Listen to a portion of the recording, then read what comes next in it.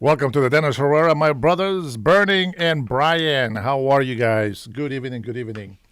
I got a special treat today. We have a video. I found the call where Melody, aka Tyrone, calls in and just goes completely Karen on me. Now, I know some people have asked me about this video, so I found it and we're going to play it today. I hope you guys are having a wonderful day. I hope you guys are having a wonderful holiday weekend. May you all have a Merry Christmas, of course. All of you guys were in here on Christmas Day, it seems like. Hope your family time has been filled with joy and laughter. And I mean that. I know I'm having a blast. I've been so relaxed.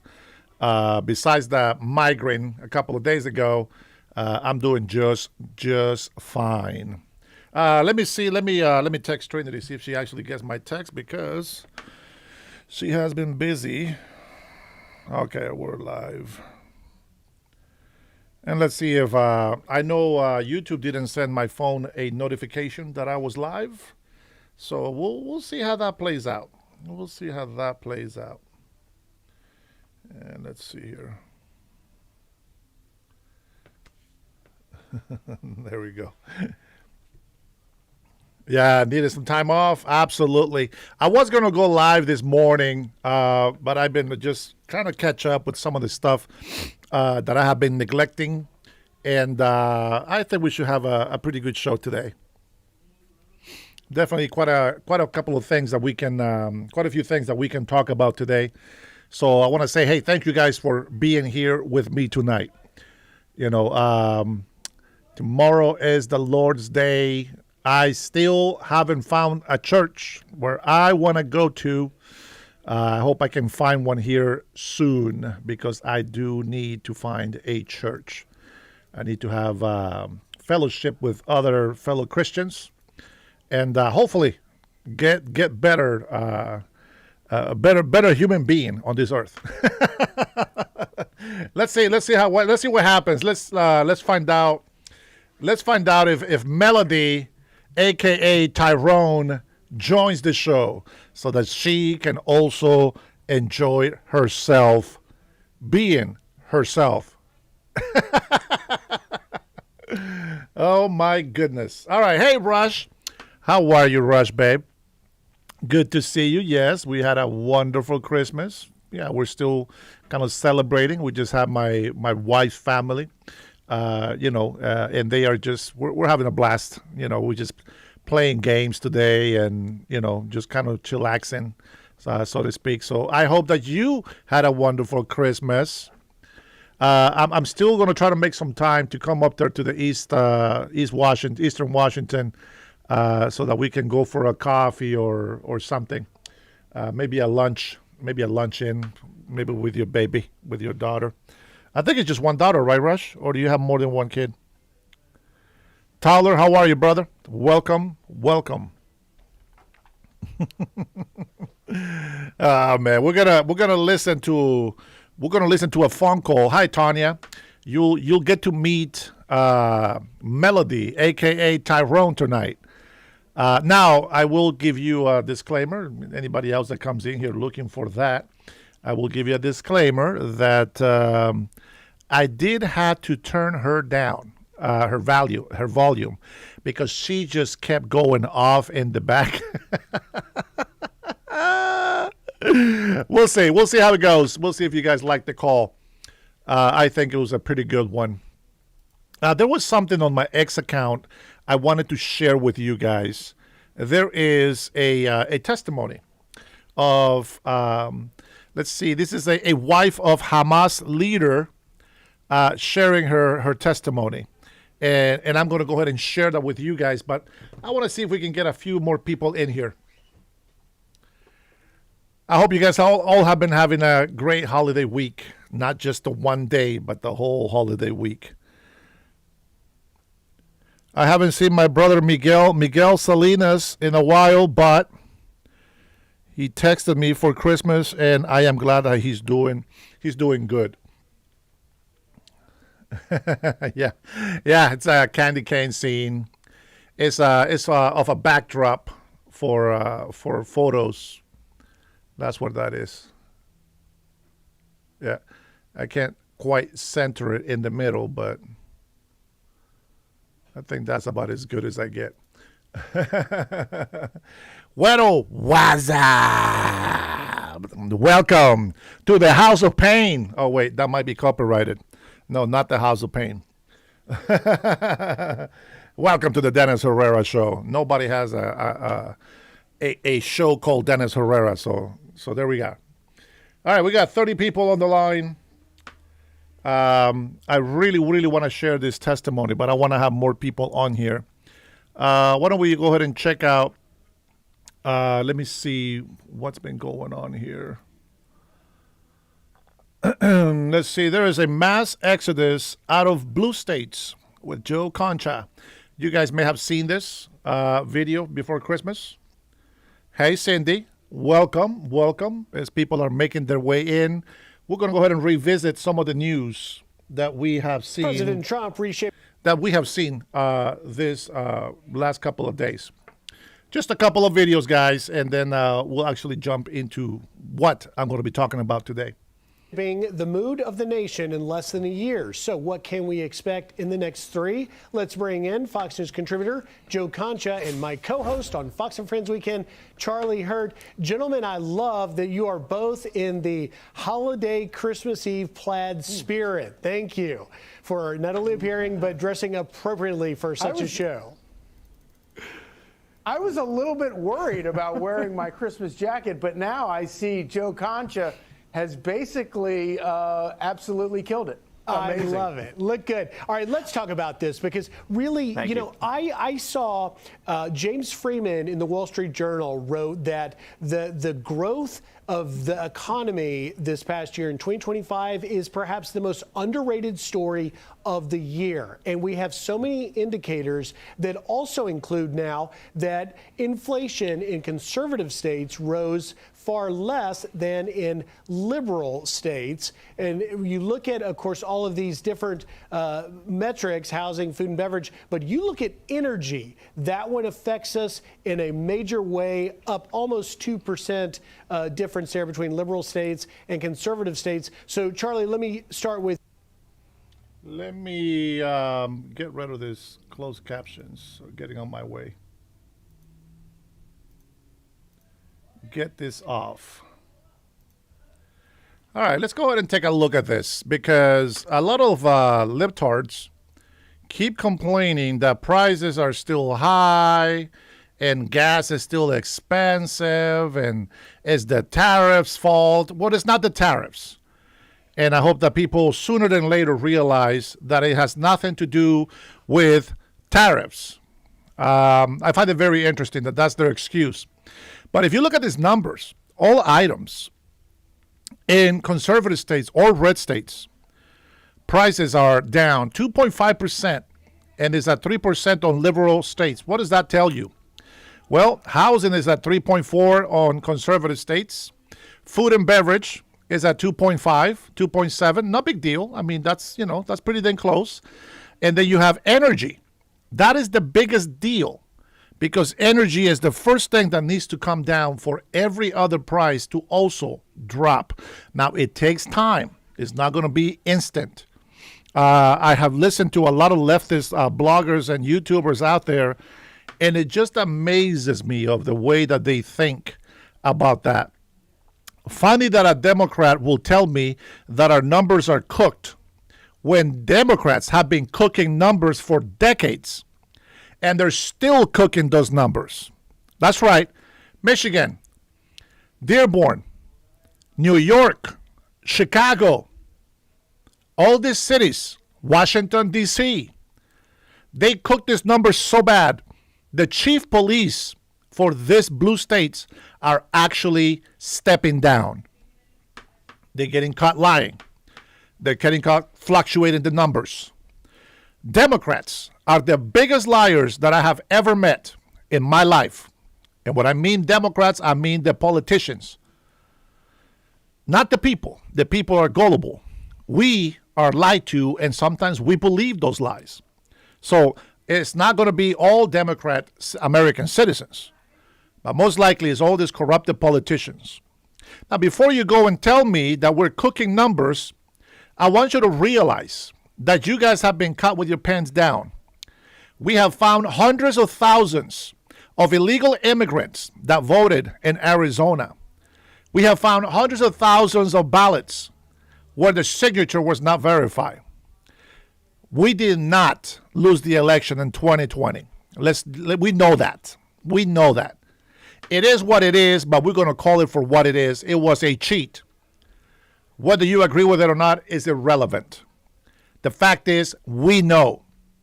How do we know voting in, mail-in voting is horrible? I had 2 ballots delivered to my house. 2 ballots with my name, which I'm a registered voter. And then the other ballot was somebody that hasn't lived here for over a decade.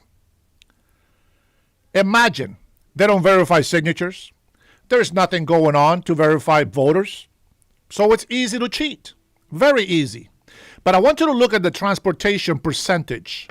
This is why a lot of red states, a lot of conservatives, we are seeing gas prices drop. Like here in Washington, it dropped from $5.60 a gallon, at least in everywhere I'm at, all the way down to $3.09. That's the cheapest that I have paid here in the Marysville area, north of Everett. And look at the blue states, 2.5% is still high up there. And even higher. Why? Because they have actually raised more taxes. Believe it or not, they have raised more taxes. No evidence. You just know. J Money, you should know better. I'm not going to open my mouth just out of nowhere. You should know better already.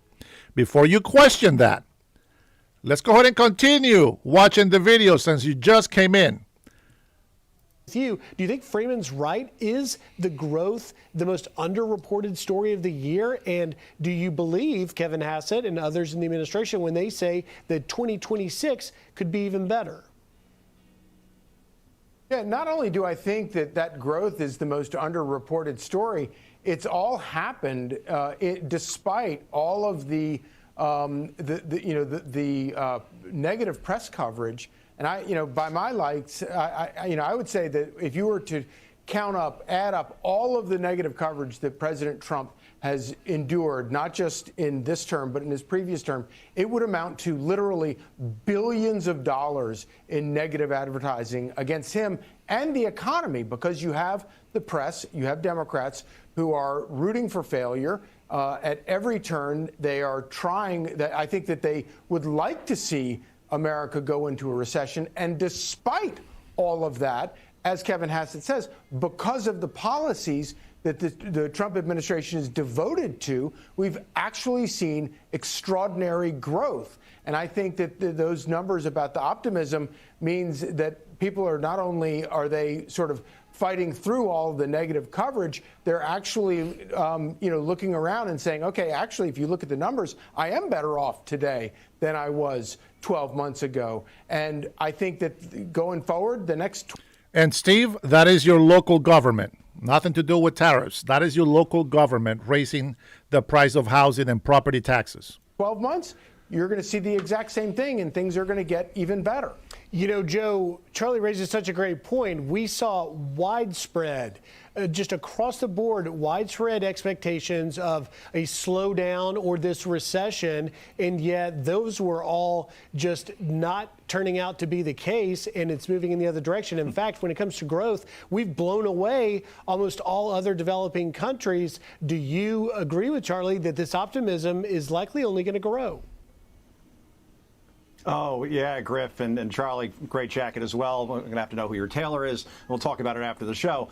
Look, if you go back, and I did, read the headlines from April, where we saw the New York Times and the Washington Post and rhetoric on CNN and MSNBC, or whatever that insane asylum is called now, all predicting that we would go into a recession, that we would have negative growth in this country, that prices would skyrocket. And look at where we are now, 4.3% GDP. Core inflation way down to about 2.5%. It was above 9% during the Biden years. You mentioned gas prices at a 5-year low at this point because of drill, baby, drill. We have relative peace overseas outside of Ukraine. And just when we have peace and prosperity, that is something to keep an eye on. And that's the contrast, guys, going into the midterms next year in the 2028 election. Do you want America or your district locally run more like California, Illinois, or New York, which have exploding budget shortfalls, higher crime, all while mayors and governors in those states fight to keep those in the country illegally in the country as opposed to being rightly deported? Do you want to keep America great? That's the other question. Or do you want America to be a 50-state utopian version of Gavin Newsom or Ralph Cramden, J.B. Pritzker, excuse me,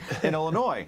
The bottom line is that there's a mass exodus out of blue states, and for good reason. They are simply run better in red states and have a much better quality of life in places like Florida, Tennessee, and Texas. And that's why you're going to see this electoral college shift, where those states gain more electoral college votes, while California, Illinois, New York will end up losing them.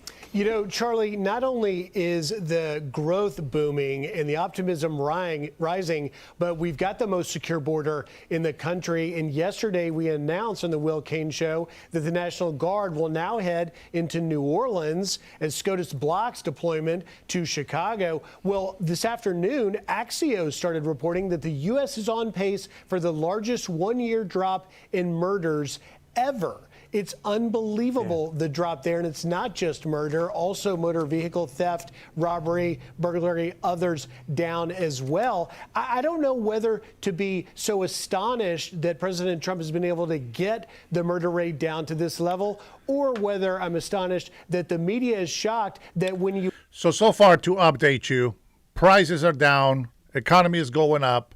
Very good news for us. Crime is also down.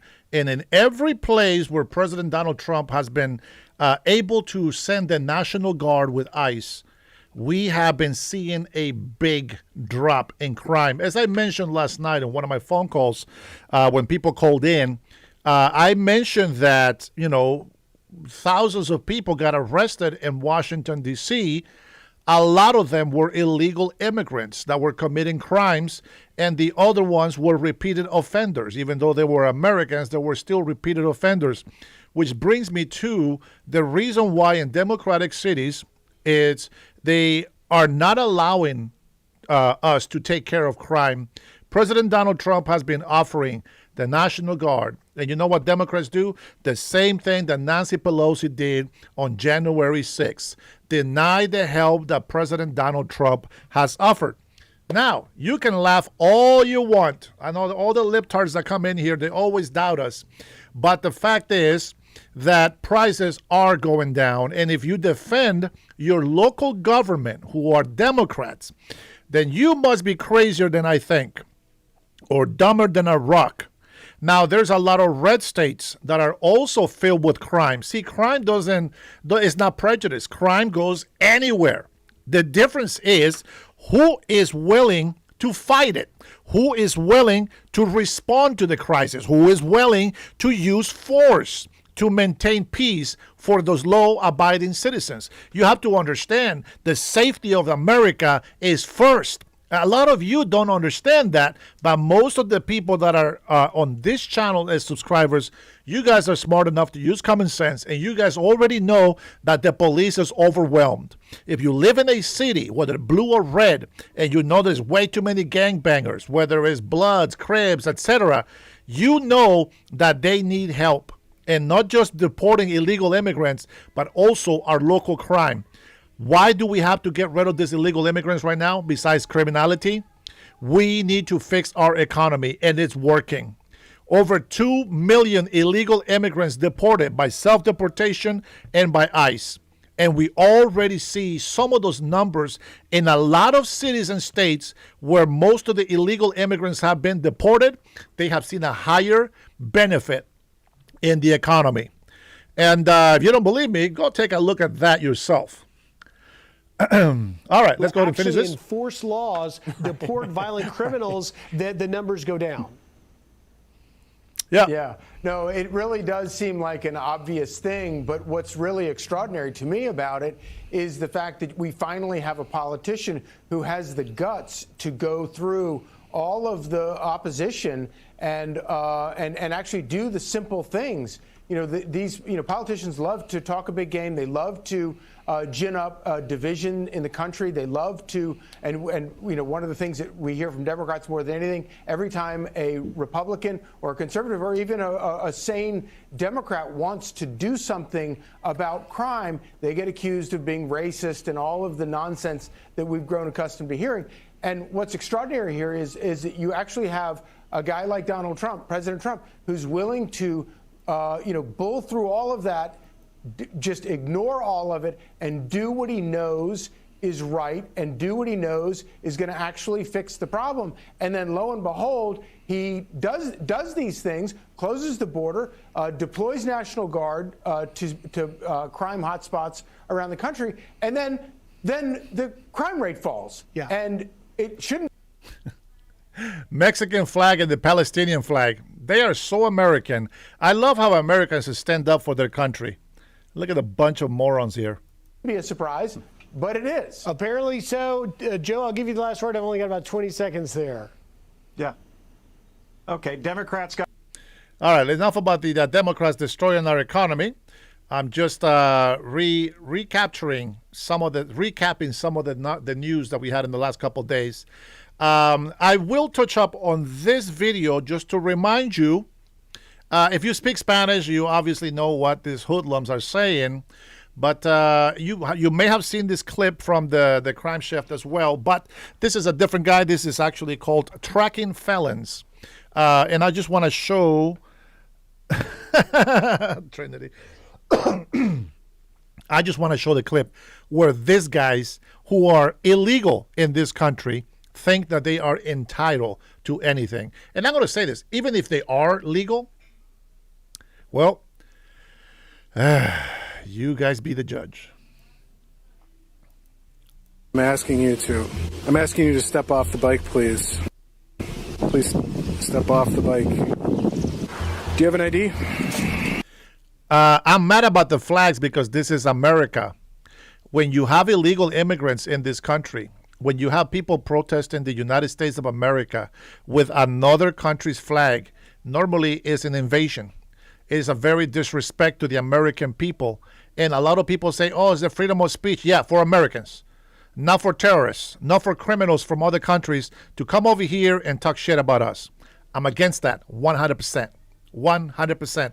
William, how are you, my friend? Paul Salsi. You smell that. Transtifia is in the chat already, my friend.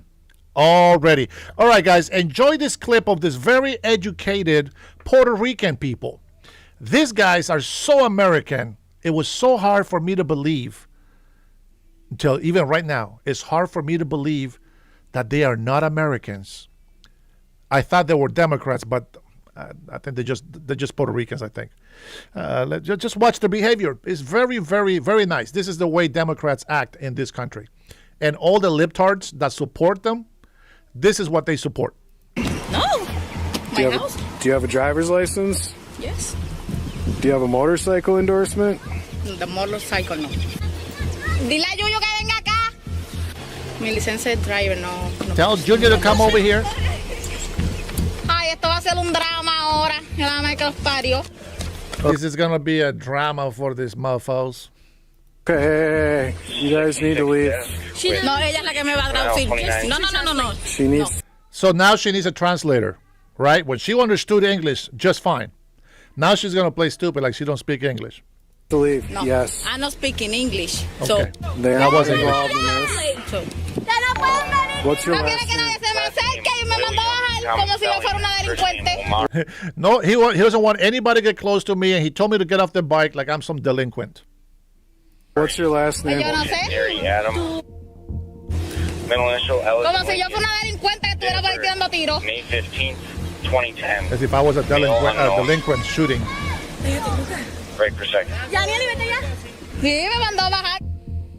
gathering sheet no one. No. We have Me quitó la llave. Quitó la My llave. keys. line up. Oh, it's the third. Back off. Back off. Let me see your hands.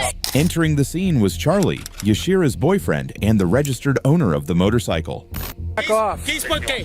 No. Legal, legal, eso está legal. Back off. Eso está legal. Back off. Eso está legal. Back Eso off. está legal. Back. Another note about this Puerto Rican over here arguing in Spanish. You are in America. Speak English. The police officer does not speak Spanish. Why do they feel entitled to just keep speaking Spanish and pretend or think that the Americans are going to understand Spanish? I just don't understand that entitlement. There's got to be something up here that is not wired correctly. There's something wrong with these people. Back No me off. toque, no me toque. Look, don't Back touch me. off. Back off. Está legal, que eso porque- Get back. que eso está legal. Es legal. Get back. Eso está legal. ¿Por qué quitó la Eso está llave? legal, loco. Get back. Eso está legal. Get Eso está back. legal. Last name Williams. Get Eso está legal. back. Ahí tiene el título de la motora. Get back. Eso está legal, loco. Eso está legal, loco. As Omari. Turn around. Put your hands behind your back. Está legal, loco. Put your hands behind your back. Put your hands behind your back. You say you can't arrest me. Put your hands. No me toque, loco. No me toque, loco. Stop. No me toque. Stop. No me toque, loco. No me toque. No me toque, ¿por qué? Dime por qué, dime por qué.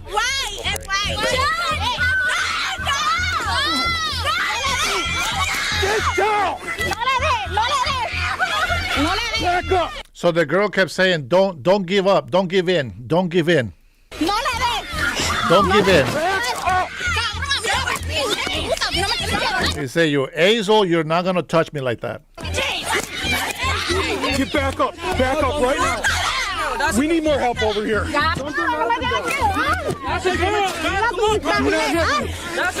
Do not hit me. Stop. Back up. Stay back. Back up. Rachel, take it back. Back up. So she got pulled over while she was riding a bike without helmet, without any safety things, and I can't remember what other thing is in there. So he pulled her over, and then he asked her if she has an endorsement for the bike, and she just doesn't want to cooperate at all, of course. And bada bing, bada boom, here we are. She's in custody for battery to law enforcement.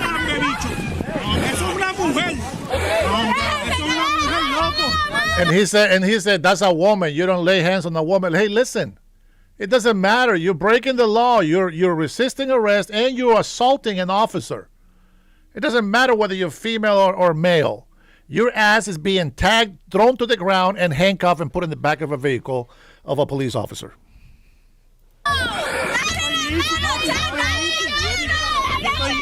He's still fighting me. Yo estoy easy, papi. You ready? Ya, easy, a mí no me toques, cabrón. No haga fuerza, no haga fuerza, no haga fuerza. Legs.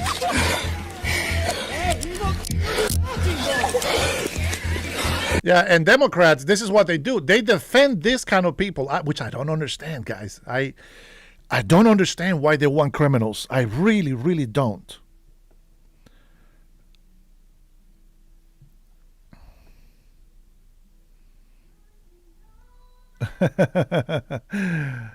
Thanks. Whoever PayPal me, thank you very much for that. I appreciate it.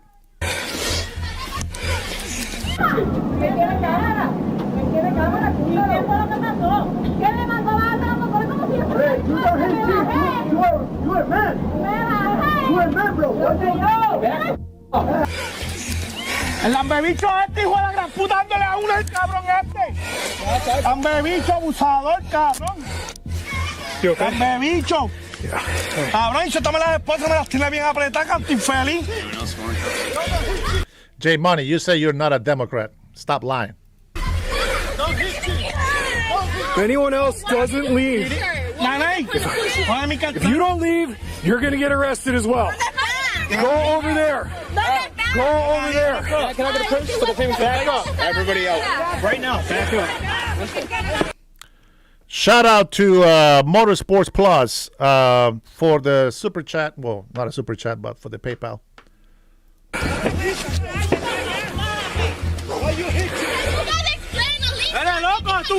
don't have to explain anything to you. Shut your mouth. Shut up. See, this is where I wish that I was there so I can tell him to shut the hell up in Spanish and read him his rights. These guys are ridiculous. They are very violent, rebellious, disrespectful. They are entitled. And because of Democrat policies, this is the kind of people that they are allowing in our country. How can we not be upset? How can we not be upset against the Democrats for allowing illegal immigrants like these morons right here? And how can we not be upset? How can we not be upset when you have so-called citizens, residents, going out there obstructing ICE when we know why they are getting arrested? We know why those people are being arrested. Entitled, Riley, because he's coming over here putting hands on the police officer, which you don't do. That's because he feels entitled that he can do that. And he's not. That was you, Bubba? Oh, man, thank you, brother. If that was you, I appreciate you, brother. Thank you so much. You know, hey, I appreciate every single one of you guys, but I think that was you, right? You're the Motorsports Plus? Is that what you're talking about? Yeah. Yeah, I appreciate it. You are upset at the police for this BS. Riley, why don't you call me, Riley, and explain to me that with your own voice? Go ahead and put the phone number. We're going to start this early today. Go ahead and get the phone number on there. Have Riley call me and explain to me why he is upset at the police officer. If you even speak English, go ahead and call in. And anytime that you guys want to question me for what I say, I will allow you to go ahead and call in. Okay? Let's do it. Let's do it. Here we go. Here we go. Let me go ahead and put this phone number down. J Money, don't call. Thank you, Trinity. A lot faster than me. Go ahead, Riley. Call in and tell me again, why are you upset at the police officers in this case?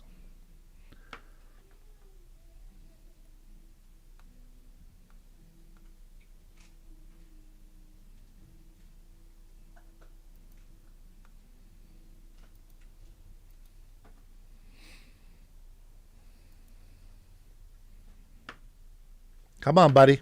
You can do it. *67 will block your number.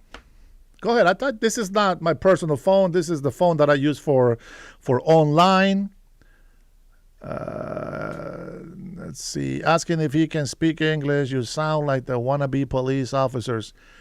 He's not being arrested in Puerto Rico. He's not being arrested even in California. I'll give him a break. What makes them think that arguing, having an attitude, being rebellious, not speaking English, what country do you think this is?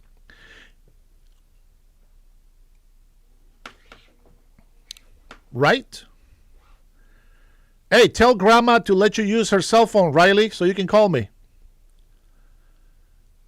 Oh, you're visiting your grandma. So stop talking shit if you're not going to be able to call, bro. Come on. Well, Riley's probably a girl or they, them. Who knows? Let's see. Who else we got? Let's see. Linda, you're about 20 minutes late because I already said that about Puerto Rico. Sorry, Justin. Not all Puerto Ricans, man. Let's not forget Junior or JR when he calls in. He's Puerto Rican as well. I love my Puerto Rican people, but I know that this attitude, guys, is normal. I get it. But my point is, that's right, Justin.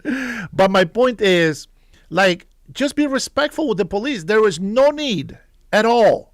There is no need. Here, I'm going to go ahead and play it back with audio so you can see why she got pulled over. Just in case you missed it. Here we go. That seemed simple at first, but later turn a full-blown fight with police. I'm not speaking English.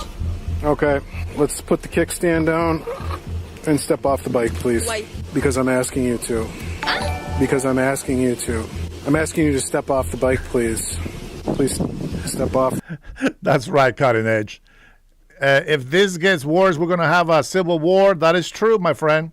And plus, speak English for the love of God.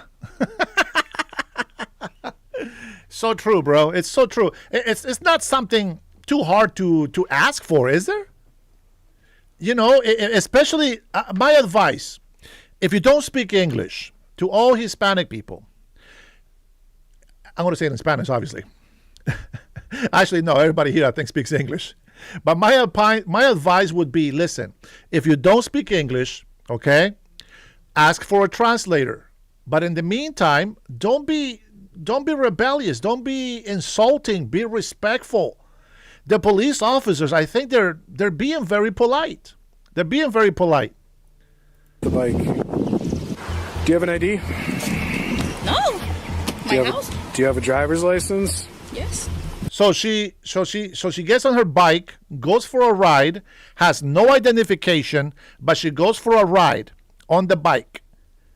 Why would you go for a ride in your bike and you leave your wallet in the house? Like, who are you going to verify yourself to in the house? Do you have a motorcycle endorsement? The motorcycle, no. Dile a Yuyo que venga acá. And of course, she calls Junior over, the troublemaker, like that's going to make it any better. Okay, she already knows the guy is trouble. Calls him over and just watch her reaction. Driver, no motorcycle. Ay, esto va a ser un drama ahora. Look at her face. She is already trouble. I can guarantee you, even though I've seen this, I can guarantee you that this one, it's trouble all the way. I know my people. I know my ghetto Hispanic people. And I can tell you, this girl right here is trouble. Big time. Okay, hey. You guys need to leave. No, ella es la que me va a traducir. No. She needs to leave. No. Yes. No, she don't get to translate if she's a minor. Number one, I think she can ask for a translator if she needs one, but I believe it has to be, I believe, unless the officer says it's okay, I guess, but I believe it has to be an adult or it has to be an actual professional provided by the police. I know a lot of times we allow kids to translate for older folks, but she is just playing stupid. She understood everything that he asked her, even though she says she doesn't speak English. But I think to have these minors over here involved in this, as she said, oh, this is going to be such a drama, you know, with this beep officers. I'm not speaking English. Oh, now she don't speak English. Involved in this. What's your last name? Do you see what the officer said? They're not involved in this. And she said, you know, I don't know what you mean. What's your last name? So he asked her what's her last name. She replied. May 15th, 2010. Male unknown. Break for a second. Instead of paying attention to the police officer, trying to understand. That's right, Little Wise, that's right. That's her barrio. That's correct. That is her neighborhood. But instead of paying attention to the police officer, trying to cooperate, trying to understand as much as she can, right? Look at her, ignoring him, completely disrespectful. Completely. She is not there to cooperate, guys. Let's not play dumb, okay? I know you can see it. Even if you're not Hispanic, you can see that she is being rebellious and disrespectful right there. No. We have. Me quitó la llave. Quitó la llave. Now, the police officer is taking the keys away because he can see that she's being in trouble. And just for everybody's safety, he needs to take the keys away.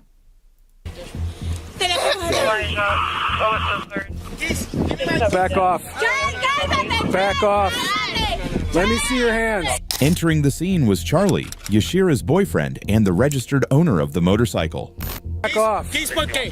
No. Legal, Back legal, off. eso está legal. Back off. Eso está legal. Back off. Eso está legal. Back Eso off. está legal. Back No me off. toque, no me toque. Back off. Back off. Está legal, que eso es porque- Get back. So Vilma, I think Vilma speaks Spanish, maybe. Vilma, what do you think about that right there? About his reaction? He comes in here, not speaking English, just disrespectful attitude. I understand he's upset. He doesn't know what's going on. But tell me, Vilma, anybody that speaks Spanish in the chat, what do you think about him coming into the picture like that? What do you think about that? I call it entitlement, but if you don't know, if you think that's not entitlement, go ahead and tell me, how do you feel about him doing that, coming in here like that? Serious question.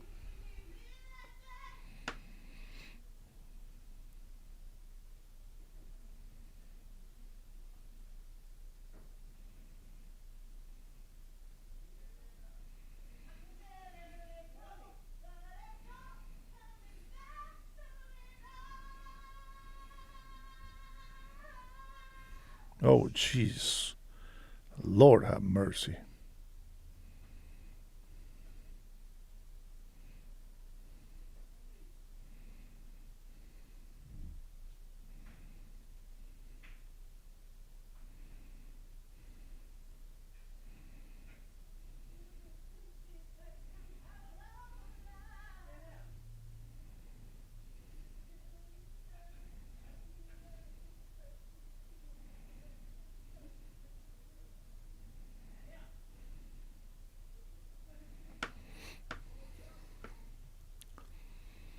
%, disrespectful. There are a lot of Americans who feel entitled. Yes, and none of them should be.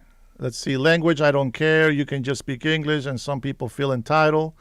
I understand. I don't know if you understand my question, Vilma. It's not about them being Hispanic or American or white people. Forget about the color. Just think about the interaction. Do you think that, yeah, respecting the law, good job. Do you think that it's okay for them to come in with an attitude? I mean, I understand that people watch all these videos a bit about being disrespectful to police and this and that. But, I mean, come on. I know I wouldn't behave that way. I'm always respectful to the authority. You know, and even when I think that they're wrong, I never sit there and argue and fight with them. If they violate my rights, I'm going to see them in court. 100%. They're going to get sued. 100%. But I'm not going to give them a reason. You see what I'm saying? I'm going to cooperate. I'm going to be, hey, listen, I don't speak English, but, help, right? And start, finding something, a way to communicate. Okay? So thank you for not agreeing. I respect that. Eso está legal. Es legal. Get back. Eso está legal. So he's saying that the motorcycle paperwork, everything is legal. That's great, but he still needs to obey command, like step back. He feels very, very violent to me. I would feel threatened by that attitude from both of them, okay? And the fact that there is minors, if you look on the right, those are all minors next to the girl. What kind of example are they setting up for their family members? They're there to what? To teach them to disrespect the police and the law and be criminals? I mean, this is where it takes you. When you act this way, it takes you there, right? So we have laws in this country, but the least that you can do is at least try to speak English, okay? Get back. Eso está legal. Get back. Last name Williams. Get Eso está legal. back. And just imagine, guys, this is a police officer. He can tase them. He can shoot them for being violent against them. Imagine, they don't fear them. They have no respect for them. How do you think they're gonna behave in front of you or me? That's problems. That causes a problem. Somebody like him comes at me, I might just shoot the guy. It's a self-defense. So I don't agree with that attitude. Maybe I go too far, but if I see that he's very threatening and he comes at me with other people, somebody's going down, and it's not gonna be me without a fight. I'll tell you that right now. Look at him.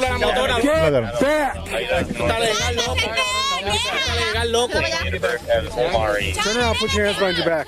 Put your hands behind your back. Put your hands behind your back. Put your hands. Stop. Look at the girl now. Now the girl called him to come and get involved, and look at her. Right? What's been fact checked? I don't know what that was. Stop. He says, "Don't touch me," and look at his face. That's very confrontational. That is a very threatening look. And if you don't see it that way, I don't know what to tell you. I don't know. Hey, exactly, J Money. I am not a trained professional. That is 100% right. And that is probably why he will get shot. Because I'm not a trained professional, but I don't know how to defend myself. And so people that come into our country, they forget that we have the Second Amendment, and that is there to protect us. So, well, there you have it. My point stands, is for their safety and our safety. And I think that's a very good point. They are trained professionals, and I can see that because the guy is being very patient with them, right? They're trying to, control the situation. But there's no way to de-escalate when these guys are actually being very physical against the police. Loco, no me toques. Stop. No me toques, ¿por qué? Dime por qué, dime por qué. You see that? Did you see that young little girl? She's probably maybe 10, 12 years old at the most. She's trying to help translating because he's asking why. And you see how she ran away scared because now they have to manhandle this idiot that is fighting the police. There is no need. Mind you, guys, he came over with the paperwork, gave it to the police. If he listened, if he took if he took the advice, they wouldn't be handcuffing him. There's no reason for her to go to jail. This is not ICE. This is just police. This is law enforcement. This is not ICE. But they're in here. They're adults. They're not old. If they were legal, I can tell you that they would have been speaking English. And if they didn't, at least she was trying to speak English, so I can probably give her the benefit of doubt on that.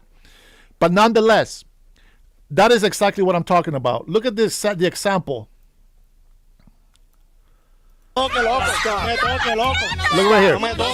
So he starts saying, why? Why crazy? Why crazy? What? No me toques, loco, no me toques. No me toques, ¿por qué? Dime por qué, dime por qué. Okay, and you see the young girls to the left right here? Their stress levels are going so high because the stupidity of this pendejo right here that you're seeing on your right. Okay. Why? Now look at the little girl right here. He's asking why, and she's coming over here to tell the police that he's saying why. Why? She doesn't understand that he is resisting arrest. He's assaulting the officer. Why? Look at her. Then she goes away, running. She is afraid. Is it the police? No. It's the Puerto Rican numbnuts. That's whose fault that is. So I can't, respect the law. It's very simple, people. Respect the law. Just respect the law.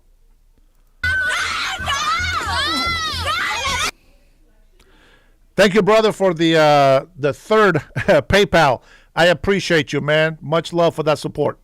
Get down! Back up!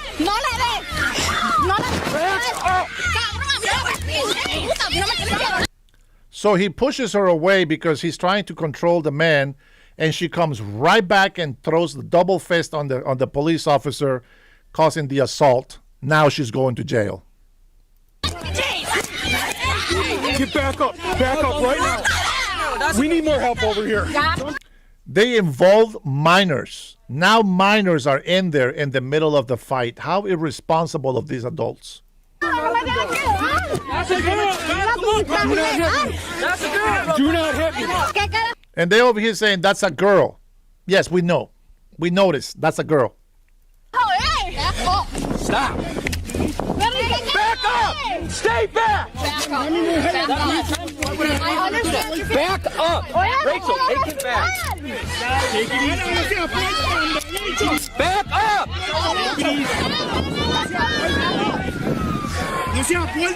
Stop. She's in custody for battery to law enforcement. And this idiot is over here. Oh, she's a woman. I don't understand. Tell me, women, ladies in the chat, tell me, is it okay for a woman that acts like that comes in and hit a police officer? Is it okay for a police officer to put her on the ground and handcuff her? All the ladies.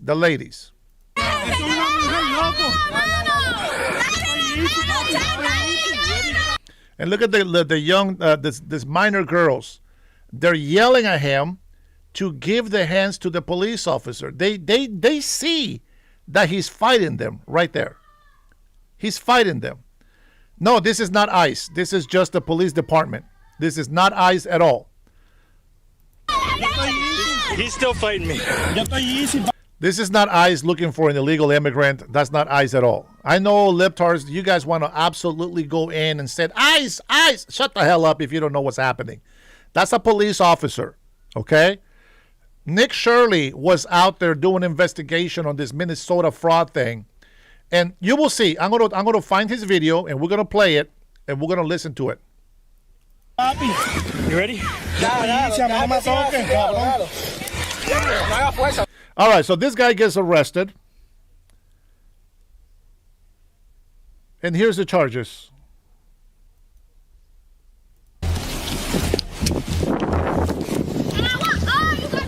Cabrón loco, no sea abusador, lambebicho. Lambebicho eres, cabrón. Put your foot in there. Lambebicho. Yashira was found guilty in court of battery and resisting or obstructing an officer. She was sentenced to serve 9 months in a house of correction and placed on probation for a year.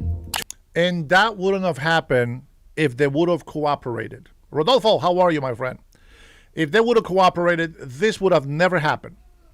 Charlie was charged with resisting an officer. It's not clear whether he was found guilty or innocent, but one thing is clear. This isn't the craziest group you'll see today, because... Very simple. Respect your authority. Police officers are doing their job. ICE agents are doing their job. It's very simple, people. It's very simple.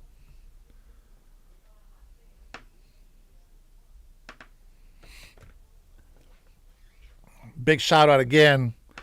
Big shout out to Motorsports Plus for another PayPal chat, I guess we can call it. Thank you for that. I appreciate it. Thank you, Will Blanco. It's all about respect, guys. And I, I'm an immigrant. I am a Mayan descent from my father's side to my mother's side being a Spaniard. We have this history. We're all mutts in this Americas, but I'm a migrant that come here because of my mother, and she taught me to always respect the law in every single way. Now, have I speeded before? Yes, speeding tickets. I got one in my whole life. I think two my whole life, and no accidents. I that's about as bad as I go with disrespecting authority, I guess, if you can call it that way. But it's because I'm always trying to keep up with traffic. So it is whoever gets caught gets to pay the bill. But when it comes to interactions with the police officer, sir, yes, sir, yes, sir, yes, sir, yes, sir. License, yes, sir. You got to insure, yes, sir. You got to register, yes, sir. Sir, yes, sir. Very simple. Step out of the car, yes, sir.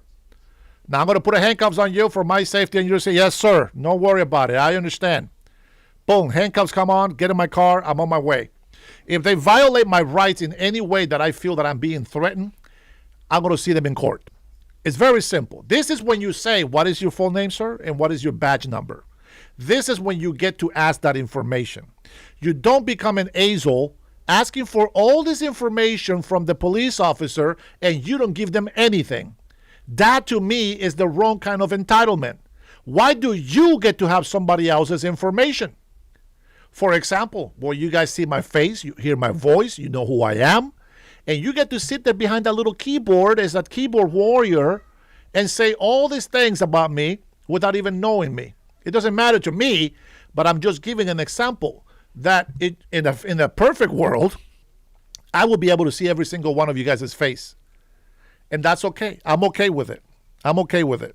I don't mind. But at the same time, it's like, be respectful. If we're going to talk about some stuff, let's talk about some stuff, but you got to be respectful. Now, let me go ahead and show you one more part of this video here. This is people, they're drunk and disorderly. Buddy, the problem is that we've heard multiple times, we have cameras on it saying that you peed where you shouldn't have. You peed outside. You peed like where you weren't supposed to. All right? All right, so what we're doing. I like that, Vinny. He said, I'm not scared, so I just comply. There you go, Vinny. And if they violate your rights, again, I am for you. Take them to court. You can ask them if you can record whatever. They should have a camera on them. If they don't, you report them.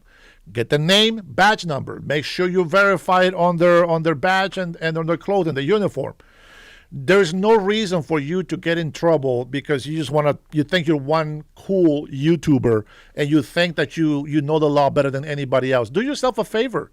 Protect yourself in that manner and respect these officers, man. These guys get shot at all the time. They put their lives in danger to make sure that we have order by implementing the law, by helping us make sure that we are abiding by the law. Sometimes we're not paying attention. And, well, that's when you have to pay a ticket. You got to pay attention, guys.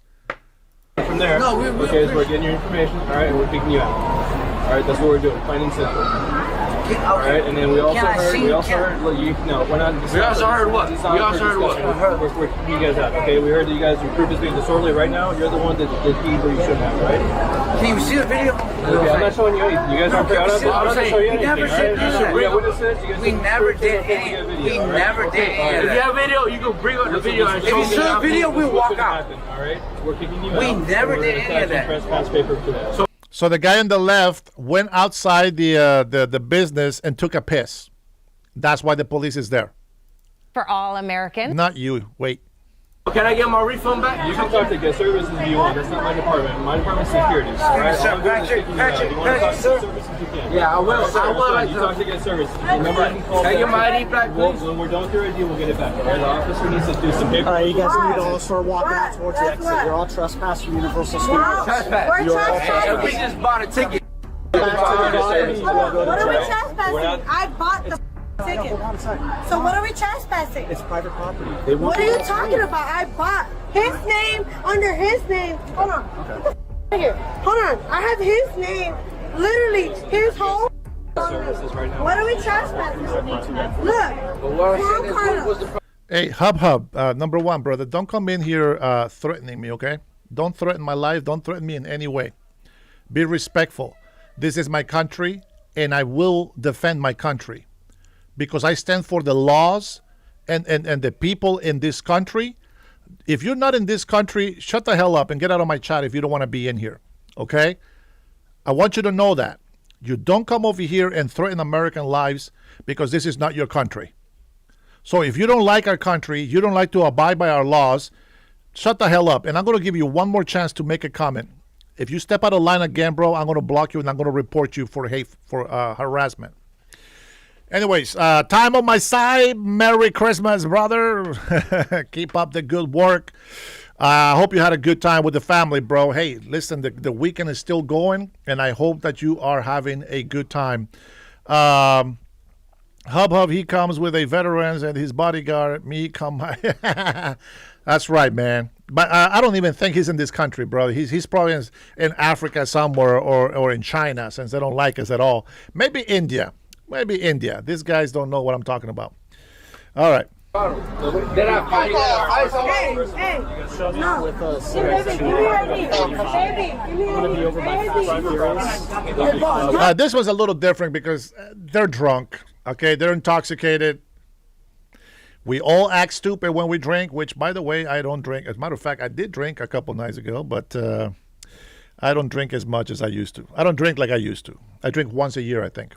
Hold on. We don't want that. We just want you guys. Hey, look. Okay, come on, guys. I have his ID. Hold on. Hey. Guys, let's go. Let's start walking towards. Right now, they could have simply walked out the exit and avoided every charge.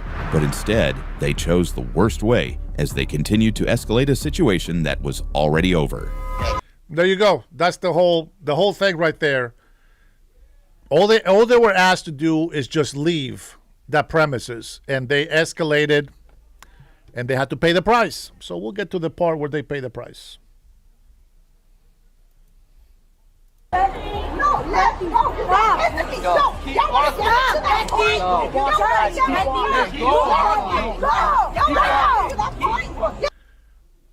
No, somebody commented that we hope that civil war doesn't happen. But the way that these people are acting, bro, that's what it seems like. Of course, we don't want that, but that's what it seems like, J Money. So we should all stop spreading violence. No, this is not spreading violence. I'm not threatening a specific people. This guy is threatening me directly. He's threatening my life directly. I'm saying I hope it doesn't come down to that. And if they continue, well, that's probably what's going to happen. So how do we avoid a conflict? J Money. First of all, the same way here. Comply. Be respectful. If I say civil war is coming because people are being disrespectful and violent and threatening people, that is the right thing to say. It's not spreading hate and violence. Come on. I don't expect you to type those dumbass comments, J Money. After I talked to you, you seem to have had some common sense. So by the way that I'm reading your comments, bro, you sound retarded right now. Let's be honest. You sound very retarded right now. I'll tell them what y'all doing? Y'all see what y'all doing? Alright, first one you got. Hey, have a good time. We got spraying up our family. Y'all think that shit cool?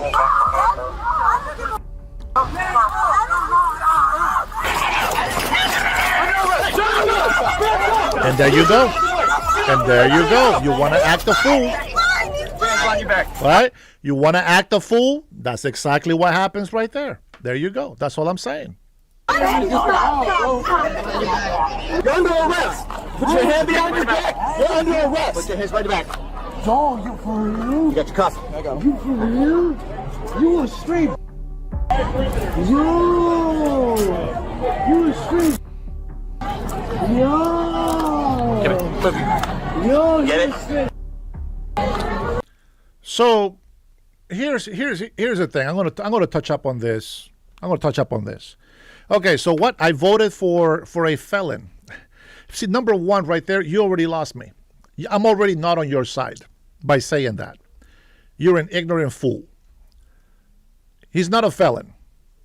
Number one. I don't believe he's a felon. I believe he's been set up. There's been a coup and everything that they can throw at him. And yet they can't stop him. Number one, he is the president of the United States of America. And if you believe that you are being respectful by getting on his face, insulting him and saying all this other stuff, that's your prerogative. But I will tell you, your First Amendment rights, they have consequences when you use them irresponsibly. And when somebody threatens somebody's life, that is irresponsible. When somebody threatens somebody's life because of what they're saying, what they're talking about, that is wrong. None of the charges stuck with them. Do you guys even know what a felon means? Anybody that goes to jail is called a felon or an inmate. Why? Because they did get arrested and went to jail. But none of the charges stuck. He was acquitted of everything. Gone. Everything. Gone. No charges were set against him at all. That's why he's not a felon. Does he have the title? Sure. But he's not a felon like you are probably a felon. I got some felons on my subscribers list. I know because I talked to them. And they sure as heck are no President Donald Trump. And you can go ahead and use names and that's fine. That's fine. But don't threaten my life. Don't threaten my life. That's all I'm asking for. Okay? So when I say respect, I do it for your own good. Be respectful for your own good. People in here, I don't understand how many times I have to say this. I am speaking directly to the general public out there. But you guys are talking directly to me. See, I'm not directing anything directly to you unless you put something stupid on the chat. And then I have to say something. Right? That is the only difference. Okay? See, Metal says the same. He's not a felon. I think we have differences of opinions of what an actual felon really is. I think you guys are thinking that he's a felon of like a murderer or rapist he doesn't have any of those charges. Anyways, I'm not going to waste my time explaining to you why he's not a felon. You need my costume, good. I got him. All right. I'm not even touching up.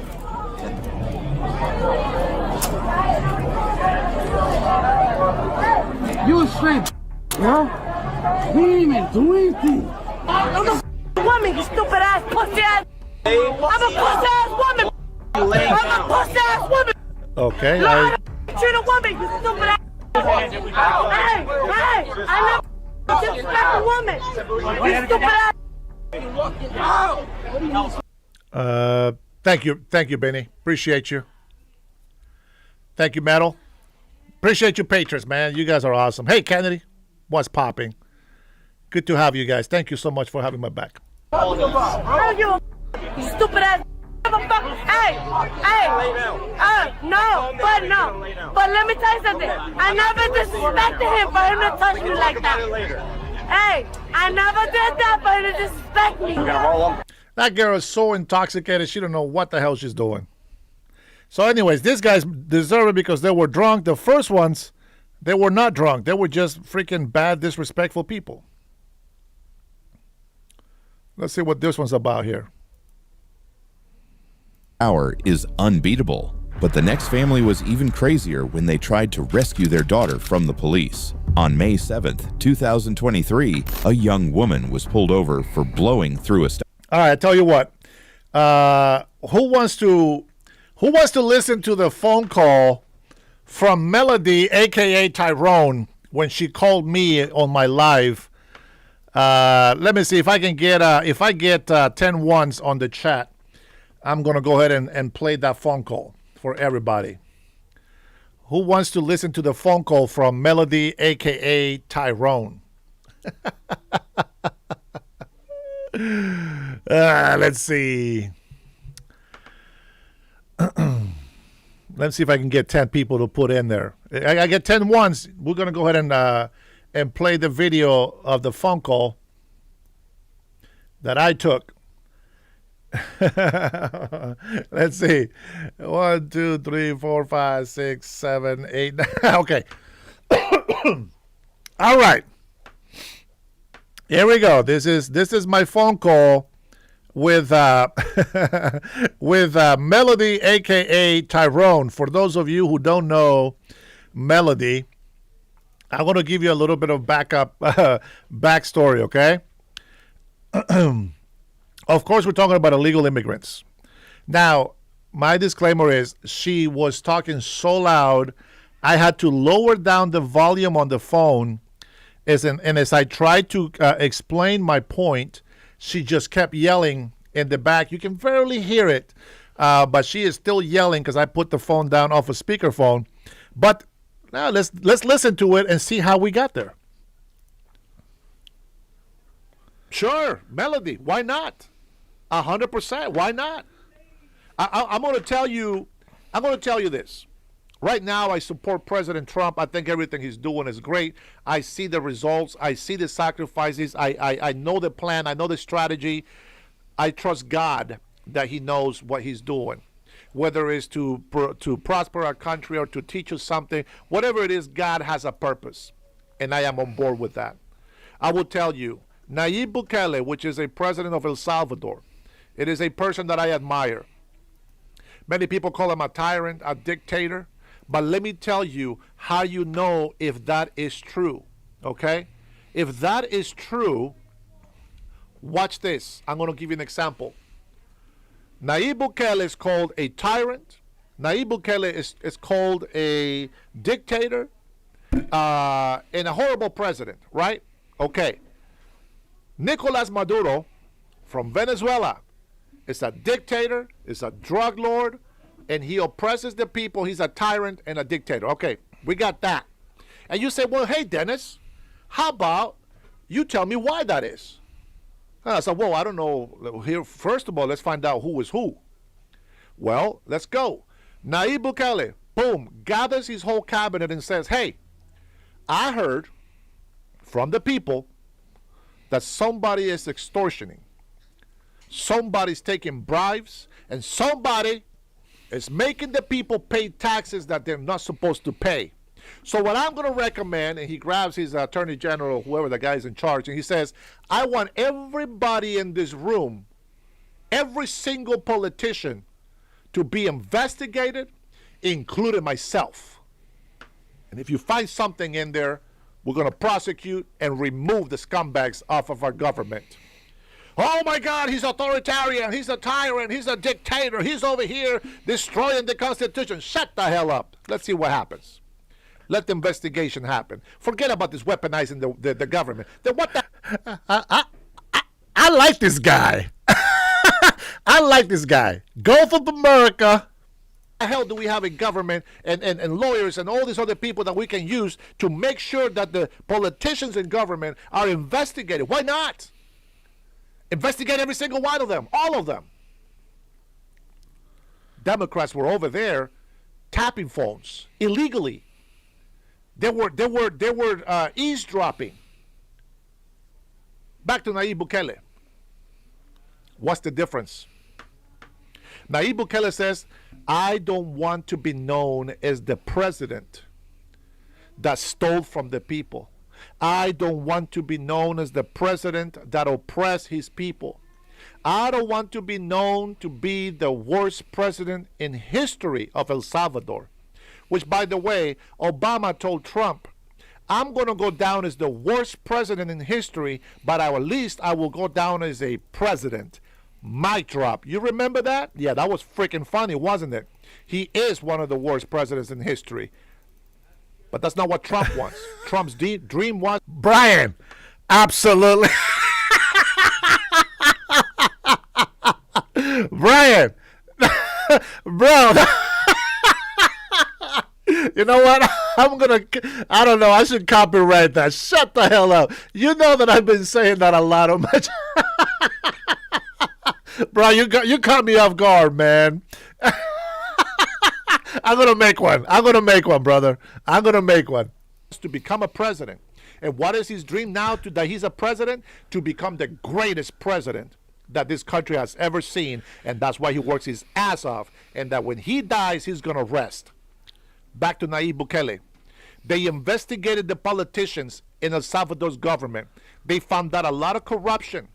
They went in there and arrested mayors. What's alcalde? I think alcalde. What's the name for that? Any Hispanics in here? Alcalde, mayor, senator. No, governor and senator is a senator. Oh my God, I can't remember the title. Right. But anyways, they are in government. They were put in jail. They found out the hard way. He says, if you don't return the people the money that you have been stealing from them, you're going to go to jail. And guess what? They're in jail. And he got put away all of the mayor. Thank you, Helio. And he put away a lot of criminals that took families' lives away. Hundreds of thousands of lives this guy's killed. And then you have the human rights people say, oh, they should go free. You know what they were doing in that jail in El Salvador before President Nayib Bukele came on? They had prostitutes come in and visit them. They had parties in jail. They had cell phones. They had TVs. It was a vacation paradise for criminals to go in jail. Not anymore. Now they get a cold cell, which, by the way, down there is not cold ice like here. So they don't really need to have too much over there. But the fact is that the country is now flourishing because he had to go and force these people, as an authoritarian, had to force them to leave their people alone and to have peace.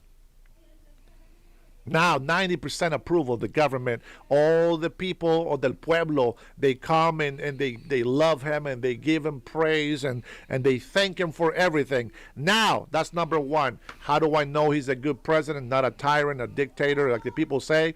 Because the fruits show how the country has become lifted up to where corrupted politicians, they were making huts, literally huts of sheets of plywood that were falling apart. And here's the tyrant that they say he is, and builds an actual massive, strong structure schooling system for Salvadorians, and he paid a lot of money for free scholarships. By the way, he is a business owner. He doesn't get paid to be the president of El Salvador. And none of the family members, because they are all business people, company owners, they all work for free to serve the people. Here we go, Nicolas Maduro, an actual communist dictator, tyrant, and drug lord. He sells drugs and sends them to the United States of America. He's the one that is in charge of the Cartel de Soles, which means the Sun's cartel. And he sends all his crazy-ass people from mental asylum institutions. President Trump is not wrong about that. He sends his worst criminals over here to the States with the excuse of asylum seeking, which, of course, there's a lot of Venezuelans seeking asylum, but they should have sought asylum more south or to the next country that is not Venezuela, but not all the way to the United States of America. It is unbelievable and unattainable to support an extra 50 million people at once. Inflation needs time to align with the people's money. I'm not even going to go into that anymore. I spoke about this many times. If you have not been on my channel before, you've been missing out. But here we are. He promises the people money. We're going to make sure everybody rich, because Venezuela has a lot of oil, a lot of rare earth mineral in the earth. He promised all of this. In the meantime, he's the only one that's rich. He cheats on elections. They are rigged, like them have them over here. Now, the Democrats know that we are going to be paying attention to the software, to the machines. So what is plan B? Illegal immigrants. Let's make these guys come in here and vote. Let's pass Prop 50 in California. Let's redistrict. Let's redline again. Let's make sure that we do this to cheat. They know how to cheat and nothing of how to help this country. So now you have Nicolas Maduro, which brought the country that was under 3% of poverty level. Now that country is over 70% poverty level. And the Nobel Peace Prize winner says that President Donald Trump deserves the Nobel Peace Prize. That's right. That's right. So look at the difference. The country became from 3%, 70% using their socialist communist way. 70% of the country became poor and is below poor line, like Cuba. Cuba doesn't have clean water. Most of the time, they don't have water. Electricity is scarce. They don't get that luxury that you get here. Their money doesn't mean jack squat. When tourists go to Cuba, they have to beg for their money. Prostitution is huge because they're so poor, they're so desperate. And here in the States, you got people selling their body, OnlyFans. Why? Because they need to provide for because they want that quick buck, they want that quick dollar. They'd rather sleep with a guy than to go wash the truck for the same money. I kid you not. If you offer a woman $100 to sleep with her, and I'm not talking about like real women, I'm talking about prostitutes, and you say, you know what? How about you just wash my truck? I'll still give you $100, but just wash my truck. Prostitute said, no, thank you. No way, that's work. Unbelievable. Unbelievable. All right, so Melody wants to do a live chat. How about this? Why don't you call me, Melody? 425-583-1155. Uh-oh. I'll Here wait it comes. for your call. Let's go. Let's do this. 425-583-1155. You guys want a live chat? How about we live voice? Give me a call. How about you, John? John James? 425-583-1155. Tell me, what have Democrats done to help this country? Go ahead. Melody, you have a voice. Go ahead and call me. I know you're not at work today. Today's your chance. Why do you think that is that USA has brutal sanctions on Cuba and embargo? Oh, but you know why they have them, right? There's a reason for those sanctions. It's not just because we don't like Cuba. No, it's because of the shit that they bring into our country, what they're doing to help all communists. We don't want that. They got to change. No, go ahead, John. That's right, guys. Melody, a.k.a. Tyrone, is about to give me a call. I apologize. I should have let her rant more. I'm sorry, guys. I take my job very seriously. James, why don't you call so people know who you are? Yeah. Go ahead. Block your number. *67. Yeah. 425-583-1155. I will let you go ahead and talk, okay? I'll let you go ahead and, matter of fact, I'm not even going to ask you a question. I'm just going to let you talk, and you give me a point that you think is going to help me realize the error of my ways. Go on. It doesn't matter. Whatever you want to say. That's right. 425-583-1155. Yeah. Yeah, *67.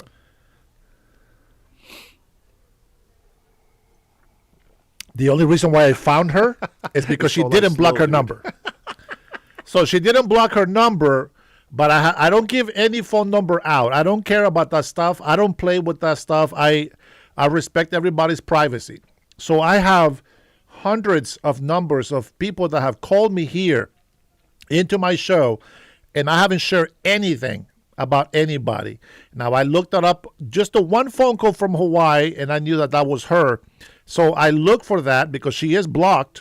If she gets on my chat again, I will unblock her and let her have another crack at it and see what happens. And I'm not talking about Chris, our crackhead, which, by the way, I wonder if he's doing okay. Come on, you can do it. Okay, all right. What can we do to help our farmers? There we go. That's the question, okay? What can we do to help the farmers? All right, who's called? Oh, they hung up. What can we do to help our farmers?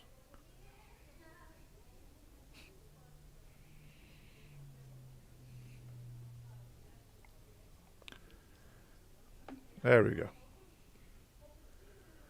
What do we got? Hawaii? All right, who's calling and what can we do to help our farmers? Aloha. Hello? Hi. Are you there? Are you talking to me? Yes, there's only one person on the phone. Okay, Melody, so I know that. Melody, finally you called me. You were at work last time, right? How come I can't hear you through the phone? Shit. I've never done this before, so forgive me. I'm putting the phone next to the mic. That's how I do it. Oh, my gosh. But you should be able to hear it, though. I can't hear you through my phone. I have to have your... J Money. J Money is having anxiety attacks. Waiting for the phone call. That's funny, bro. That's funny. Podcast up on my screen. How about... Okay. I can hear you only through that. Okay, let's try it that way. Hopefully you don't... Hopefully you don't get an echo. Try it. No, there's no echo. Oh, okay. Then use it that way. It's okay. I don't know. There might be a delay, though. That's the problem, I think. Okay, so I really seriously want to do a respectful debate with you. Okay. Okay. You guys hear how this is going to be very respectful debate, she says.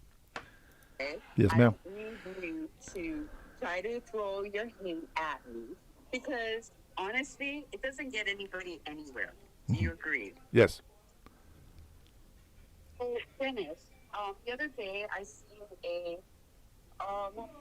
a post that you made about telling veterans that they shouldn't be violating the law by stopping ICE from doing what they're doing, right? Yes. So this is my comeback at you. Uh-huh. Remember the oath that you took when you became American? Yes. You pledged to defend the Constitution, right? Yes, correct. Okay, so you also support a president who violates the Constitution on a daily and divides our great nation. But you don't see it that way. No, I don't. Okay, citizens, to become a citizen, it's a privilege. That's right. And yet, you're turning around and applauding ICE, Yes. who is terrorizing cities, grabbing people at immigration offices that are doing their daily, their however you guys do it to come to your meeting, right? Yeah. You had that privilege yourself, but yet you're applauding ICE, who are not allowing these immigrants who had paid tons of money. You know how much money you paid to become a citizen, right? I didn't. I did everything the right way, so I didn't pay that much money. Yeah, exactly. And these immigrants are doing the same thing, but you applaud ICE. No, it's not the same. Well, they're coming into immigration offices. They're attacking people who are doing the same thing that you did. All right. How would you feel if you're driving down the street and all of a sudden ICE rams into your car, pulls you out of your car, and detains you and arrests you without due process? How would you feel? Yeah. How would you feel? Well, so let me put something into perspective. One, if we didn't have permission to come into this country legally, I would have never been here. We tried twice, and we didn't come here until we got permission. I was never illegal. We never overstayed. We applied for a green card. We got it. I had my green card for over 2 decades. And then I decided to become an American because I couldn't vote. And I love America. Okay, so that's one thing. Due process in the Constitution, from what I understand, it's a court date that you can have to present your case one time. And you can show, defend yourself in court. But what happens? They are asked, okay, do you have documentation to be in this country? No. Okay. You got to go home. You get deported. That's it. There's nothing more than that. So what have Democrats done? You see, the laws used to be different not too long ago. And I remember this because I've seen cousins and family and friends being deported because of these laws.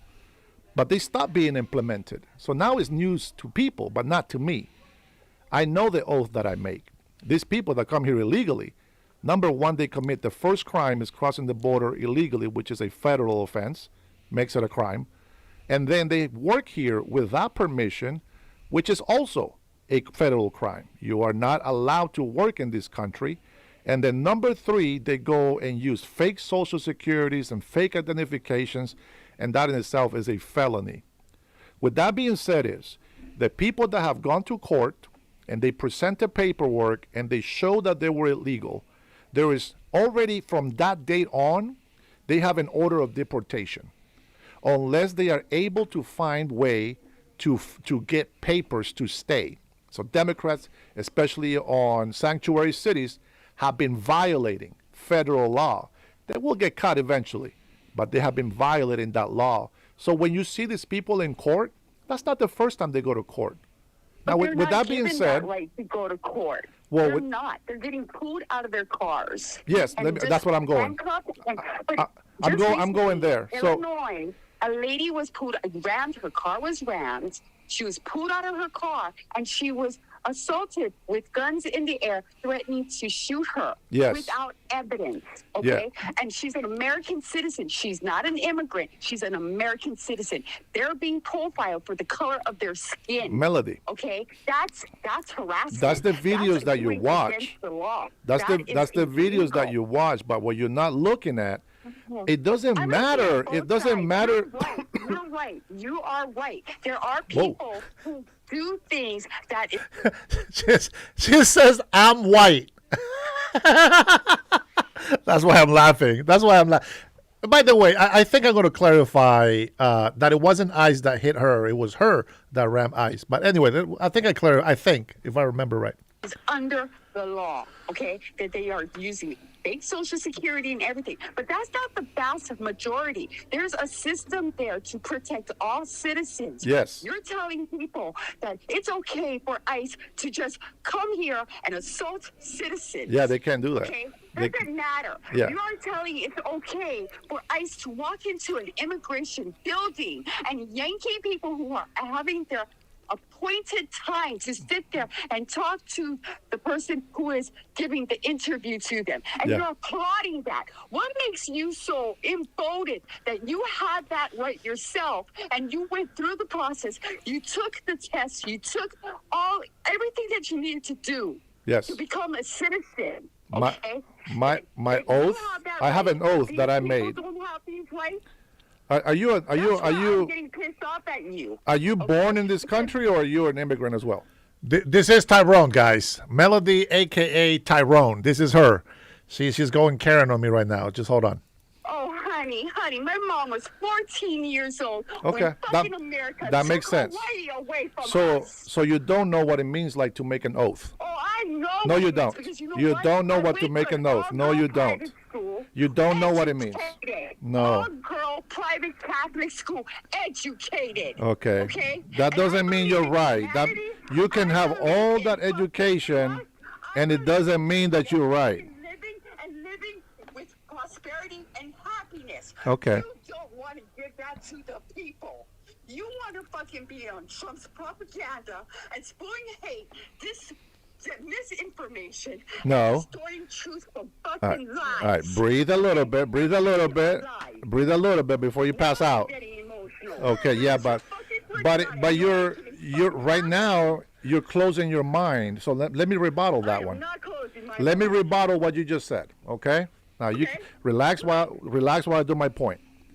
For number one, when I became an American citizen, I had to denounce the government of my country so that I can support this country. The laws of this country tells me that you are not to cross that line illegally. And I don't care if they're your friends, if they're your cousins, if they're your family. They come here illegally, they need to go back to their country and be repatriated. You are not going to make our president, who is following the law and calling it unconstitutional, you're falsely accusing him, which is what Democrats have been doing for decades, to all of us. They've been taking advantage of our country and taking our freedoms away. Let's bring out COVID-19. When they told me that I was a demon because I didn't want to get the jab. You remember that? They shut down the whole country. You guys don't listen to that. You guys were okay. You were complacent giving your rights away. I'm not. I am not going to defend anybody that assaults an officer. The lady that rammed the ICE agent's car, I am not going to defend her. She needs to be body slammed, handcuffed, and thrown in the back of a car. I have no respect. It doesn't matter. It doesn't matter. If you obstructed, no. I'm not done yet. I'm not done yet. So my point is that I just took her off a speakerphone.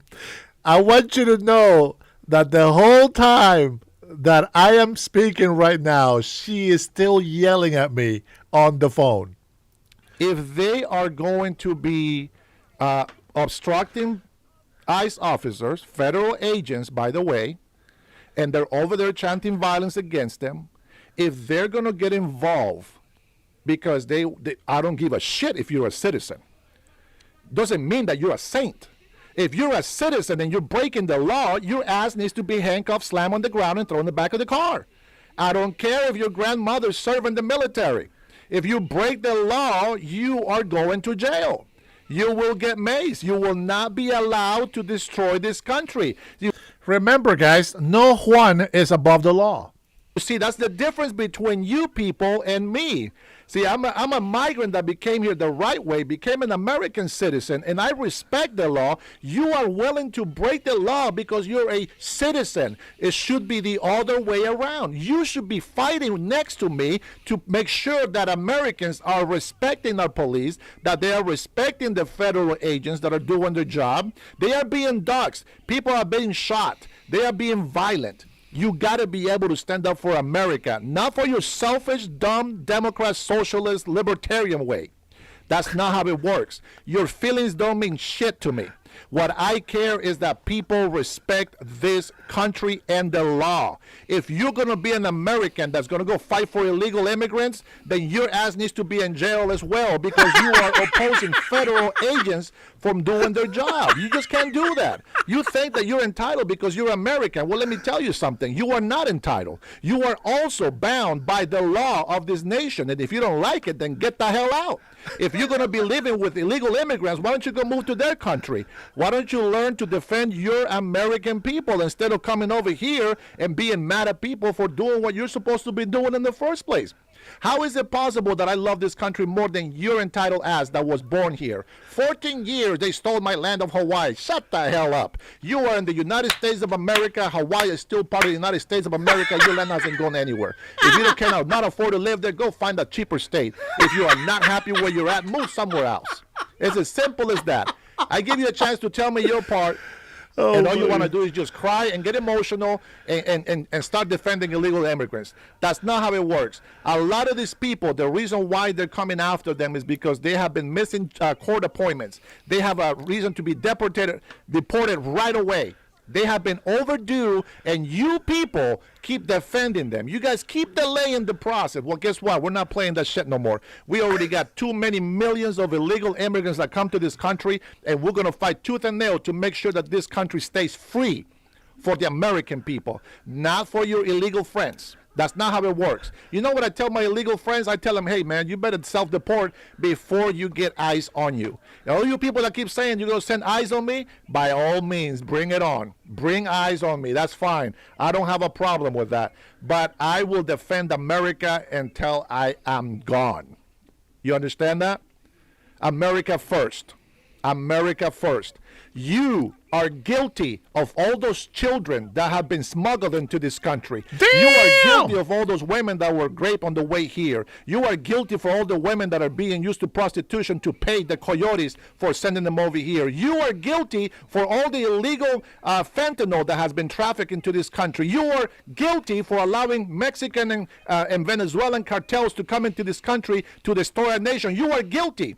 Their blood of the innocent is on your hands, Miss Hawaii. Thank you so much for your time. I appreciate the call.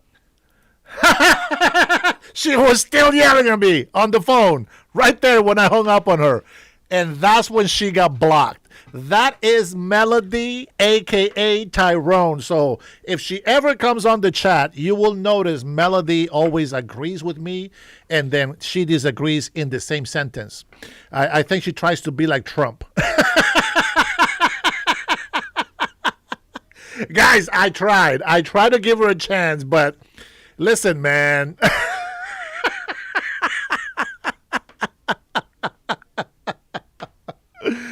Oh, my goodness, bro. You got to love this country, man. If you don't love this country, what are you doing here? I just don't understand. All right, so for all of you guys that had been asking me for the Melody files, a.k.a. Tyrone, that was for you. Now, what is crazy is that I don't think I have changed anything in my points of views. Anything about how I feel about America, period. I really believe this is one of the greatest countries on earth. I really do. You know, and I just, it's crazy. How would you hate me, call me names and this and that when I'm protecting you? I'm protecting your country as well. I am protecting your children's future. Their rightful children's future. And yes, I have to make that shirt. Shut the hell up. I think I might have to start doing some work on the new hat. Let's see what color do you guys want me to make the hat? Give me the color of the hat and the letters. Let's see if I can get some opinions from you guys. Okay, this is probably like the best video that I can show you tonight. Oh my goodness! All right, Dems, you want to call in for some lessons on immigration law? Let's see. Go ahead, brother. Call in. I'll take your call. Go ahead and put the phone number down there, Trinity. Let's see if I can get Dems to call me. Let's give our patrons some airtime. Vote for Pedro. Oh my goodness. I'm going to tell you. Latinos for Dennis. Latinos for Dennis. We're going to run that immigration reform. Get the phone number down in the chat. There you go. Go ahead, Dams. Call the number. Trump is a joke. Your face is a joke, Annette. Oh, man. Guys, you got... No. J Money. No. Don't call. J Money. Don't call. Go ahead, Dams.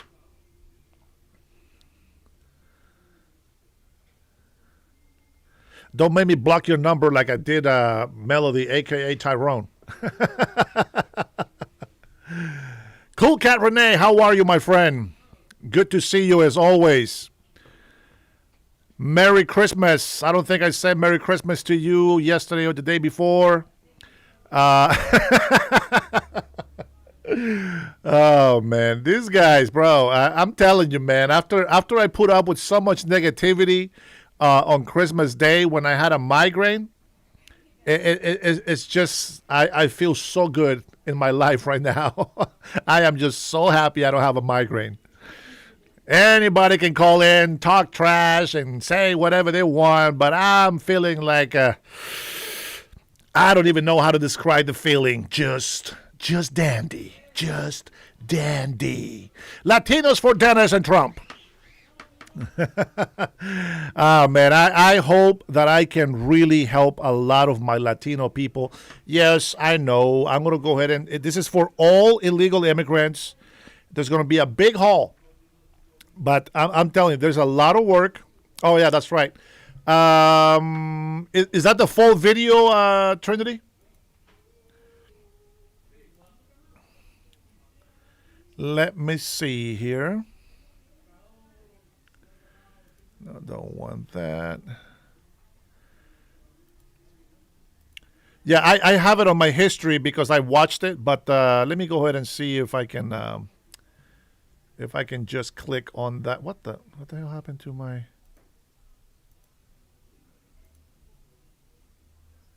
There we go. There we go. Give me a second, guys. Gmail. There we go.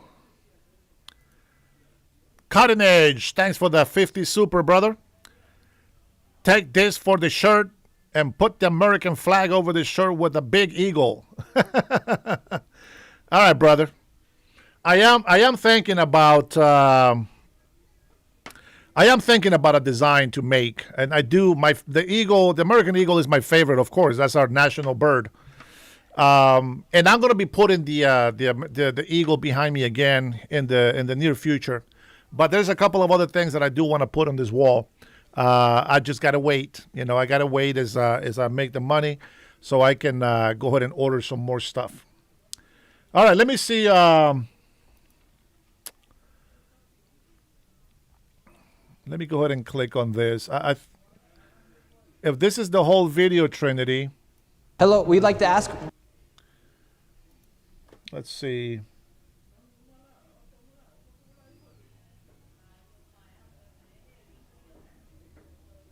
Let's go ahead and start here so you guys know what's happening. Than anybody can imagine. You heard it's 7 to 10 billion and maybe more, and now the numbers have been revised and put out there publicly that they think it's more like 8 billion. how I got involved is that where my office is here in Minneapolis, I'm sort of in the heart of all of this fraud. And I would see these child care centers. I said, well, there aren't any kids there. It's the middle of the day. And all I see are a couple of guys standing out front smoking. And then I'd go by another daycare and I'd see the same thing. I said, well, just so you guys know, the link is on the description. Where do these kids play? And so I started to go online and look, and I said, this place is licensed for 80 children. They had 0 children. Every time I went by there, they never had a single child there. Then I started to see all these transportation companies going around, and it was always a Somali driver. And I said, well, that's great. They're out there transportation, contributing, but they never had a passenger, never, ever once. And I said, well, what is all this transportation? What are they doing? All right, brother. Let me put you on speakerphone. All right, here we go. We got Them Steer Tastes Good. What's popping? Look, I even made sure that the auto's turned off. I ain't going to lie to you. Yeah. Alpha 326 here, Barton Ranger. A lot of motherfuckers in here pretending to be somebody that they ain't. Yeah. You are my Honduras brother. Yes, sir. Love you like a motherfucker. I love you too, brother. Hey, I ain't lying. Anybody up in here hating? I don't know what the hell to tell them. That's it. You already did. You already did, brother. Hey, I'm as black as coal, and I ain't gonna lie to you. I don't give a shit about anything. You know what I mean? Yeah, yes, sir. Yes, sir. The only thing I give a shit about is my country, my God, and who we are. That's right, man. And a lot of these motherfuckers over here throwing out their shit. I'm glad you finally released Tyrone files. I've been after that forever. I won't lie to you. I wanted the Tyrone files. You know, I wanted them more than I wanted the Clinton files. That's funny, man. I know you guys keep putting that on the chat. I was like, I gotta find out where this is, man. I gotta play it. But you know, I haven't changed. I haven't changed a bit. I'm still preaching the same message, man. I'm just saying. I know you had to clear out a hell of a lot of people that were whatever they are in the rest, just so she could make that fucking cigar smoking call. Yeah. She sounded like fucking Clinton in a blue dress.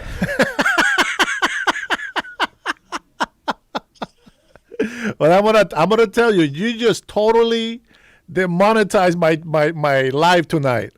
I cannot put this. I cannot monetize this live anymore. I'm sorry about that, brother. If you need me to donate any kind of money, I'll drop it to you. Nah, don't worry about it. Drop you $1,000. $1,000. Damn.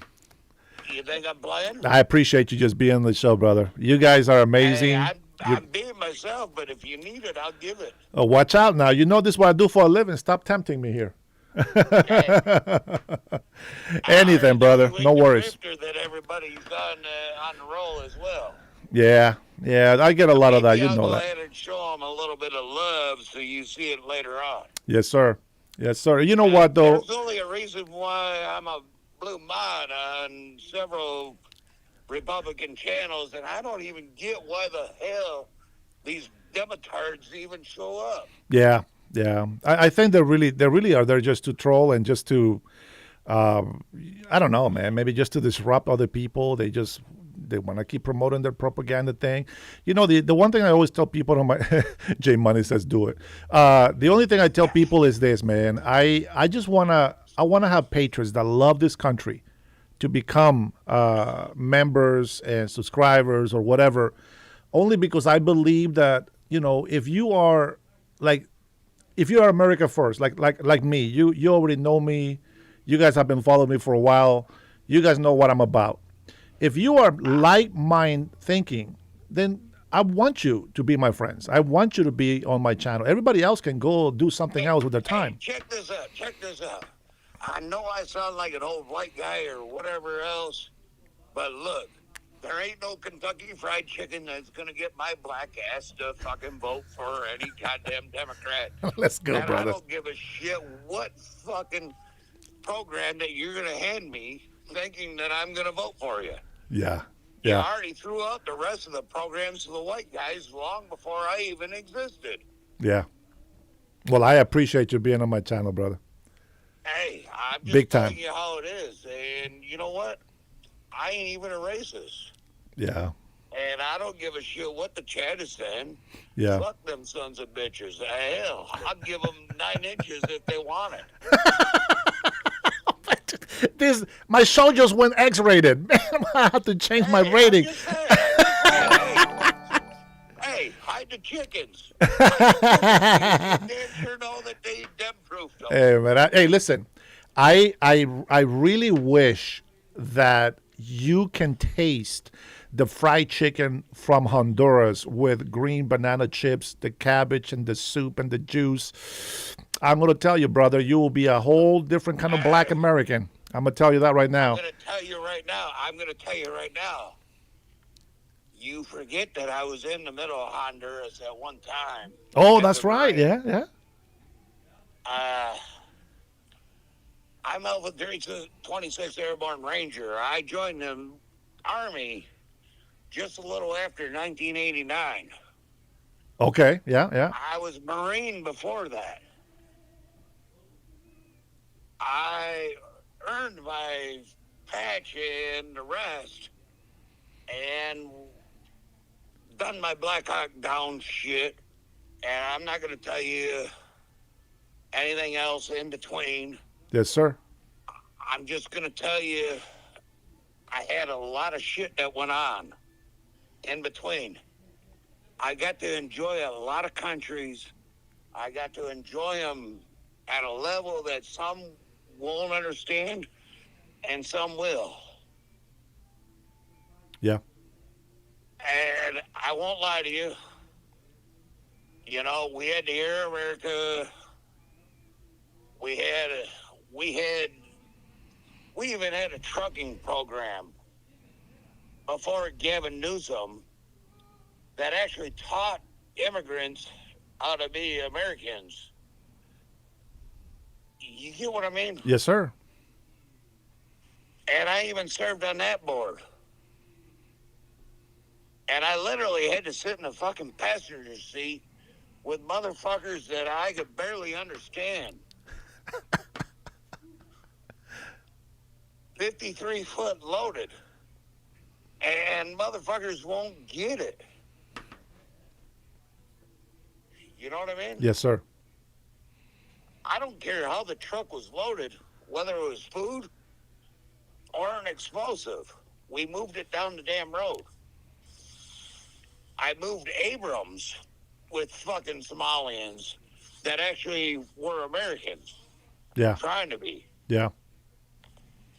You know, 89. These fake motherfuckers trying to come over here trying to have a fucking name. Yeah. Do you know 1989 is the year that I came to this country? 1986 is when I entered my Marine life, and I decided 1991 I'd be better off in the Army. I took a 2-year lapse in between to get my airborne patch and get my Ranger back then. I had to have a secondary MOS, and it was combat medic. Right on. Me, myself, and I, the backside of my elbow, I wear one of my best friend's jaw implanted. My legs were an IED that stopped my service at 17 years. All over an FNG. I ain't saying it was right or wrong. I'm just saying that's where it was stopped. Anybody else telling me different, they could dig up my DD-214 real fucking quick. You know what I mean? Yeah. I wasn't a very nice guy. I've never been a very nice guy. I hate people, but I'll work with them. Right. You don't have to love people. You don't have to like them, but you do have to be respectful and be able to work with them. That's correct. Hey, there's a reason why you're my only Honduras brother. Let's go, baby. Hey, just telling you. I appreciate you, man. It's good having you on my channel, honestly. It really is. I am very honored. I'm very honored that you consider me your brother. It's good calling in because you finally get to hear a voice, but you don't get to hear the voice right. Yeah. Well, I'm glad that you decided to call and let all these liptards know that I do have American brothers that consider me their brother. So that makes me feel special. I thank you for your love and your support, brother. I appreciate it. Hey, I'm going to tell you right now, you're more American than any of them motherfuckers with their little sign-ins. Yeah, I appreciate it. Yeah. Look, we all go through some shit in life, right? Yeah, absolutely. And we all make shit right? Yes, sir. Or the best shit we can make it, right? Correct.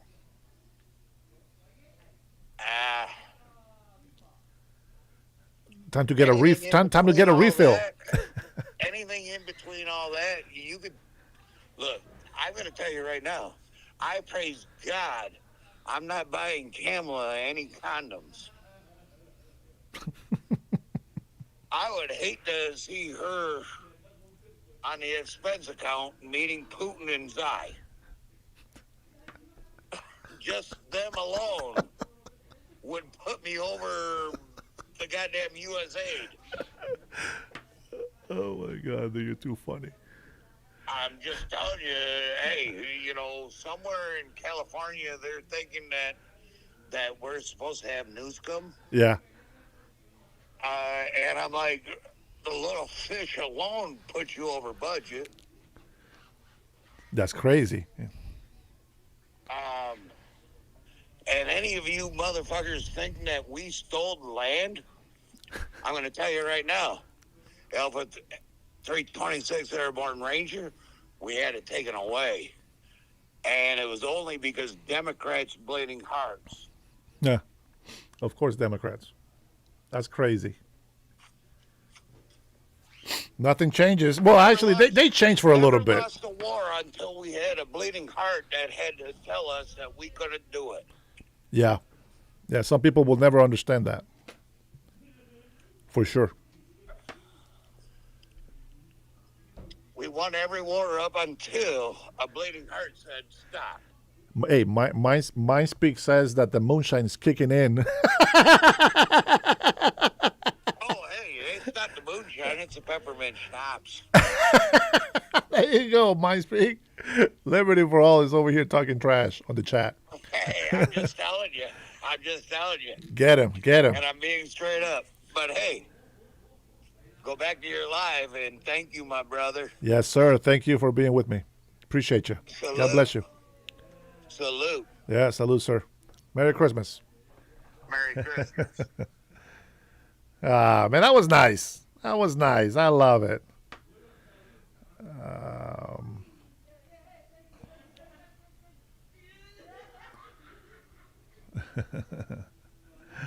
That was awesome.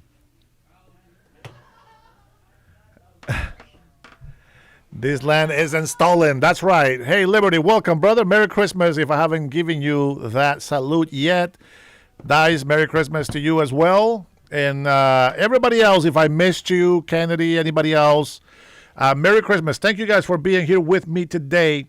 Now, yeah, that peppermint snaps will get you, says Brian. Brian knows what the hell. Damn tears taste good. It's all about. That was amazing. $1,000 donation, guys. Amazing. Thank you so much for that. I appreciate it. Hey, I want to, please, again, who is it? Bubba? Bubba, are you Motorsports Plus? Who's Motorsports Plus?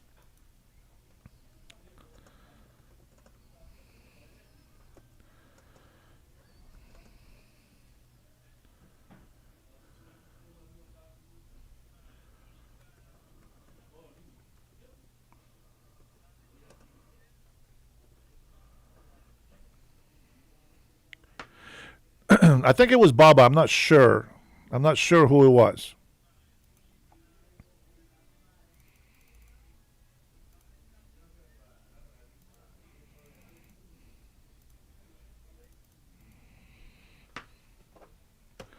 Thank you for the other PayPal, my friend. Appreciate you. Merry Christmas and a Happy New Year, bro. That's what we say through the whole holiday season here in December.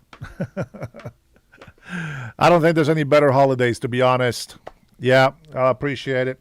Hey, thank you guys for being here. Let's go ahead and take a look at this video. We'll kind of skip a little bit through it, but I think that Nick Shirley did an awesome job. Okay, let's see. Thank you so much, Baba. Man, that's quite a few PayPals, my friend. Appreciate you. Berniel in the house. Was popping, boss?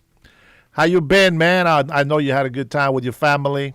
We are getting ready for 2026, my friends. I don't know how many people are going to be here on New Year's Eve, but we are looking forward to 2026. We're going to see how far.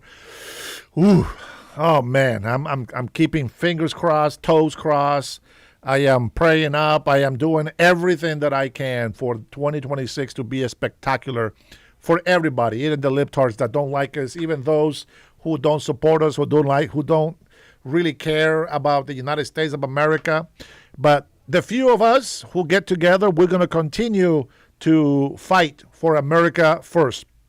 If you are a MAGA or some sort of American citizen and you want to find out what we're all about, just remember this: America first, always. That includes the people, everything in America first. And sometimes that means going internationally, making deals, helping other countries with the benefits coming back to us as well. We are no longer going to be giving help away for free unless the country really needs it. But I can tell you is that everything that we are doing is for America first. I know a lot of us patriots, we know that 2026 is going to be a lot better than 2025, obviously. It would be even greater if the Democrats will stop wasting hundreds of millions of dollars in court, a stupid court, suing to defend illegal immigrants, to defend criminal illegal immigrants. Not just that, but to defend criminals completely. So we're going to be talking about Somalia, and you guys already know the GDP for Somalia, I think it was $12 billion. And there has been over $18 billion found in fraud from Somalis. So when President Donald Trump calls them garbage, guys, I don't blame him. I don't blame him. Yeah, Trinity, Bubba just sent me like 4 different PayPals. Big shout out, brother. Thank you for that. All right, let's go ahead and we'll get the introduction of what Nick Shirley's doing with this, and then we'll go ahead and go through the video. So then I found out that in Minnesota, they have something called non-emergency medical transportation. So this is going to the dentist's office, therapy, whatever it might be. And I said, well, how many of these companies are there? And the research came back that there are 1,020 of them, and more than 800 of them are Somali-owned. Nobody from the state of Minnesota ever cross-checks to see if any rides were ever actually provided. All they did was write the check. So right here we have all this paperwork. And how are you getting all this information about the fraud? A lot of it is through my own research. And then I have some contacts at the Capitol going back many, many years. And so the data that I'm getting is 100% accurate, coming directly from research done by people at the state Capitol. All this paperwork right here, what are we looking at? The areas of fraud that I have numbers for are mostly related to childcare. This is massive fraud that is beyond anyone's imagination, the scope. And so, for example, there's a child care not far from here in Minneapolis that has two child cares listed at the same address. And together, they're licensed supposedly for 120 children. I have never seen a single child there ever, and I've been by that place at least 100 times. These Somalians, these groups are setting up these daycares, these child care centers, getting money from the government, but there's no kids. No kids. Never had any of them. They're all fraught with violations, and even though they have these violations, they're still in operation and they're still getting money. And it's millions of dollars for every one of them every year. And who's getting the money? And where are they getting the money from? So we have a thing called CCAP. It's a blend of federal and state money. The bottom line is it's taxpayer money, so it's state money and it's federal money. And the problem is the people at the state of Minnesota are the ones writing the checks. This is kind of the maddening thing is you have daycare, so you have adult daycare, and then you have child care, and then you have health care. And a lot of these same names keep coming up on all of these different types of businesses. And then, of course, we have the transportation, and a lot of those same names appear, a lot of the same addresses. There's one building. All right, let's go ahead and get to the first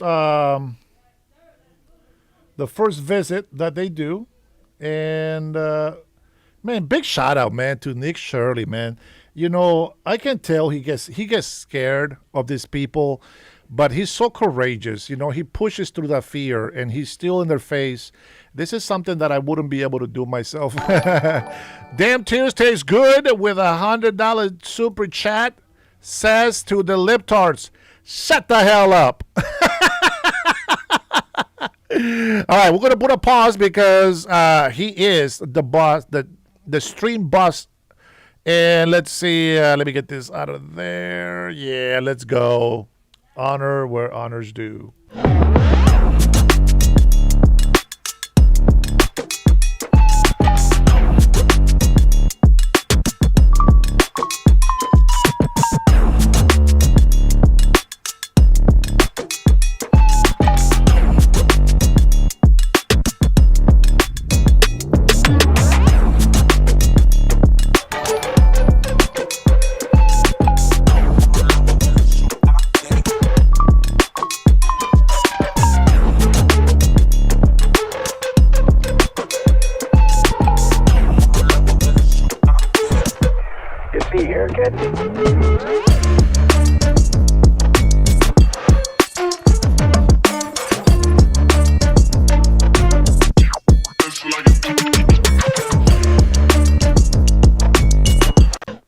The big boss, el jefe, el patrón. Damn, steers tastes good. All right, big shout out. Thank you, brother. Appreciate you. That means that we're going to be here for another extra hour tonight. That's how it works, my friends. That's how it works. So what is it? 8 o'clock. We'll be here until 9 p.m. tonight. These guys will put me to work today.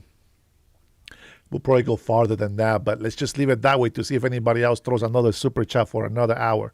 Building that has 14 Somali healthcare companies at the same address. There's another building in St. Paul that has 22 Somali healthcare businesses at the same address. And the government knows about this? The government knows. They're writing the checks. Yeah, the Democrats over there just writing the checks. What has happened is that the Somali community is a very closed community. They will not speak to anyone outside the community and talk about what's going on within the community. They registered at the same address called Mini Child Care Center.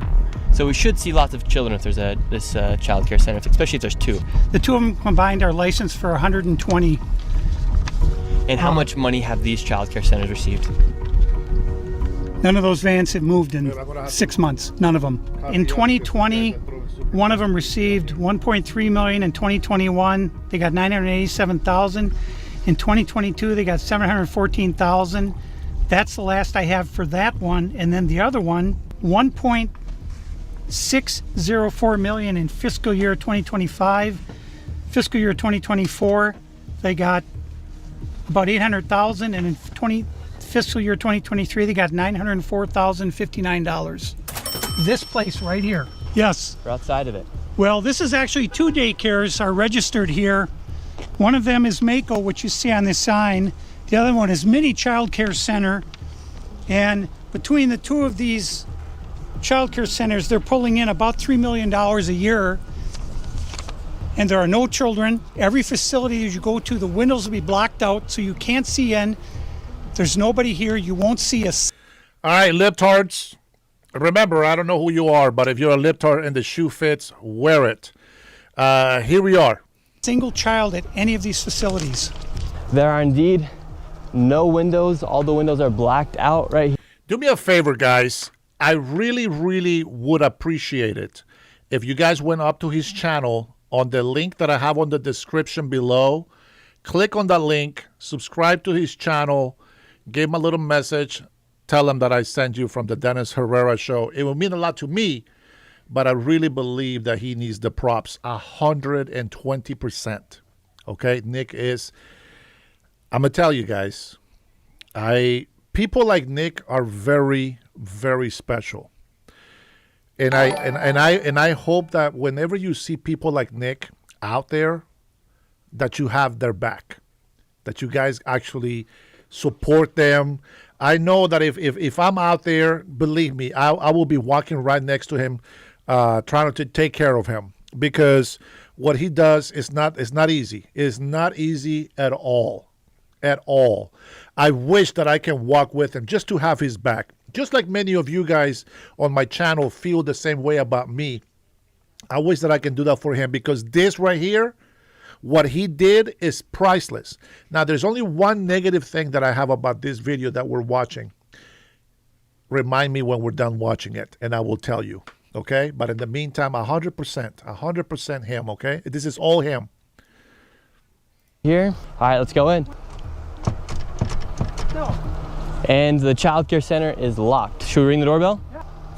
Try to get in, ring the doorbell. Nobody showed up. They're open 7 days a week, 7 a.m. to 10 p.m. it says here on their sign, yet there's absolutely nobody here.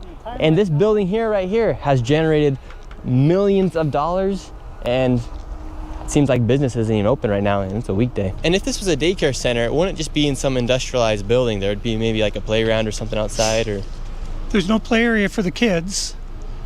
So where are the kids? Where's anybody? How can there be nobody here? And it's like this every single day.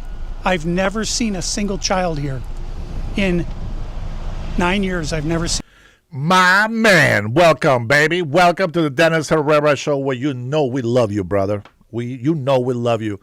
Damn tears, bro. This is one of the veterans, strong veterans on my side, and I'm so proud, man. Time on my side as well. He is also a veteran, and I believe my man is also a veteran. I don't know, Brian, Robert, anybody else is a veteran, but I am so blessed, and I find myself even saying lucky that these guys called me brother. It's priceless. It means a lot. I'm gonna tell you, if we find success, as Berniel knows and Trinity knows, everybody here knows, if we find success in Olympia, here, Washington State, I need you guys to come over, and we need to celebrate together. Especially Berniel, even though he doesn't come to our channel as often. He's a businessman. He's working. He's got his whole thing going on. He is a big supporter of my channel. Okay, I don't have sponsors, but he's a huge supporter of my channel, and so I want to have all of you guys with me, as many as I can. I don't know, maybe we'll throw a small party with donations so that the taxpayers don't get mad. We'll throw a party, just, I don't know, just sandwiches, maybe some beers here and there. Maybe we'll rent a whole hotel for everybody to stay. I don't know. We'll figure something out. But I really want all of you members, especially the members that are supporting me, to be able to come and celebrate with me. It's not going to be an easy fight. I can tell you that right now, and I am preparing myself already for these campaigns that we're going to do. I still haven't figured out the whole managing team, treasurer, secretary, things like that. I hope that I get some wisdom to get some people to come together for that. But thank you guys for everything that you do. Just remember that. Right, Brian? Brian is a lifelong American patriot who loves our vets. Let's go, Brian. Appreciate you, brother. A single child at this building right there. Oh, then now it looks like we already got the Somalis coming through. Yeah, they're coming. The word's out. Hello, is this your daycare? No. Can you tell us why there are no children? Have you ever seen children at this child care center? I'm not sure. I don't know. Doesn't know if she's ever seen a child here. All right, let's go to the next location. And the fraud only gets more from here. Make sure you stay till the very end of this video to see exactly how much fraud we find by the time we are done. And before we go to the next location, I want to show you something super interesting about the flags of Minnesota. And here in Minnesota, if you take a look at the Minnesota state flag, they recently changed it, and it very much so resembles the flag of Somalia. And really quick, I want to tell you guys about the sponsor of this video, Opus Clip. What used to just be an AI clipper has... Now, because that's not my sponsor, I had to skip it, guys. But do support his channel. All I have to do is go to the link in the description of this video or go to the pinned comment down below and use code NICKSHIRLEY. 1 week free and 3 months at 50% off. And now let's get back into the video. Now we're going to the next daycare center. How much money has this one generated? This one, in fiscal year 2025, $1,042,059. In fiscal year 2024, $1,059,078. And in fiscal year 2023, $727,336. This next one is literally 1 block away, and this one's also generated nearly $3 million in the past 3 years. Let's see if there's any children. Let's see if any of the buildings are open. Here we go. All right, we've arrived to ABC Learning Center. All the windows are blacked out. Let's see if anybody is here. This door is locked. This facility is licensed for 40 children. 0 children. I've come by this place 100 times. I've never seen a child here, ever.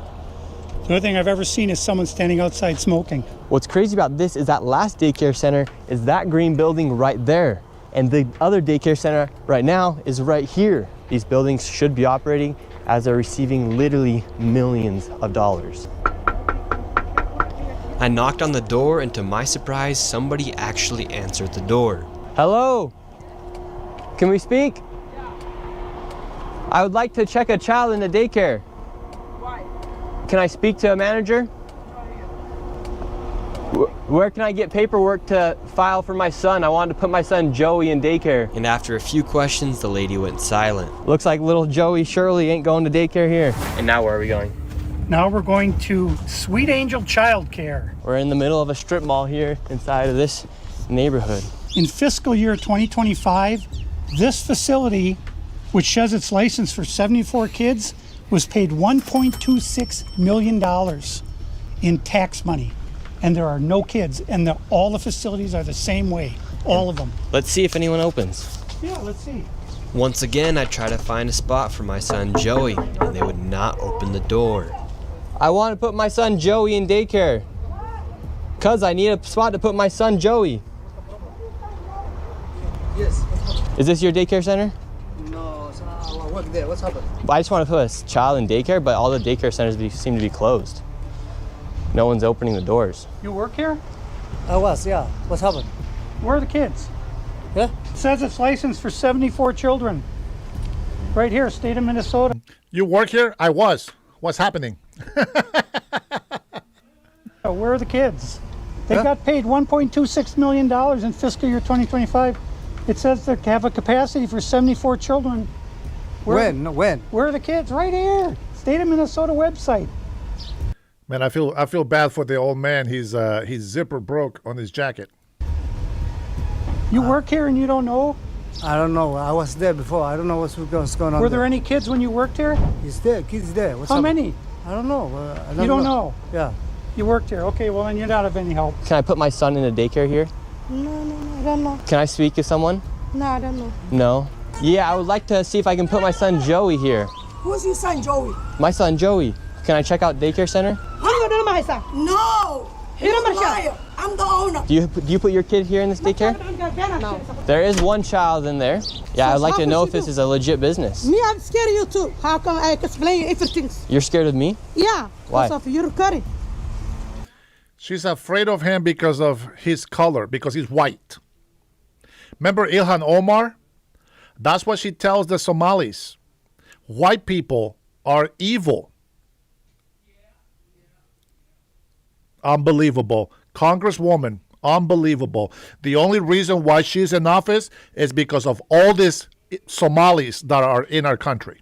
That is the only reason why they support them, what they bring them. Because of my color. You said you're scared of me because of my color. Does that make you a racist? Yeah, no. But you said you're scared of me because of my color. I'm not saying you're racist. You said you're scared of me because of my color. That makes you a racist. So right now they're all getting mad because he's showing the paperwork of this business being registered as a business. 74 children, no children. We saw one child when the lady opened up the door. So now they're all getting mad. What was this money spent on? 1.26 million. What was that money spent on? There aren't any kids. Ask the owner and the kids. Well, then why are you talking for the owner if you're telling me to talk to the owner? I'm sorry. I'm not understand what you're talking about. Do you have a child here? No. Does anybody? No. Where are the 74 kids? Did you lose them?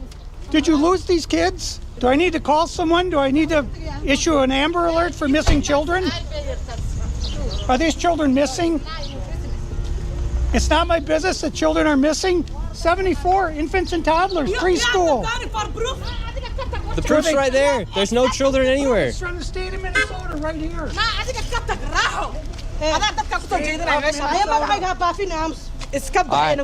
think we're moving on to the next location. Have a good day. As we continue to show the blatant fraud that was taking place here in Minnesota, Somalis started following us around the city. And now we're being followed by the Somalis. This is another daycare center, absolutely no signage, and there's no footprints in the snow of children playing outside. $5 million within the past 5.9 million in 2 years. 5.9 million they received in 2 years. That facility right there. And now we have a group of Somalis telling us in our vehicle right now. From this daycare center, we headed over to the infamous Quality Learning Center, which actually spells Quality Leering Center on the outside of their sign. We definitely need to do some education here. Quality leering.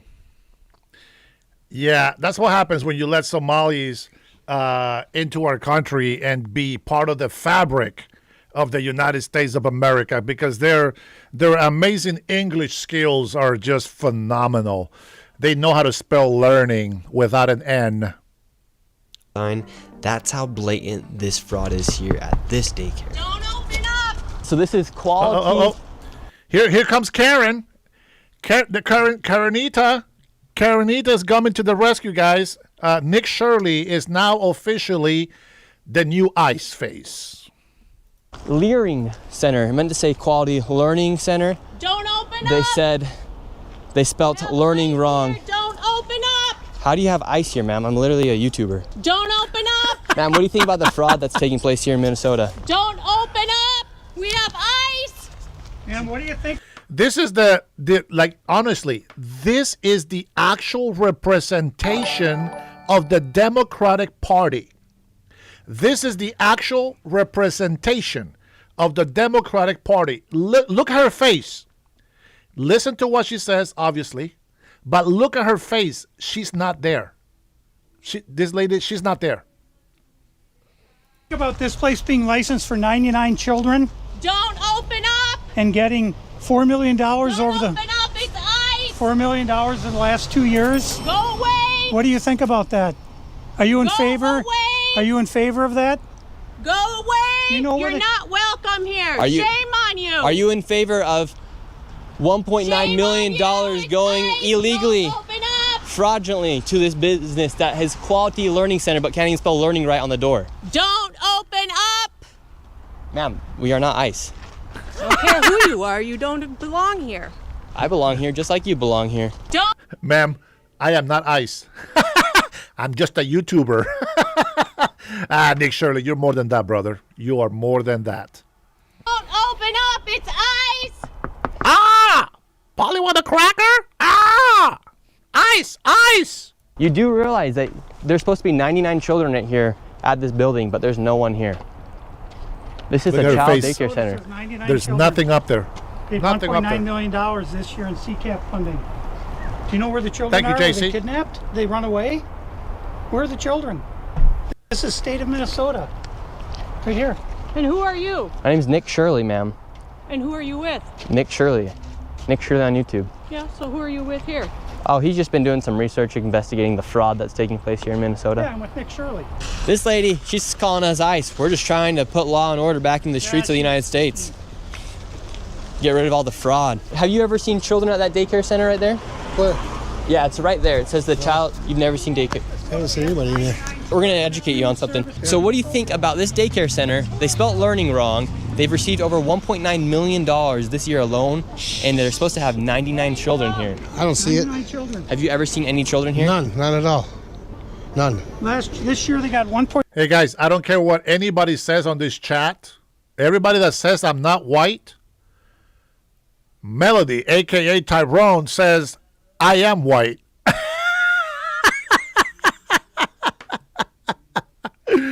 Don't hate, celebrate. 9 million. Last year they got 1.5 million of your tax money for 99 children. We just want to know where are the kids? Right. Where are the children? I don't see them. Where are the children? I've been here since 2017. I haven't seen anybody like Never that here. seen a child here. No, not at all. And so you've 8 never years. seen a child here for 8 years? Nope, not at all. And how does that make you feel knowing that this place is receiving $1.9 million? Disgusting. I mean, what the hell? They stealing the money. That's a federal grant too. That's, if they get caught for that, it's a federal offense. I know. I studied law. And do you think Tim Walz should go to jail for all the fraud that he's enabled here in his state? That's him. I'm a white man. Skibidi-bidi-doo-doo-da. That's just for you libtards. That makes you happy. If it makes you happy, I know somebody gonna like this song. Then why the hell are you so mad? You guys are crazy. Doing this? Heck yeah! He's got to be held accountable for this. I mean, there's no rhyme or reason what's going on here. It's simple. It's nothing there. It's a parking lot. And look, they even spelled learning wrong on their sign for a place that's supposed to be educating children. That's crazy. I mean, who runs it? Who supposedly runs it? Somalians. Oh my God. Well, where? Yeah, it's just. I've never seen nobody here at all. So how long have you been living here? Since 2017. 2018. You've never seen a single child walk in that building? No, not at all. So this big daycare center is literally just a place to traffic money. $1.9 million just this year alone. And this guy's been living here for 8 years and has never seen a single child walk through those doors. There's no windows either. No. And the only window they do have, the door, is blacked out. Yep, I see that. I've never seen anybody go in there. Within just a few hours, we nearly approached $20 million in fraud, and we headed over to George Floyd's neighborhood to expose more of the fraud taking place. This place is called Future Leaders Early Learning Center, and it's licensed for 90 children. And in fiscal year 2025, they received $3.6 million. In fiscal year 2024, they received $3 million. So in 2 years, they got $6.67 million, claiming they have 90 children every day of the week, 5 days a week. I mean, let's these find people out. are making just about more money than NBA athletes. And we don't even know if they're paying taxes, but we don't know where this money is going. Is it going to terrorism? Where is it going? But it's theft, it's fraud, and the reason I'm involved is I want it to stop. I care about Minnesota. I'm doing this for the people of Minnesota. I don't make a dime off all this time I've spent on this. I put my life at risk several times, but I'm determined to see this through and to correct what is wrong, what is evil. Here at Future Leaders Early Learning Center, this building received over $3 million. Hello, how are you? I would like to see if I could bring little Joey, my son little Joey here. Is there paperwork or can I check out the daycare? No? Why can't I check out the daycare? Martin's not here. Okay, but if can I get paperwork or anything to submit my son little Joey to come in here to daycare? We'd really like to put Joey in this daycare. We've heard great things. Mrs. Scott? No. As soon as he said we heard great things, she's like, oh, now I know this guy's lying. Even she knows. When people say that Somalis are doing a great job, that's when they know somebody is lying. She caught him. Now she doesn't believe anything that he says because he said that he heard good things about the business. Oh, I would like your business card, actually. You talk to your manager. Okay, can I speak with somebody? Where are the children at? Are there children here today? No. No children? Yes. Why are there no children? Two of Mexico. Would my son, little Joey, have friends to play with here? No. No. Yes. So she says at 2 o'clock the children are coming. They never did. No friends for little Joey. Yes. Sorry. Ah, dang it. Well, have a great rest of your day. Thank you. So, little Joey would not be accepted to that daycare. Joey's still homeless. Joey's still looking for daycare. And because little Joey couldn't get into a daycare, we went to an autism center, as they have been popping up everywhere as a rise of autism has occurred here in Minnesota because of the government funds that they are receiving. I tried to check my son Joey into an autism center. We've been going to a lot of these daycare centers. We're trying to find a spot for our little boy Joey, but we thought maybe we could check him into the autism center because none of the daycare centers are open. Yeah, and how many kids do you guys have at this autism center?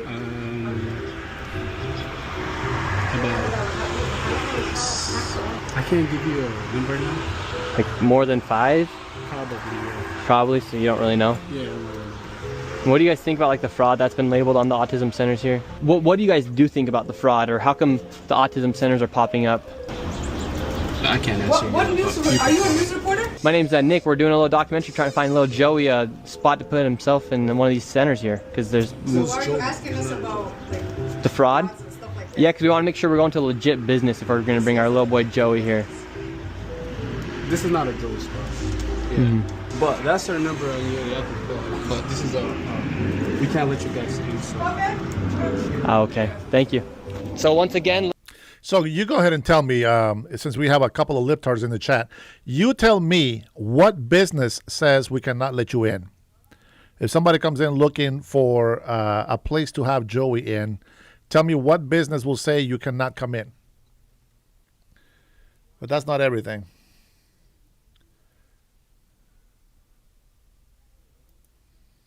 Would you say a lot of that is fraud that's taking place here in Minnesota?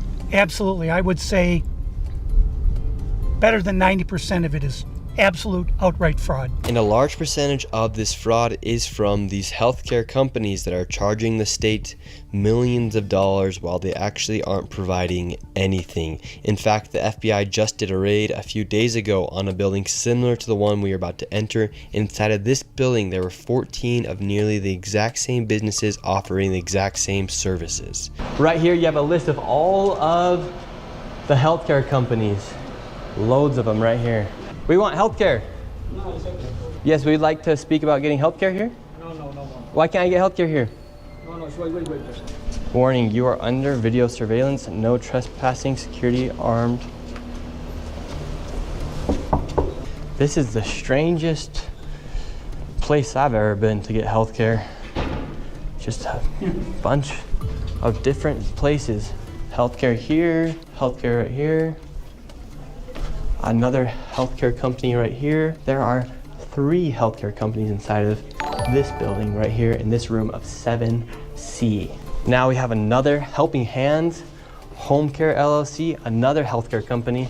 Present Help right here. We're looking for the best rates of healthcare here inside this building because we have so many options. Who can we talk about getting the best healthcare? I don't know. No? Sorry. All right. We will not get any healthcare here. David, this is one of the stranger places I've ever been.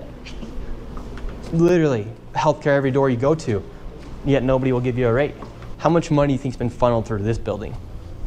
Every year, I would say 50 to 60 million at least. And finally, we were accepted into one of the daycare centers and they actually took down our information to give us a rate. However, when we left, we were then met with the police. We received a complaint that gentlemen matching your description were in this building harassing the individuals who stay here. Oh, we're checking out the rates for healthcare. Because there's 14 healthcare companies inside this building, so. Okay. Well, that's not what he said. He said there's 14 companies here, and he's trying to assume because they're Somali providers that everyone here is fraudulent. Okay. So he's here with some kind of like propaganda. No, we're just checking. No, this is a area. Look at the sheep police and over here in Minnesota. Look how they catered the Somalis, the white guilt. That we're allowed to enforce trespassing ordinance. Is there any other reason that you guys are here? Well, we were checking rates. No, he's not. We were checking rates. We asked for rates. No, you're not. Okay.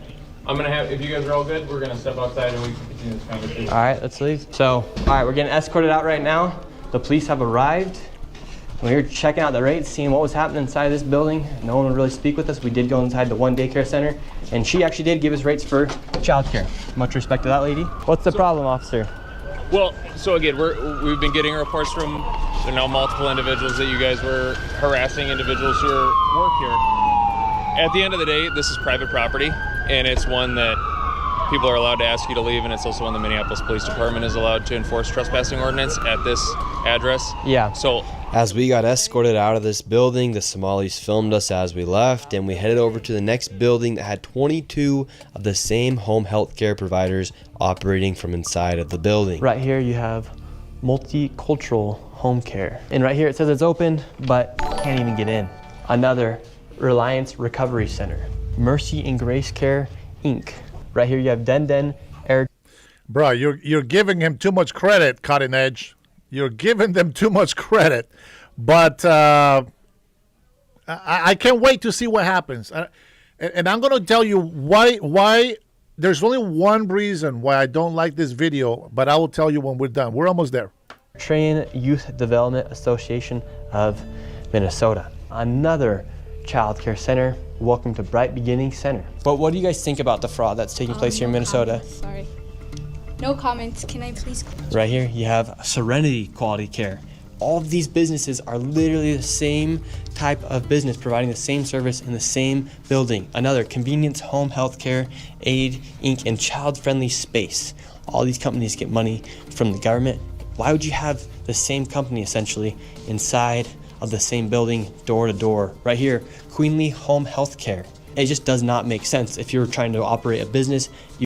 Now, if you don't know, this business right here, this building, it's open for business, supposedly. It's open for business. They literally just have some people in there to pretend there is employees. 95% of the people in here, they don't speak English. But that's nothing. I heard that there was a Dominican Republican mayor that actually uses a translator to speak English. Imagine that in our country. That's crazy. You'd want to have less competition, but here they have all of their competition right next door. We're wondering, because we hear there's lots of fraud taking place here in Minnesota, and we're wondering why is there so many of the same companies inside of this same building? No, I don't know that.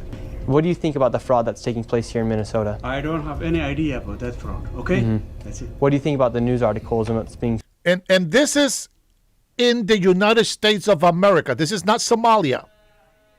Here in the United States of America. Yes, you American citizens. This is in your country.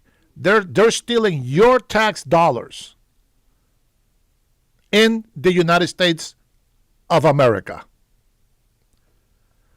Spread on the news about the fraud. Right now. Yeah, these foreigners, these migrants, who knows if they are legal, but they do this to us in our country. How does that run okay with Democrats? You are doing something wrong. I'm just asking you. No, you about don't the have fraud. to ask me, okay? Don't ask me that question again. Okay? Okay. Who can I speak to? Who can I speak to? Okay. As soon as you confront about the fraud, they get angry. When these people have these home healthcare companies, you're seeing them everywhere inside this building. What kind of fraud are they committing? So there's false documentation being submitted to the state of Minnesota for services never provided. They're having forms signed in advance for services that were then never rendered. As far as a year or 2 years in advance, they'll have someone sign these forms at one sitting, and then they just file those with the state of Minnesota, and nobody from the state of Minnesota bothers to check that those services were ever provided. So they're essentially just using people saying that they had these services provided months or even years ago, then filing the paperwork and then receiving money from the government. Right, and the Somali community is a very closed community, so everybody's in on it, and they don't want to talk, as you can see. And for this... Guys, don't forget, there's actually a link on the description directly for this video. Go to Nick Shirley's channel, subscribe, like, and tell them that Dennis Herrera sent you to them, okay? I appreciate that. building, I'm going to give an estimate of around $30 million for how much fraud is taking place. That is a very low estimate. However, still a lot of money in fraud. And do you think there is fraud taking place here? I don't know. Yeah. Do you have any idea what any of these businesses are doing? I never ask. And now, with upwards of $100 million in fraud, we'll be headed to one more daycare. And this one gets a little spicy as we get chased out at the very end. And after this, we'll be heading to the state capitol to confront the incompetent government leaders who have enabled this fraud. Why don't we get there already?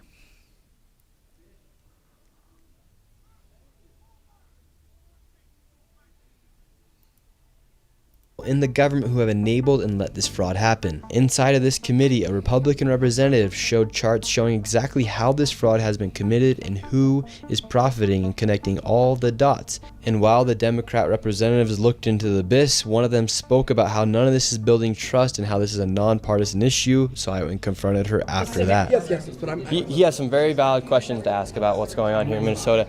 And do you think this fraud I don't know who crosses... you are. My name is Nick Shirley. Do you think this fraud is Republican or Democrat, or just facts that fraud is happening? I think the fact that Because you're talking about it as a partisan issue. Well, because that's what I heard you talking about. That I know what I said is that because what we're talking we want about to build, we want to build trust, but fraud is fraud. So why should we be enabling fraud to happen here? No, I don't think anybody is enabling fraud to happen. Hold Governor Walz accountable for this. Okay, sir. No. A little disclaimer. This guy right here is a little bit too emotional, and I can understand why she's afraid of him, okay? Because she's a little delicate flake. But this guy is a little bit aggressive. He's not violent. He's just aggressive with his voice, and he's just tired of all this fraud and all this wasted dollars that could be going to help America. No, this is not. Sir. When are you going to hold Governor Walz? No. She is a representative for the state of Minnesota. Yes or no? Excuse me? Yes. Representative of Minnesota, guys. This is the representative. If you're going to talk to me like that... Are you going to say to her, I'm a disability advocate, I heard you, and you got a chance overstimulated. So he has a disability. He's giving her that he gets overstimulated. Okay, I get that. That right there should have been like, okay, I'm going to have to put up with this guy.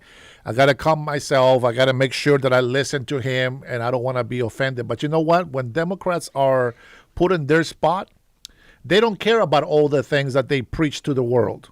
They don't care about breaking the law. They don't care about American citizens. They don't care about the black communities. They don't care about Hispanics. They don't even care about Somalis. All they care about is that they stay in power. And they give all these bribes to all these people so that they can continue to make money. That's the only reason why they do it. Thank you for testifying today. No. Ma'am, the facts are the facts that fraud is happening here, and it's not a nonpartisan issue. How come you think fraud has been able to happen so much underneath? I think if you've been here. listening to our hearings, we've had now 10 hearings on this. And so there's really good data from the people who both work within the administration. Better. As well as who, both Democrat and Republicans. I think what you heard today is that the Republicans who control this committee are not actually interested in solving fraud. What they're it's the Republicans' fault. Now we know, guys. Now we know it's the Republicans. I knew those bastards. Interested in is telling a story. This fraud has happened underneath Democrat leader Tim Walz. There has been Medicaid fraud across the country under Democrats and Republicans. There's fraud within the Trump administration. We have is fraud. Private providers have made government a mark. And so every person running government, Democrats or Republicans, are dealing with the issue of how to keep fraudsters out of our public payment. We're also dealing with veterans. We're dealing with consumers. I hope you're looking at that. If you look at United Health, currently is being charged with defrauding Medicare. You know who runs Medicare? President Trump. Medicaid fraud is a 50-state issue. And so, again, it is not a partisan issue. There are Democrats and Republicans who are sitting in that committee talking about it. But what you did here was the Republican chair say she's not turning information over to the one person in government who can stop payment. And I hope you print that. Thank you for coming today. Yeah, Nick. Print that, Nick. Print that. Okay. Well, Is this You saw what really happened the there? state of Minnesota that we live in? And these politicians are just walking off, thinking it's okay Tuesday, and they want to go visit the Trump. They want to blame the Trump administration. We have Democrats blaming ICE. I'm tired. My people are suffering. I'm scared for my little brother. My people are suffering, and these people just walk off. We have a governor who fucking doesn't care. I know it looks funny, but that breaks my heart. That breaks my heart. As funny as it sounds, I'm sorry, guys. That breaks my heart because people that need assistance, medical, healthcare, all these things, man, it's a real thing. If they need help, this young man right here needs help. He's afraid for his brother. Man, if you guys think it's okay to allow the Somalis to commit fraud and take all the taxpayer money to send to Somalia, I don't know how to help you, Americans. I am glad that most of you guys on my chat, man, that's sad. This breaks my heart. It really, really does, guys. It really does. How many more people are gonna freaking die? How many more people are gonna go homeless? And how many more people are gonna be trafficked in our freaking system?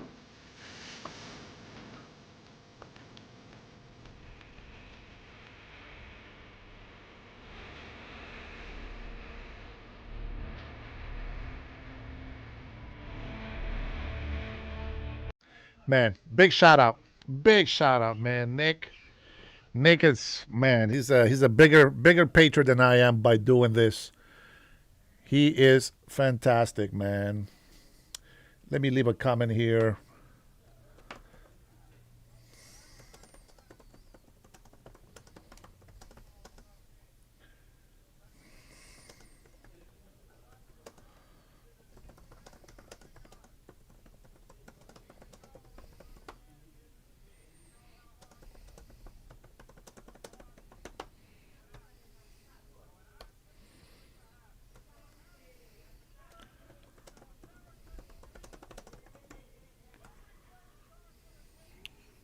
There you go. Make sure you guys go to his channel, okay? And comment and subscribe and like. Just like that. All right. Yeah, they're gonna this video, this live is not gonna be monetized, but you know, it is what it is. Oh, the zinc roofer, he's actually come here on my overtime time.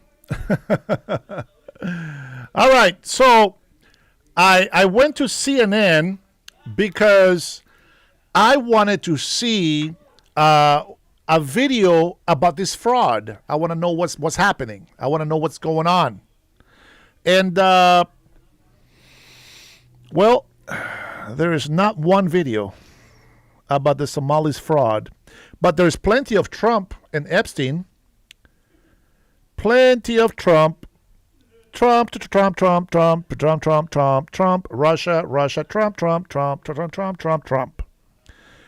CNN. Yep. That's CNN for you guys. Epstein, Zelensky, funny comedy, Zelensky, Trump.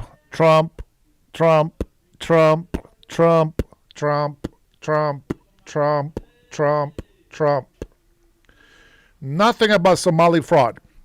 Nothing about Minnesota. Nothing about Dearborn, Michigan. Very interesting. Go ahead, libtards. Tell me, what do you think about that? And you wonder why I don't put much from CNN? Well, that's the reason why. Okay? Because they don't have anything. They don't have anything. Have a good one, Wow. Have a good night, buddy.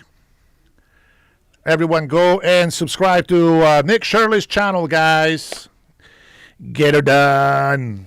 That's right, man. They don't got nothing, bro. I wish that there was things that I can say good about these people. All right, let's get to my X account because I want to show you guys a testimony. My father. Okay, I want to show you guys this testimony. You may have seen it already. It's a 3-minute clip, 3-minute video. You may have seen it already. But listen to this, guys. Listen to this. There is a member of Hamas, and even my mom, she was the Muslims Brotherhood. I had raised in a family. They were very strict, very Muslim. We raised like we have to go to Quran memorization every day. They raised us to hate Jewish and Christian, and I'm so sorry for saying this and curse them. I married when I was only 16 years. I moved to Gaza. I lived in Gaza for 13 years. It's horrible because Hamas start to send rockets and attack people. My ex-husband was a member of Hamas and one of the leaders. I never heard about Jesus before. I never feel like God is satisfied with me. I'm always afraid of Allah. I'm just doing things because I'm scared. Someone asked me to read the Quran without holiness, like a regular book. When I read it without holiness, I feel like, oh wow, this book it hates me as a woman because it's so evil book. In 2014, there was a war between Hamas and Israel, and I remember the IDF calling us because they want to bomb our neighbor's house. I was crying all the night, and I keep telling God, like, I just want to know you, because if something bad happened to me, I just want to be with you. So I remember at that night, I saw a dream. I saw Jesus' face through the moon, and like it was the first time I know his name. He was speaking to me in Arabic. He said like, Ana Rab Yeshua, I'm the Lord Jesus. I remember he said, Inti binti ma tkhafi, you are my daughter, don't be afraid. So when I woke up, I feel like there is a light around me. There's something happened. So I feel like, who is Yeshua? I start to yes, and I start to Google it. And the first verse I saw, say love your enemies. How come? Like, because in Islam we should kill. You should kill the Jewish, you should kill the Christian and make them pay money. I start to read the Bible. I start to compare between Islam and Christianity, and I start to teach my kids that God loves us all equality. I feel that God loves me like who I am, loves me unconditionally. My ex-husband found out that I stopped my kids to go to the mosque. He found out like I have like bad thoughts and I'm poisoning my kids' mind. We get divorced and he sent me back to Qatar. They said you are not allowed to take your kids with you because I'm poisoning their minds. I lost 2 of my kids, but I know Jesus having everything in it, like have control on everything. If I have to choose my kids being with me or being with Jesus, I will choose to be with Jesus. Because we will see each other again in heaven in Jesus' name. I just want them to follow Jesus. I pray every day for my family, for the whole family, to choose Jesus, because Jesus is the only way. Amen. My Father. Amen. What a powerful, powerful testimony. And for any people in here, any people, I'm not you patriots, but you know how we get these little people that come in here and just want to hate on us. Everything we say is a lie to them. What a powerful message. This is a wife of a Hamas leader. No illegal immigrant, no one in here can tell me that they know more than this woman. And what an awesome thing that she actually heard Jesus talk to her in her language. That's amazing. That light that she explains a lot. I told you my experience, and that is exactly how it works. All of the non-believers, all of the people that are not going to be saved, they will never hear Jesus calling to them. For it is written, and they will hear my voice. Oh. And they will know me, and they will come to me. That's powerful, man. That's powerful. Amazing. Just amazing. Wow. That's nothing important.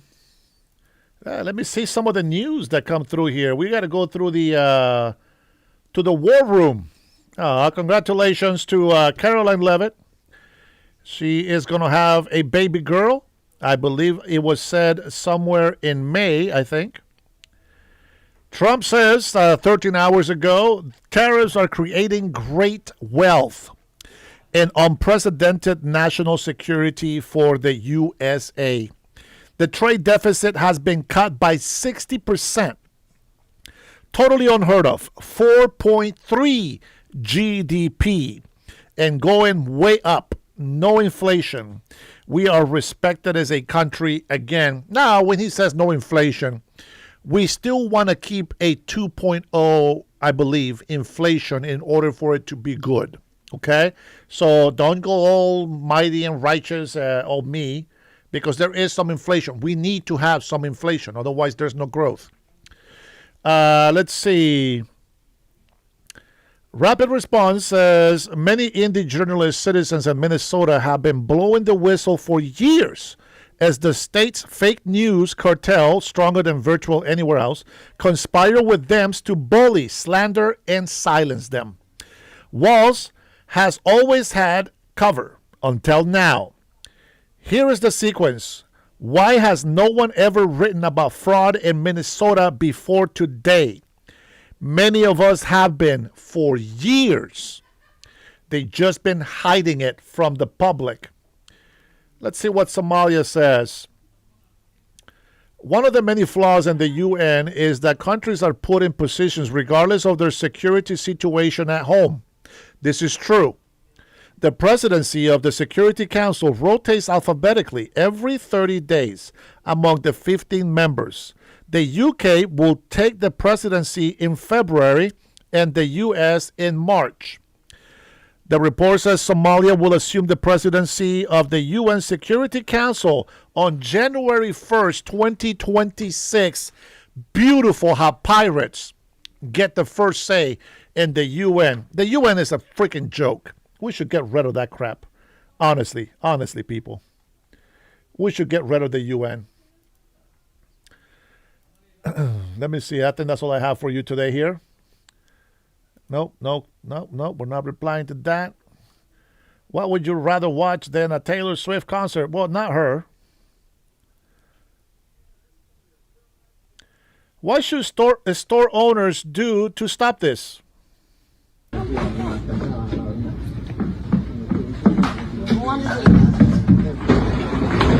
Get it, girl. Damn. Get it. Yeah. Really? Yeah. Nobody try to stop her. Just let her do it. Wow, that's crazy. Oh my God. Look at that. I know that hurt. Oh my God. And I'm proud to be an American, where at least I know I'm free. And then she goes to the dollar store and destroys everything. Is the police on the way?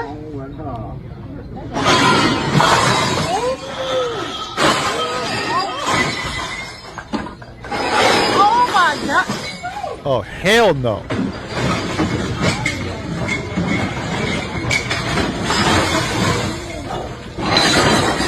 Oh my God. Oh my God. Dog. Calm down. Wow. This is. Calm down? You mean by now? You haven't called the police yet? She says, I'm going to call the police. She did all that shit right there. And she just figured that she might call the police? You can't make this up. Democrats, again, Democrats defend criminals. Doesn't matter how many times they tell me on my chat that I'm lying. Democrats support this bullcrap. That ain't gonna fly here in Washington State. Crazy. I don't even want what I get.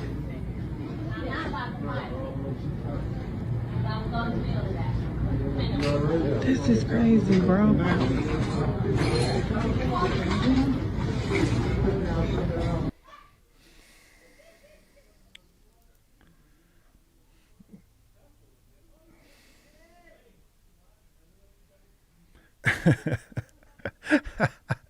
At what age do men stop looking at women?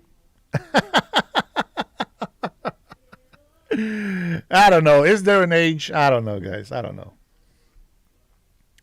Let's see what this one says right here. Let's see. Somali woman in Minnesota is very angry that Somalis are getting exposed. You should be thanking the U.S. for being so successful. Somalis should be applauded and celebrated for bringing clout and money to this random Midwestern state. Minnesota would be nothing without us, she says. Well, let's find out. Go ahead and tell us. Thanking us in multiple ways, and I'm going to explain. First things first, I think we are a good example of what the American dream can look like. Like Somali Americans, and it's making me sad and it's funny. Like I know Somali people are very funny. We're like the class clan who also happens to be valedictorian. Somalis in Minnesota are so successful. I take multiple trips a year to Minnesota and I leave so inspired. You have Somali only, like, Somali. She takes so many trips to Somalia. You guys don't know how expensive it is to actually fly over there? She takes so many trips to Somalia and she always comes back so inspired. But not one of those inspirations says, I want to stay in Somalia. Not one of those inspirations, by the way. Somali-owned law firms, Somali-owned pharmacies, Somali-owned everything you can think of, and it's so inspiring to see that what my community could do in just 30 years. Literally, we came to this country not speaking English, not knowing anything. We're Black, Muslim, we're immigrant, and we're able to be that successful. It should be really applauded. Like, I need Trump to stand up and applaud for us because it's shocking. Literally, my friend just moved to Minnesota, and she was telling me how when she gave birth, it was an all Somali staff. Her midwife was Somali. Her doctors were Somali. Her nurses were Somali. Like, that is so beautiful to see, and it should be celebrated. Yeah, but this ain't Somalia. This is the United States of America. Get your ass back to Africa. Okay?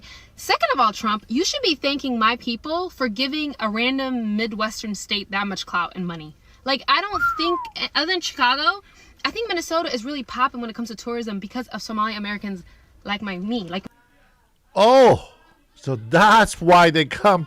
That's why the tourists come, for Somalians. I never heard that before.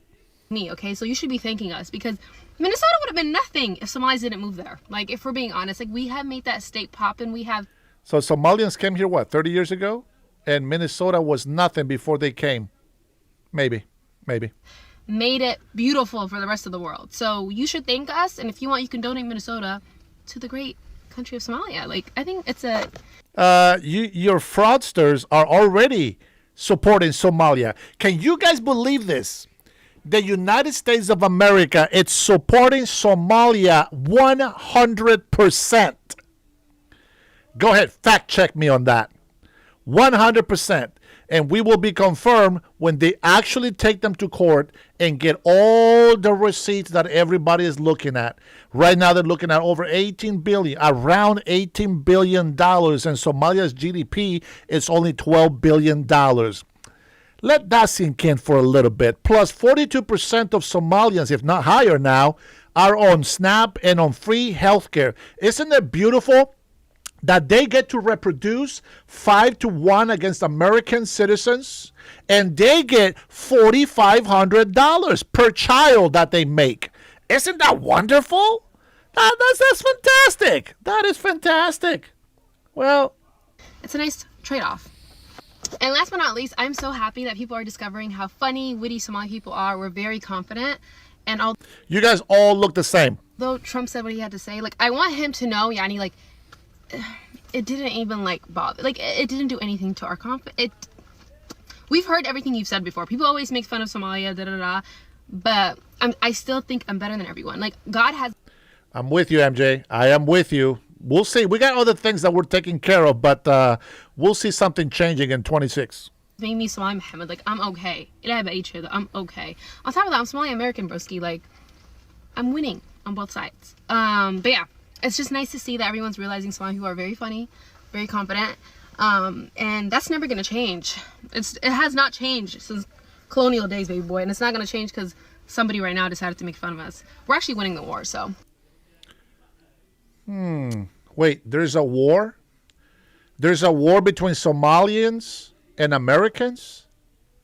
They are winning the war. Because we got morons, like the people in my chat here, right? Like some of the people that come into our chats just to hate. You know, I always say, like, why don't you help us defend our country? And I just realized these people are not even from our country. These people are mostly they're probably just transcrivia, like MJ said. These people are just they're probably just illegal immigrants. They don't even exist. They are probably some of those Palestinians that Arabs don't even care about. Arabs don't even find Muslims Arabs. Somalians, they're infidels. Where in the Muslim community they accept a woman marrying her brother and 3 other men, including a white man, which she says they are evil, and they are the threat to Somalians. Isn't that crazy? That is crazy. That is crazy. Let me see what else these Democrats have in store. Let's see. Affordable fuel in Washington. Olympia's gas fees and taxes already add $1.34 per gallon to the cost of gasoline. You hear that, Trinity? Remember, I told you it was over $1, but when I Google it, all the information I got was like 60 cents. Well, here you go. And this is what I have known from before. So fees and taxes. Okay, so fees, I guess that's the key word, fees and taxes.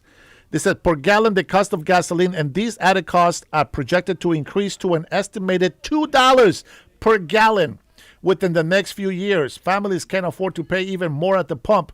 So just imagine, as much as President Donald Trump has been able to bring down energy costs. When people think about energy, they think it's electricity, for your house. No, it's fuel. It's gas. That's where energy comes from. Nuclear plants, etc. Things like that. That's where energy comes from.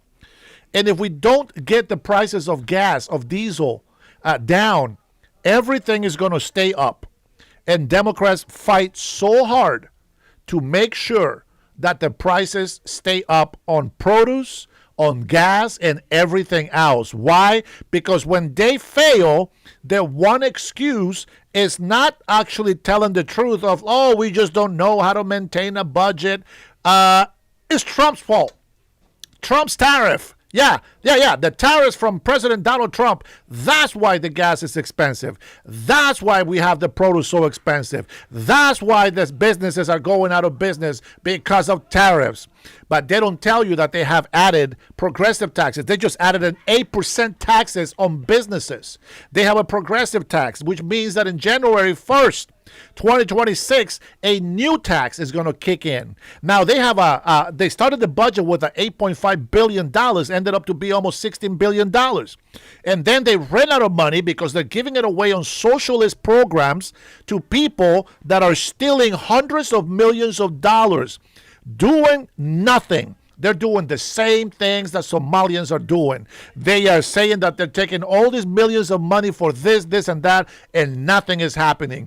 NGOs are the biggest money laundering schemes that they have come up with to steal the money from you, the American people, from you, the legal taxpayers.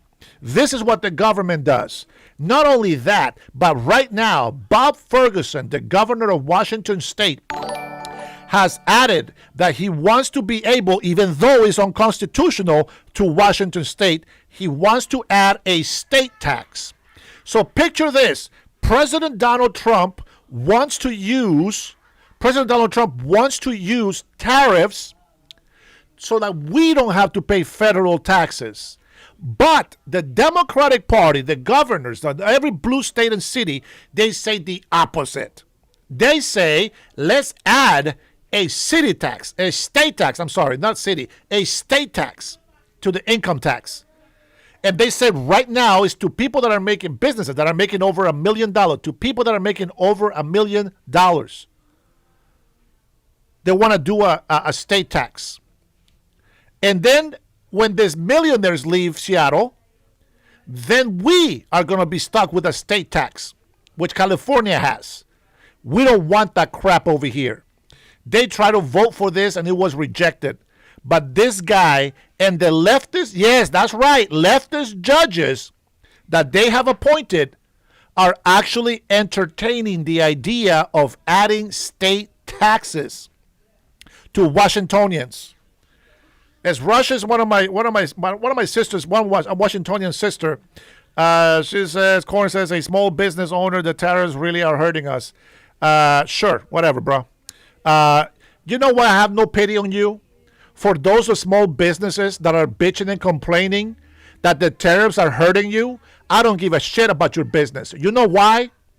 Because we have been losing hundreds of billions of dollars because you have allowed China to make money off of us. They have been tariffing us. The whole world has been tariffing us. So I don't give a shit about your business because we are $38 trillion in debt because of businesses like you who decided to go global and not stay local. People like you that didn't decide to help locally to increase our economy. You were selfish enough, which is okay, I give you that, but you were selfish enough to be fine when your business was making money, but you didn't give a shit about the country going down to bankrupt as long as you got your dollars.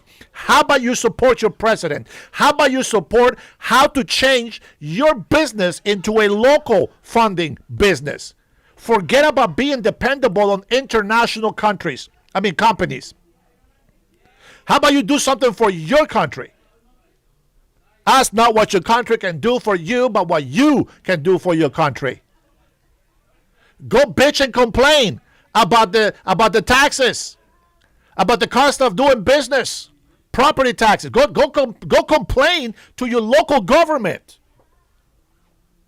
Go complain on their high prices. Go complain on them hiking up the taxes and fees for your gasoline, for your diesel. Why don't you go complain to your local governor? Stop bitching and complaining about President Trump. He's making everything better. 2026 is going to be amazing.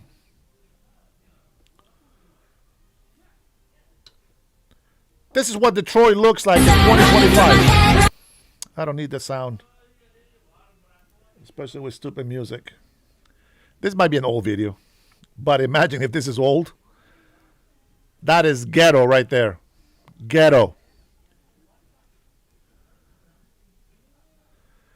This is where we should put all the Somalis. All the Somalis will fit right at home right here. This is what their home looks like. This is where all the Somalis should go and make it great. Make it great again. See how the Somalis actually make this neighborhood in Detroit a lot better. That's where I want to see them. Look at that. Beautiful homes. Beautiful homes. Looks just like Somalia. I think that they will be just at home right here. They will feel right at home. Don't you think? I think so. All right. Let's go ahead. I think it's time. It's time to take a phone call here. Before I take a phone call, I'm going to show you one more video, and then I'll take a phone call. Because the media doom loop is falling apart. The White House promising major economic growth in the new year and more money directly into people's pockets. Who wouldn't want that? Welcome to the Big Money Show. I'm Jackie DeAngelis, along with my co-hosts Lydia Hu, Taylor Riggs, Lou Bassanese, and with us for the hour, Fox News contributor David Webb. So we're looking at gas prices dropping to 4-year lows as millions of people are hitting the roads for the holidays. This is also coming as the U.S. economy rises at the strongest pace in 2 years. The S&P 500 hit an intraday record high. And the only people not happy about it are the Grinches that are rooting against the president and this great nation. The naysayers and so-called experts who continue to just be wrong pretty much everything. Kevin Hassett is calling them out and predicting a huge year ahead. I mean, there are naysayers, but there are also people who are serious economists who say the right thing. Jason Furman, the former CEA chair for President Obama, said this something approximately like this is either a really, really great number or a great number. And so I think that the people who are called the numbers correctly are saying the right thing. But the question for Americans is, like, how do you think about what's going on next? What about next year? And the bottom line is we've got everything lined up to have a great year, a golden age for America. And I don't know why, David, that is so hard for some people on the left to accept. We're setting up for a good year. That's a good thing for everybody. For those who are rooting against the American economy, they're doing it because they're rooting against this president. And they're rooting against his ideology and his policies as well. I've heard everything from you can't trust the GDP number to the CPI number with the shutdown and everything that we've been experiencing. It's all fake news. But the reality is that the growth is there. Inflation is low. If the job market stays weak, you've got a Fed that's going to be positioned well to cut rates. That will stimulate growth as well. So it seems like we're in a good position, especially if people get those IRS refunds that they're expecting from all of the stuff in the big, beautiful law. I mean, what could go wrong here? Look, they're not just rooting against the president. They're really rooting against the American people, who are going to be the beneficiaries of successful policies, of successful wage growth, of a GDP year over year that is now 4.3 in the third quarter. Remember, that was going to be the end of it, predicted for, I guess, the 10th time in the last few months. The fact is they're rooting against the American people who need the success. The very people that some in the Democrat Party claim to care about need those tax policies, which will kick in starting in January. Some play out through 2027. And when you break down the permanent provisions in the TCJA, now the one big beautiful bill, when you talk about the difference tax levels from 10 all the way to 36 instead of 39.5%, those percentage points matter. Just like the basis points that the Fed fails to do when they don't cut enough, that matters. And the wage growth, the fact that there are more American-born employees, more people entering the workforce, less foreign workers. That's a problem. We still have a way to go on it. When you look at reduction in federal workers, which is a cost to the taxpayer, and a right sizing of some of these agencies, a lot of them are bloated, and the rise in employment in longer term jobs, or construction, types of jobs that last for a long time, that actually means that the community is in play, whether it's a restaurant, a business, a supplier, whether it's wood, aggregate, electrical, trades, carpenter. You start looking at this, you start seeing a real build in the economy, and one that doesn't last and you end the job in a year. There will be some that obviously terminate, but that means that the building is continuing. Yeah, and what I find particularly interesting is in the olden days, Taylor, when before the left went, hard left and progressive, and you had more moderate Democrats, nobody rooted against the country. Good numbers were good numbers. They were celebrated, whether you were on the right, the left, no matter who was the president.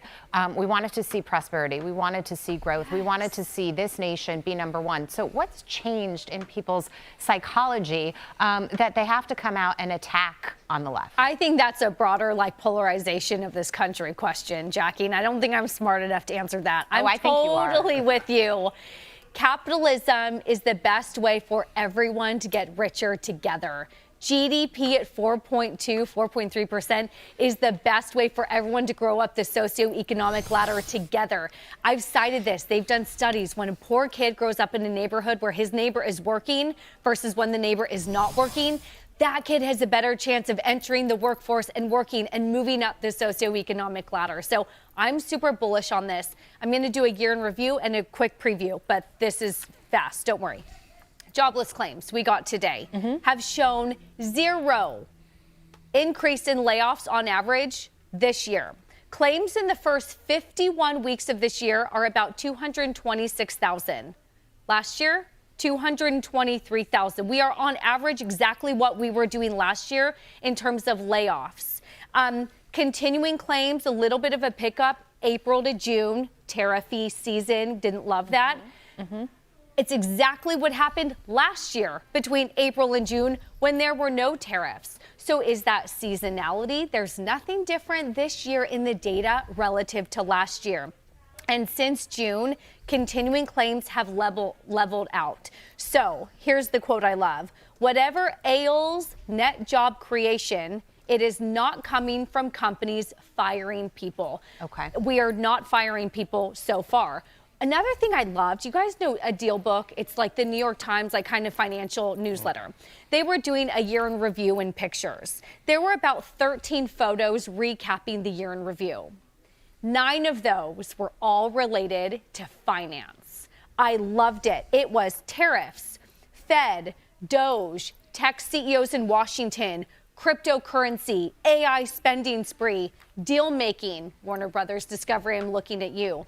I love that. That means that if you look at this year in review, it is capitalism, it's money, it's finance, and it's not profit at any cost. It's profit to help the people who are working at these companies. I think that sets us up well for next year. And when we look at the employment numbers, I think you bring up a great point. Where we have seen the layoffs is in the government, in a bloated government, not in companies. We've also seen evidence that it's not about AI, eating your lunch just yet, Lou. So when we look at 2026 and we think about what Taylor just laid out for us, we saw strong returns in the stock market. We had a little bit of a bumpy year, Liberation Day, tariffs. It all sort of came full circle. If you believed, if you had, the sort of staying power to stick with the president and say, I do think this administration knows what they're doing. He's got a lot of smart people around him. And it all seems to be working out. I think when you see in the first half of the year, people get those checks from the IRS. And remember, as Taylor always points out, this is not printed money. This is money that people earned. It incentivizes work.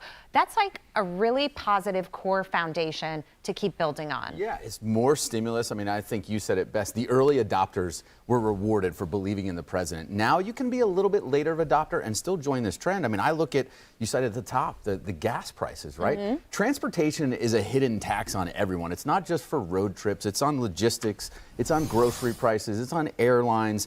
Every 10-cent decrease puts about $15 billion back into Americans' pockets. So we're talking about maybe 5 to 7 times that has happened, like the decrease in gas prices. So you got about $100 billion of stimulus coming from that. We've got stimulus from the tax cuts. I just look across the jobless claims. They're actually historically really low. The benchmark we used to look at on Wall Street was under 300,000. So we're well below. Like, I don't know what it is. You asked a very difficult question on the political side. I think it's this. Republicans want to celebrate America's success and capitalism's success. Democrats, they'll tolerate it, but they're not going to make everyone say, hey, this is a good thing. I think what it really is the stronger the capitalist model is, the more it pokes holes in what they're trying to do. So it's sort of the two agendas are really clashing and butting heads. But Lydia, I want to come to you on the consumer, because you've got a president whose polling numbers are at 50%, which is pretty strong as we go into the new year. Consumer confidence, we keep talking about it. The consumer doesn't feel great, but you know what? The consumer was out spending. The consumer is hitting the road to see family and friends this holiday season. The consumer is holding on. I think that, we look at 4 years that were really difficult, a year that was a little bumpy, but provided us with some hope. And now that hope is about to kick in. Yeah, the consumer is a little bit nervous, and we learned that a little bit about that yesterday, but there's a lot of reason to be really optimistic about going forward. That's assuming that the consumer is not listening to folks on the left like Senator Elizabeth Warren. And I think that's where some of this trepidation is coming from. Senator Elizabeth Warren yesterday was tweeting about how the consumer is spending less this retail holiday season. And we know from the data that's now pouring in that we're going to talk throughout this show about, that's just not true. The consumer is spending. It's a smart consumer that's looking for a deal, but it is one that is looking to spend a buck to have a great holiday season. And I think the other thing too, the other point I wanted to make is that when you kind of get down into the details and you look at the inflation picture, which is improving across the country, but there are some states, according to our Fox Business report, that are doing better than others, markedly better than others. And which states are they? They're the red states. They're the states that are Republican-led. They're the states that are not being led by Senator Elizabeth Warren and the like. Mm-hmm. And that is also reflected by the gas prices. And I say that all of that to say, yes, we do have national politics at play that are really important in shaping the economy and leading the future.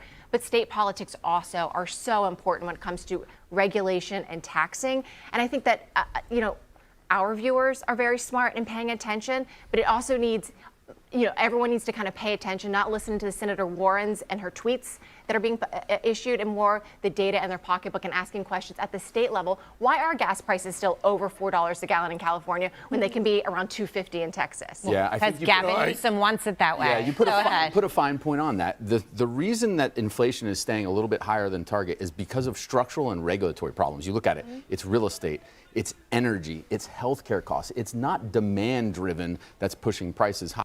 Guys, these guys make millions of dollars. And I sit here and I don't make millions of dollars, but I've already told you everything that they're saying. I've been telling you guys for months. Isn't that crazy? That's crazy.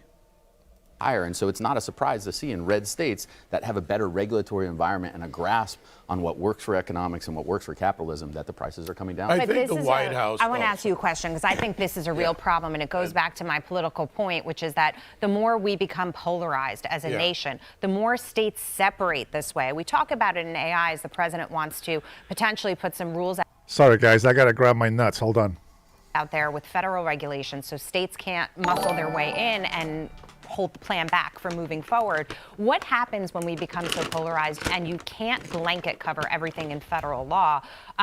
People move out, right? Ideologically, people move where they're treated better and their money is treated better. But that also creates problems to me that are bigger than sort of what we are dealing with right now. I think Look, that's the constant struggle between federalism and the federal government. And it goes along with what you were saying. So as usual, you're ahead of me anyway with your question, because they tie together. One, the White House can do a better job and a more effective job if they push on inflation reduced to regions and states. There is a difference there, red states, blue states, regions, types of economies. That goes to your point.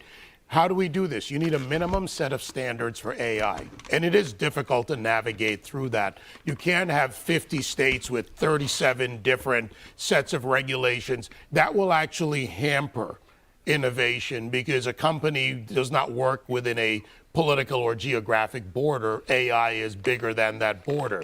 So it's important to set a minimum set of standards without the arm and weight of government because, again, how do you hamper innovation in some of these more autocratic regimes or in a China is you simply tell everybody this is the only way you can operate. So the next guy or girl in a garage with an idea and a table full of computers can't come up with that next great idea or the tool they want to create or something like that. So from the AI perspective, that's the approach. Minimum set of standards. There has to be that. It works well at the federal level, but it doesn't hamper states who want to be responsible and say, okay, do we need to look at some of the things that we do within the state on regulation? And most of it has to be around protecting the ability to innovate. You can't catch everything up front. You just simply can't. Government can't do it. No one can do it.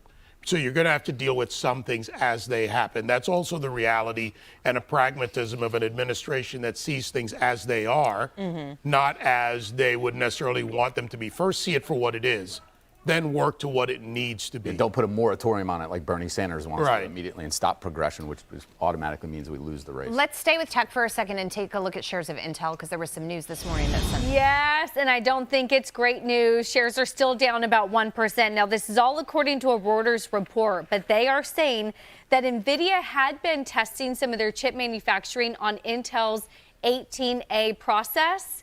They've now reportedly stopped doing that. So that would be a bad thing for Intel if NVIDIA was testing that out and then saying, okay, never mind, we're not going to move forward with that plan. So we'll have to see how this shakes out. But again, not great news for Intel this morning. Yeah, I'd say trust but verify here a little bit because we've seen a lot of reporting about these tech deals falling through a data center and then it comes back and the company's. Oh yeah, plus they're still doing construction. They still haven't started doing their thing. So they have to make sure that they start showing off some of the good stuff that they're doing with tech. Now, I don't know if you guys heard, but President Donald Trump gave ISIS a very nice Christmas gift. Let me see if that's what this clip is about. Let's take a look. Tim Scott. Senator, Merry Christmas to you and your family. Let me begin by talking about the economy, and I want to put this up on the screen because it bears repeating. So the Dow Jones and the S&P just hit record highs. The Dow's almost 48,000. I remember when it was 2,000 back in the 90s. GDP rose to a stunning 4.3 in the third quarter, surprising everybody. Labor market is strong. Wages are up, outpacing prices and inflation. And inflation itself is down to around 2.7%. 3 years ago, of course, it was 9% under Joe Biden. So that's down about 70%. Gasoline prices way down. National average $2.84. It's about half of what it was under Joe Biden. The trade deficit hit a 5-year low thanks to Trump's tariffs. Now, Democrats don't seem to want to give the president credit. Would you like to set them straight? 1,000%. What a Christmas miracle for the American people. The working class Americans who made President Trump our 47th president deserve to live their version of the American dream, Greg. And that's why the president continues to deliver every single day more and more goodies for the American people. They've earned it. They've earned his respect. They've earned his support. And now he's delivering. You went through a litany of areas, not just on gas prices. I put gas in my car is $2.35 a gallon this past week, Greg, but also groceries. Inflation down to 2.7%. Our economy growing faster than anyone expected. Why? Because the president is committed like a laser to working class people. He understands their pain, working paycheck to paycheck. You need more of your money and you need prices to go down. And under President Trump, yes, it's happening for the first time in nearly 5 years. Under President Biden, Greg, the average family lost over $1,000 a month in spending power. That's putting coal in the stockings of the American people, while President Trump delivers, yes, a Christmas miracle 11 months after just becoming our 47th president. Our economy is hot in a good way. And the best news is 2026 is a year of affordability because President Trump will deliver even better benefits for the American people. They deserve to choose their path. We do not believe government is God. We believe in Jesus as Lord, and the American people can decide for themselves how they will live their American dream. I think the strike against Syria, if I can shift topics, against Nigeria, caught some people by surprise because it occurred Christmas night. What's your reaction to that, going after the terrorists who have been murdering Christians and others? On the day we celebrate the birth of Christ, Luke 2 talks very specifically about that day that was coming. And frankly, Proverbs 31:8 reminds us to stand up for those who can't stand for themselves. President Trump warned and warned and warned, and then he delivered. What he wants to continue to do is keep the focus here at home, but when necessary, his presence on the global stage creates fear among his adversaries, respect among our allies, and once again, we see why that's the case. Whether it's Zelensky at Mar-a-Lago next couple of days, or what we see taking care of business in Nigeria, President Trump continues to look at vulnerable people, and he stands in the gap. That's good news for the world. But his focus is always here at home, as you just articulated, and the amazing things that are happening in our economy here in America. Senator Tim. Awesome. Sorry, guys, I was feeling a little nauseous, so I had to grab my nuts. I apologize about that. I don't like to chew in front of people's ears and stuff. But here's a suspect smoked. I'm not making this up. Suspect smoked meth before carjacking a Washington State trooper. Now, I don't want to sound sexist, but it was a female cop. Very sad. Let's take a listen. A man shoved a Washington State Patrol lieutenant to the pavement on I-5, then stole her patrol SUV and sped off. The incident sparked a chase up and down the freeway that ended with troopers using a pit maneuver to stop the suspect. Commonwealth's Jeremy Harris is learning new details about what happened and the charges the suspect could face. He's live with the newest information for us. Jeremy? Well, Mary, that video is going viral online. There are a lot of questions about how this could happen when a suspect carjacked a trooper on I-5. This afternoon, we got an arrest report for the suspect that gives some answers after those troopers chased down their own patrol car and arrested the man they say who stole it. Troopers responded here to I-5 in the area of Northgate on a report of a person running back and forth on the freeway. Within minutes, they were chasing down one of their own cruisers that had been stolen and sorting out how it could have happened. A new arrest report identifies the suspect as 24-year-old Alexander Eugene Smith.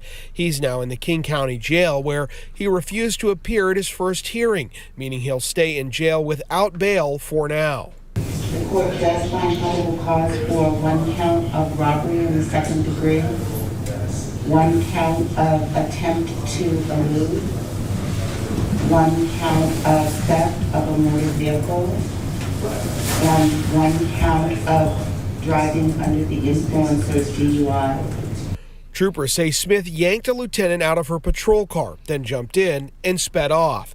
This photo shows how the chase ended after troopers performed a pit maneuver on one of their own cars, which was captured in this WSDOT video. The arrest report says Smith didn't say much after being taken into custody, but did admit to smoking meth before it happened.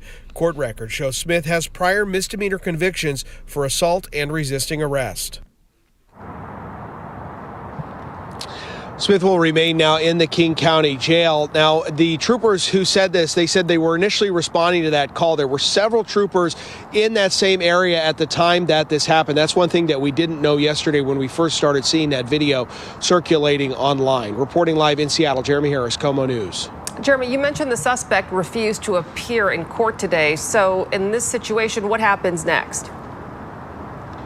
Well, that's a great question. And technically, the jail rules do allow suspects to refuse to appear at their court hearing, but then they don't get a chance to argue whether they should have a lower bail. That was now scheduled for a hearing that will happen tomorrow afternoon there at the King County Jail, where they'll address conditions of release. So it's not clear yet how much bail the prosecutors will ask for or whether that will be granted by the judge. And then prosecutors are expected to review this case sometime early next week for the filing of charges. All right, we'll see what happens tomorrow afternoon then. Jeremy, thank you. If you would like to see the complete... It's so funny, this Susu guy. I don't know what country you're from, bro. But you always come in making little comments like that. I think that's kind of messed up. Just shows me who you really are.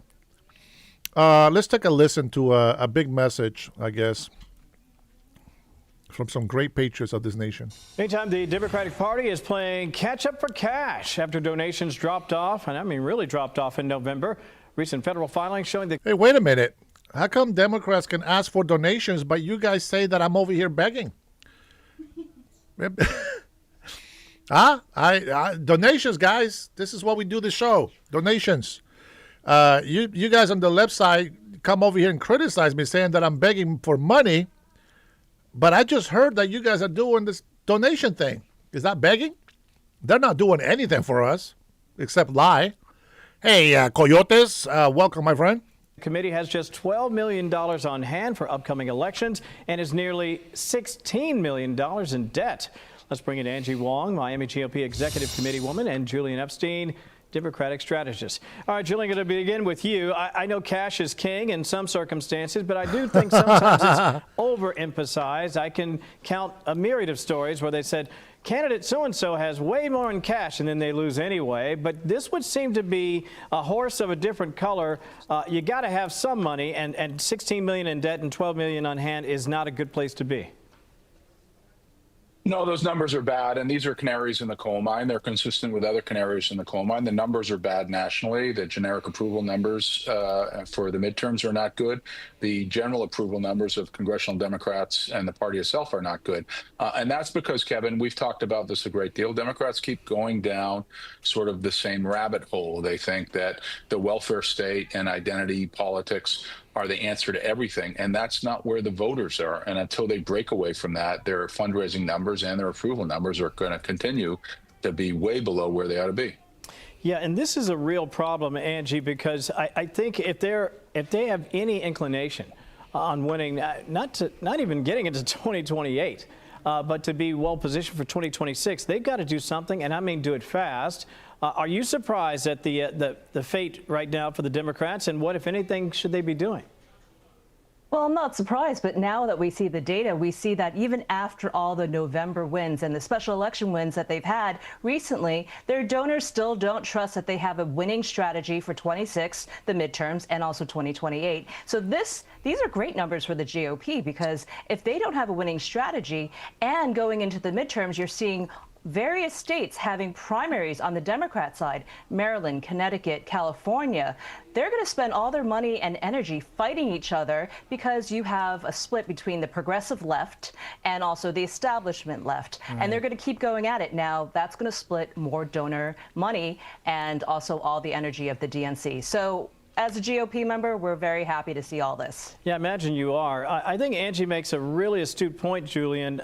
If you have the progressive left that's really driving the conversation of the party, I think that could be financially problematic, especially, it seems to me, midterms are usually okay, but when you get closer to the general, you have to be able to win the moderate middle, do you not? Yes, Kevin. Again, we've talked about this, you and I, a number of times. 70% of American voters are moderate or conservative. Progressives probably represent somewhere between 10 and 20% of voters, yet they are the people that have sort of hijacked the Democratic Party. And so when I say that the welfare state and identity politics are the answer to everything, that's the progressive liturgy. That's the progressive belief. Democrats have a real opportunity if the centrists could just step up on healthcare, for example, where there's a lot of affordability anxiety. There's just not enough competition in the system. The welfare state approach that is embodied in Obamacare is not working in terms of controlling costs. Same with housing. There's a huge opportunity for centrists to sort of seize the mantle right now and say, hey, there is a deregulatory framework which could explode the production of new housing, which is what we need to lower housing costs. Right. But Democrats don't do that. They default again back to the welfare state, overspending, and back to the regulatory state. And that is not meeting voters where they are. 30 seconds left, Angie. It would seem to me that the GOP is sort of salivating at the opportunity here, but you don't want to get cocky, because there's one thing to be for President Trump. He's extremely popular, but the GOP has to do more and offer more than that, do they not? Well, whoever wins the messaging on affordability is going to win the midterms. And right now, I don't believe that Democrats are really pushing that message in a way that is authentic. So I think President Trump is trying to seize on that, calling himself the affordability president, and also naming Scott Bessent the affordability czar. So I think that's going to play out very, very well for us. Also, Quinnipiac has the Democrats at 18% of favorability. So hopefully that stays. Listen, I think 2026 is going to be a strong economic year, barring any unusual circumstances. And if that's the case, that would certainly seem to bode very well for the GOP. We'll all be watching carefully together. Julian and Angie, thank you for your time today. Merry Christmas. Merry Christmas. Merry Christmas. Everything we've been saying, guys. Guys, what the hell is this? What is this shit? What is this? Look, this is what the Democrat leftist libtards are doing to our children, to our youth. Look at Will Smith kid, man. Look at this guy. Good to see you. What the hell? Thank you. Bruh. Seriously, bruh. What the hell is going on?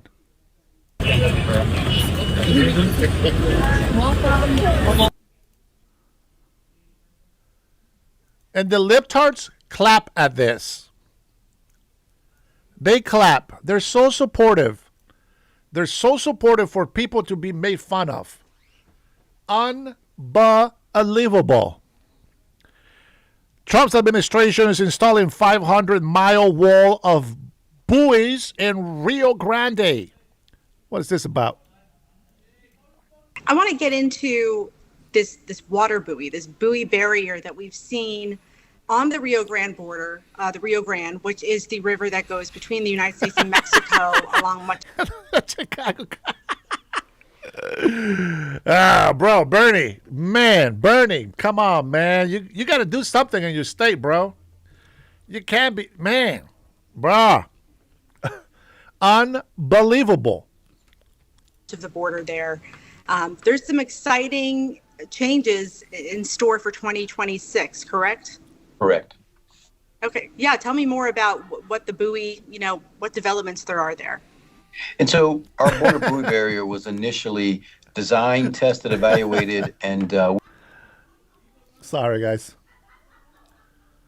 The buoy, what developments? Moving it forward under the Trump administration during his term as Trump 45. We had signed contracts. We were prepared to start deploying those buoys. And the Biden administration came in and said, that's infrastructure. We're not going to do that. And as you know and have reported on in the past, when I left the Border Patrol and was appointed by Governor Abbott to be the Texas border czar, we continued that project in Texas and started deploying those. And they did exactly what we thought they were going to do. They were a huge deterrent. They were almost impenetrable. And so Texas proved what U.S. Border Patrol believed under Trump 45, and this would be an effective barrier as part of our total border wall system. And so we've been moving forward on that rapidly. We're going to start laying the first string of those buoys down in the Rio Grande Valley in the first part of 2026. The contract's already in place. The pre-work is being done. They're very effective. And what they really do is they push our border right to the border. As you have seen, when you're looking at border wall, oftentimes that wall is several feet to as much as miles north of the border because of those floodplains along the river. This allows us to put early detection and deterrence right down the center of the river on the actual international boundary line and gives us that first point of detection of those trying to enter the country illegally. And I know with the river, it winds so much. So, driving is a lot, I should say, shorter distance than if you're, going through the river. How far is that 500 miles? Do you know on a map? Like, is it going to start in Brownsville and then go to Laredo, or how the distance? So our intent is to put it everywhere that is physically possible because we know the effectiveness of it. We know that it is going to be a cost saving to the taxpayers in the end because it is a significant force multiplier, allowing us to control much larger areas of that river with a significant less amount of manpower. And what's the plan or what's the thought for this? Really shuts down the border in a big way. Are you going to see people, numbers are down obviously for the past year. Are you going to see people, or what are you planning to do? Should you see migrants and cartels moving people further west through Arizona, New Mexico, and California? And so in Arizona, Mexico, and California, where we're building significant amount of wall, be clear, we're building wall across the border anywhere where we believe it is needed. But in places like Arizona, California, New Mexico, we use a two-tier wall system there. And so what we do is we build a border wall right on the Roosevelt easement, right on the international boundary line. And then we have a patrol zone between that initial boundary and in between the secondary wall. And so what that does is that creates a dual layer of wall that someone has to penetrate to get into the country illegally. And it gives us a patrol zone where we can contain those attempting to come into the country illegally and be able to rapidly respond. And so if you look at the river, where it is not as conducive as putting a two-wall system, I would equate that border buoy barrier to being the initial wall like you see in Arizona, California, New Mexico, and then the secondary wall being very similar to the secondary wall you see in those states. And so I like it. Joe Biden did not want those buoys in there, but President Trump says go for it. What do we do in Fox Business has a message. You've probably seen it already, but here we go. But over the weekend, President Trump launching a massive airstrike on more than 70 terror targets in Syria. Secretary of War Pete Hegseth called it a declaration of vengeance meant to eliminate ISIS. Joining me now, retired four-star General Jack Keane. And General, look, this was retaliation for the deadly attack on U.S. forces in Syria. Do you support this? Oh, yeah, absolutely.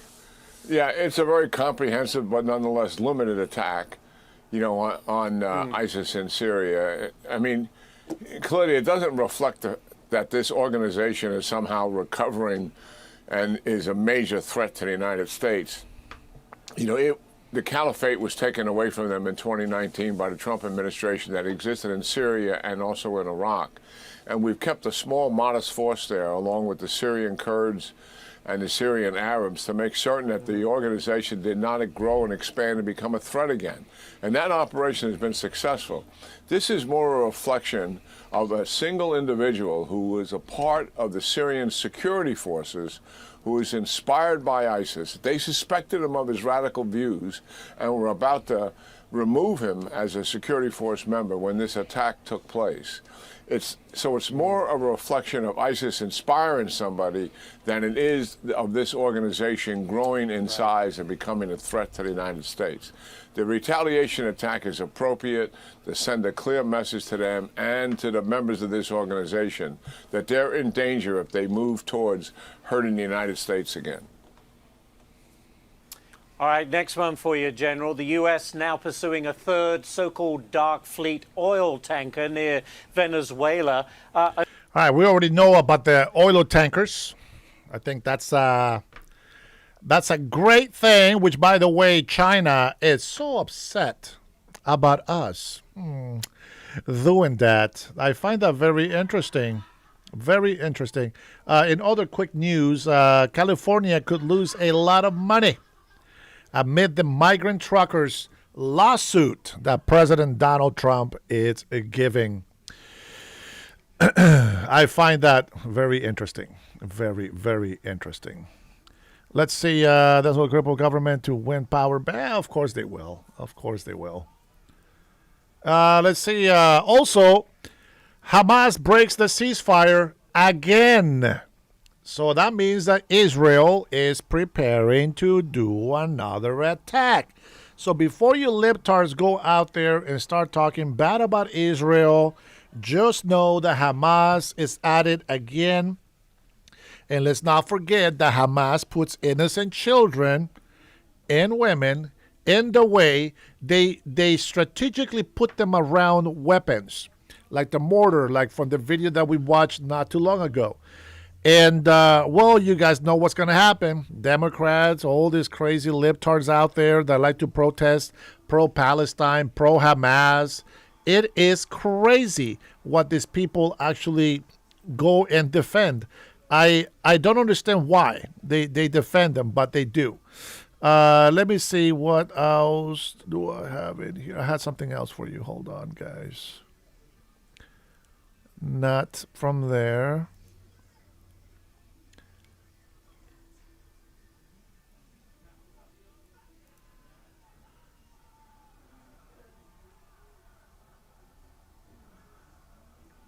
I'm not sure if we can watch this. Let me see.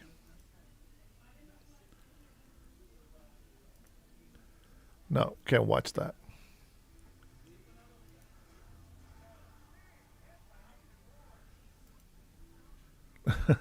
Give me a second. Give me a second. Where did it go? Where did it go? Wait, I did have a video that I sent myself to play for you guys. Just a quick video. Yeah, here it is. Name a Palestinian prime minister. I can't. Of course you can, because they never existed. Okay, so we're judging whether something is a civilization based off if they have a prime minister. They were not a nation. They were Arabs living in the region. They were Palestinian Arabs. Hold on, Sahar. Thanks for the super chat, Berniel. Let us think for a moment. The Constitution was made for us to defend against foreign and domestic terror groups that have infiltrated us with open borders. It's a matter of national security. It's an everyday threat to this nation. 100%. And I really don't understand, brother, why people don't see that. People don't see that. And, people always ask, well, why are you talking about immigration again? Because it's a constant problem. It hasn't been fixed. There's still people out there trying to, block ICE from doing their job. Democrats continue to defend criminals.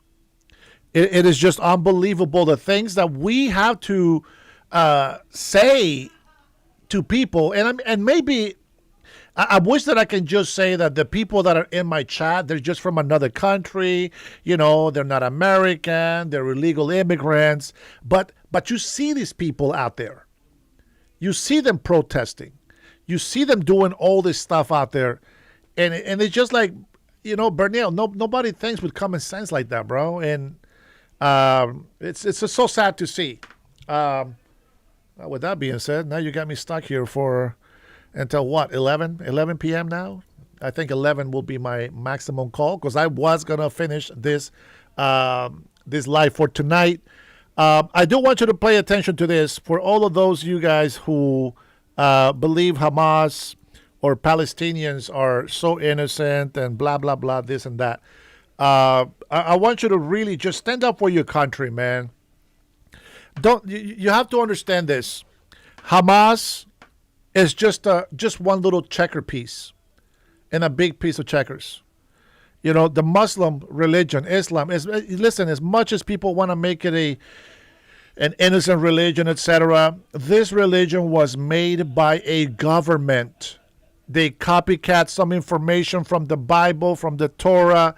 This religion was invented 600 years after Christ. They have pedophiles as their most high prophet. The guy was a murderer. This is the holy, righteous man of the Muslims. They claim that Allah cannot have children, etc. I don't need to know anything else about that religion, but more than to tell you that all the atrocities, besides the atrocities that Christians of countries have made in the name of Christians, I will tell you, as of right now, if we look at all the atrocities that have happened in our country because of Christianity, those things are done. But Muslim countries continue to have wars for thousands and thousands of years. We are the best country in the world. I don't care what anybody says. The most powerful, the most generous, and sometimes that is a curse. Because we are the most generous, people want to come here too much. We have allowed Muslims. Everybody forgot about September 11. Everybody forgot about September 11. I'm not going to say, I already said atrocities in our history. If you don't know what that means, I'm sorry for you. But what I'm saying is, look at us today. What is the biggest fight that we have? Seriously, take a look. What is the biggest fights that we have? Well, let's take a look. Illegal immigrants destroying our cities. Protest about illegal immigrants. Protest against criminals being in jail. Protest against Muslims destroying our country. Protest against Palestinians and Israel. What the hell do we got to do with these damn countries? Nothing. Go protest over there in the Middle East. Go do this. Get out of our country. Go do your bullshit propaganda over there. Leave us alone. This is the United States of America. Man, I'm going to start sounding like Joe Biden. I'm over here choking, bro. I am choking on my nuts. I think it was the walnut. But anyways, so with that being said, I want you to listen to this clip because this is something that I cannot do. So I have to find the right people that got the information out there for other people. What does Grumpy Old Man says today? Where did the phrase drinking the Kool-Aid come from? Zig was from the Jonestown event where cyanide was mixed in with Kool-Aid and the followers were forced to drink it. Oh, Brian knows. I don't know shit about that. Yeah, I don't know anything about the Kool-Aid, guys. I used to like Kool-Aid though, but now I'm just into Jello. Jello. Name a Palestinian prime minister. I can't. Of course you can, because they never existed. Okay, so we're judging whether something is a civilization based off if they have a prime minister. They were not a nation. There were Arabs living in the region. They were Palestinian Arabs. There were Palestinian Jews and Palestinian Christians, right? Do you agree with me? Of course. Yeah. Where did the Palestinian Jews disappear? Why are we gone? Why all of a sudden it's only Palestinian? There are still Palestinian Jews. Name one. Name one. Name one. There's none. I can't name an individual who is a Palestinian Jew. Because there is none. There is none. And sought out where the Palestinian Jews in the world that plenty of people would come up. You're going to deny the existence of yes. Palestinian people I deny the existence of Palestinian people. They were Arabs living in the land. They refer themselves as Bilad Hashamis, as South Syrians. They started referring themselves as Palestinians when they wanted to coin the term as indigenous to the land, because people thought, hey, if they were Palestinians and these are Jews from Europe, then the Palestinians must have been here first. The whole thing is a joke. Name a Palestinian prime. But people still don't want to listen. They just don't want to listen. It is what it is, guys. It is what it is. There's nothing much that we can tell people. If they don't want to listen, that's it. That's all we can do. That's all we can do. But yes, if you haven't, I will recommend that you follow Sahar. He's actually very informative. He's at official Sahar TV. Here's his link right here. I do like him a lot. I think that he should be casted for a movie and he can play Jesus. Let's see. All right, guys. I'm going to go ahead and open up the line. And I will allow you guys to go ahead and offer any questions that you have. Go on and call. Take advantage and pick my brain. I don't know everything, but you are more than welcome to give me a call so that we can end the night on a positive note.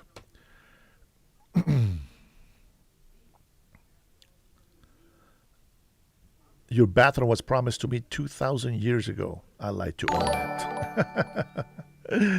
All right, let's see. One of the libtards, of course. One of the libtards, go ahead on the chat.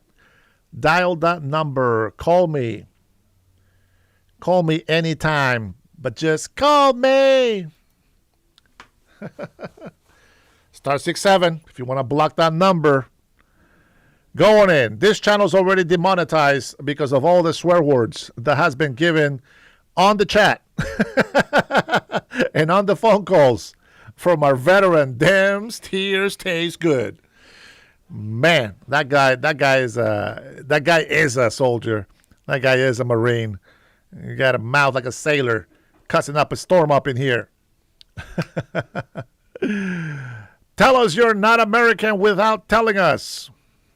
Uh-oh. Zinc knows the truth. Zinc, you might know a lot of things more than I do, but if you would like to challenge me on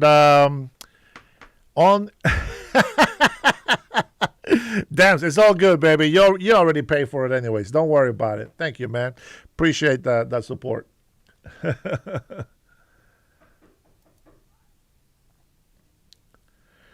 Them tears taste good, says rumor has it is ISIS is mad their class trees are turning. Did I not? That was your first chat, right? I think I already talked about that one. Yeah, I don't see it on this one right here. Okay, there we go.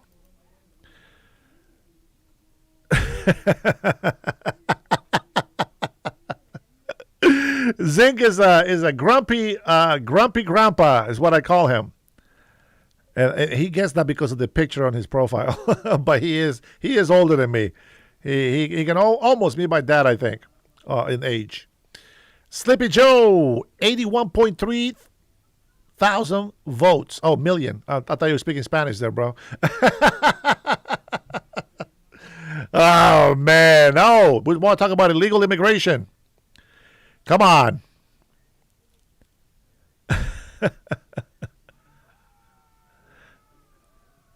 Did we lose all the libtards? What happened?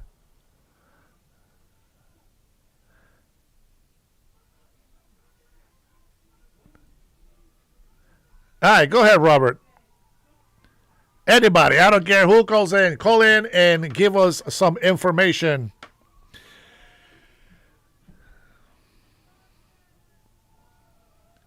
Call me anytime. Just call me. Oh. Let's see what I got here. Are you thirsty for more?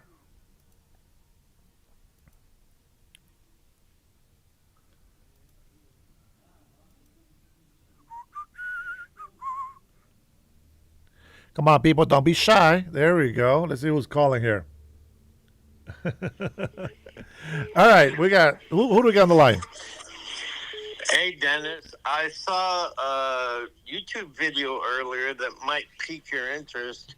I Robert. can't remember who it was by, but it showed in the 2020 elections that the election official was repeatedly putting through the same stacks of ballots through the machine to be counted. Let's see. You remember what state? It was Georgia. I remember that. Yeah, I think we played that video before, didn't we? Let me check. I'm not sure if you did or not. Let me take a look. I get phone calls sometimes when you're live, so I might have missed it if you Well, let's see. This might be from a YouTuber. Hold on, Pat. Hold on, my veteran brother. Them tears is calling. Let's. Yeah. All right, let's go here. Let's take a look at this one. I don't recall ever speaking to any one of the January 6th committee. What you asked me, though, is have I ever met... Questioning Georgia and Yeah. tried to bring that lawsuit. He was right all along. Yeah, let me go ahead. I already got a clip on here. Let's see if this is one of them. Okay, hold on. Yeah, I got a video, so let me hang up, okay? All right, bye. Yeah, good night. Someone. I am a public official. I meet people all over this country all the time. Shake hands, take pictures, kiss babies, all the things elected officials do. So I have no idea if I've ever met someone that may have been part of the January 6th committee. And I want, what is J6? Is that where they stormed the Capitol And killed a police officer? Fulton County, Georgia is under scrutiny after some early 2020 election votes were found unsigned by poll workers. On X, commentators alleged voting fraud following a December 9th Georgia State Election Board hearing. Ann Brumbaugh, attorney for the Fulton County Board of Registrations and Elections, confirmed some counted ballots lacked required signatures. Vote tabulation tapes are signed to verify accuracy before being transported and used for audits. However, there is no evidence that the unsigned ballots were illegitimate. Some observers noted this was a procedural lapse. A hand recount and audit at the time confirmed Joe Biden won Georgia in 2020. And I want to take this with a grain of salt. I don't want to watch somebody else's claim on that, because that could be misinformation as well. Let me see what this one is right here. We want to take it not from these blue wall states in the Rust Belt. Let's go down to the Sun Belt. I'm talking about Georgia. Live look there over the Atlanta skyline. Well, today is the last day of early voting in the Peach State, and we've brought you throughout the last 2 weeks. Day ahead, more than half of Georgia voters have already cast their ballots in the 2024 election. That's nearly 3.7 million people. I've been traveling the state, and I've been watching early voting. In fact, I early voted on day 2. We know it's easy to cast a ballot, and we know it's hard to cheat. It's really as simple as that. At a press conference earlier this week, Georgia Secretary of State Brad Raffensperger says so far it's been So they're saying this disinformation, so we'll see. a smooth process. What we're seeing right now is statewide, you have to wait for as much as 3 minutes to check in to vote. For me, it was under a minute. No special treatment. There have been some challenges, including battling misinformation. On Thursday night, the Secretary of State put out a statement about a video that seemed to show an immigrant with multiple Georgia IDs claiming to vote multiple times. Raffensperger called it false and likely foreign interference. It's now being investigated. Everything that we have done for elections have been to improve ballot security, transparency, accuracy, and trust. All right, we thank Fox 5 Atlanta there. It's a good set. Well, they say it's misinformation, etc., but we have discussed this with state and federal authorities. This is obviously fake, and likely it is a production of Russian Here we go again with Russia. Russian troll farms. As Americans, we can't let our enemies use lies to divide us and undermine faith in our institutions. Blah, blah, blah. Illegal Haitians flown into the U.S. claim they receive all necessary documents and driver's license with just 6 months of arriving in the United States of America and are able to vote. They show several Georgia driver's license featuring the same photo and claim to have voted for Kamala Harris in 2 different counties. Gwinnett and Fulton. Oh, that's fantastic. Yeah, I don't know about that, guys. I mean, this is hearsay. The Russians picked the wrong Georgians to mess with. These guys, man. Let's see what other documents we have here. Russian election influence efforts. The IC assesses that Russia's influencers actors manufactured a recent video that falsely depict individuals claiming to be from Haiti and voting illegally in multiple counties in Georgia. This judgment is based on information available to the IC and prior activities of other Russian. Now, guys, we're going to take that information with a grain of salt because they lied about the Russia collusion. They lied to us about that. They lied to us about the criminal cases in D.C. and in other democratic cities. They have been faking up numbers. And what I find very interesting is that they turn around and say, this is what the Republicans are doing. That's what they do. That's how they wash their hands and just say, I blame Trump. And because a lot of people don't work with common sense. A lot of people, they just work on emotions. That's it. They work on emotions, and they don't see what they're doing. But they come in here, and they hate the United States of America because they don't protect it. And then on top of that, they are the same people destroying democracy. They are the same people lying over and over to the American people. So they're not over here to stand for justice or to defend our country. Let me see. Treetop says liars. Treetop, give me a call. 425-583-1155. Bernio made a comment. California wants to play dirty in 26 midterms. Oh, they've been dirty, brother. All right, let me see here. What's going on here with this guy?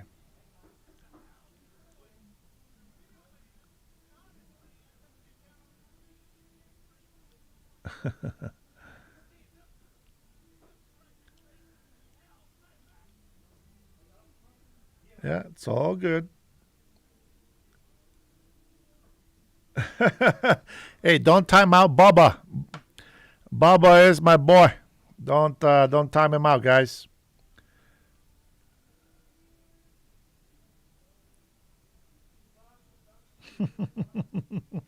Sorry, Baba. Somebody blocked you there. I apologize. All right, Dem's tears taste good. You are off the moderator list because you're going crazy.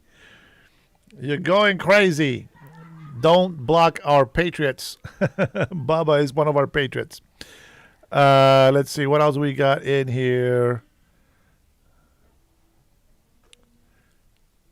Treetop, come on, call me and tell me what is a lie. Merry Christmas. Let's see. Treetop says you place everybody in timeout who disagrees with you.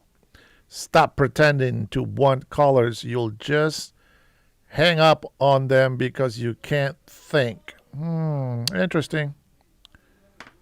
Go on, Dan. Call. There you go. 425-583-1155. It says your name on it.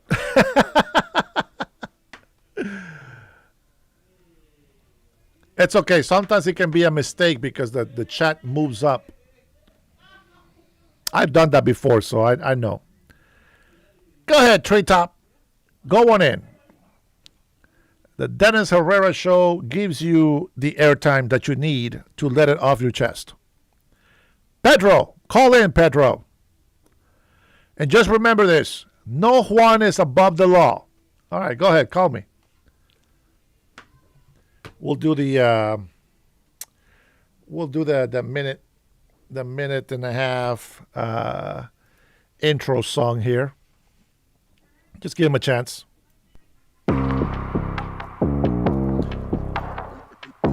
Call in the Dennis Herrera Show, 425-583-1155. You can always hide your phone number by hitting star 67, okay?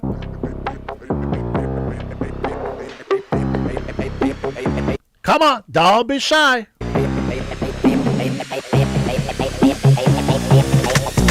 Get it done.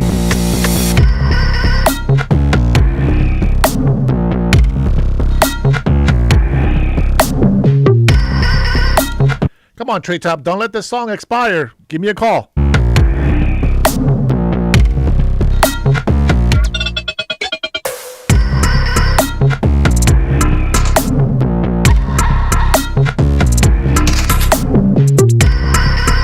Treetop, come on, Pedro. Call in.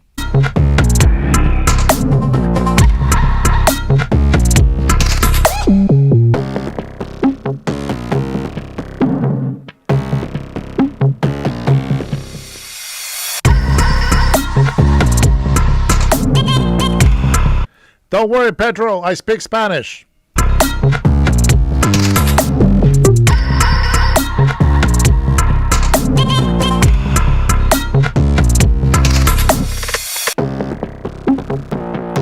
Liars, liars, Treetop says. Liars. All you right-wing people, you Americans are all liars. Come on.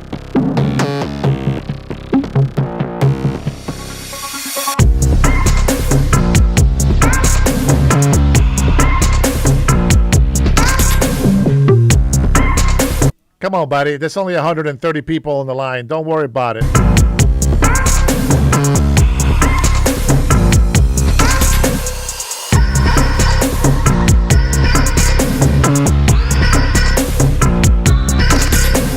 Ten seconds.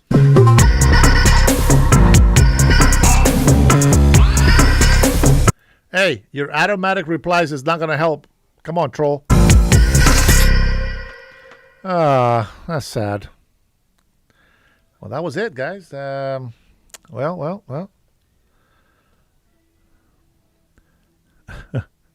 This guy, man.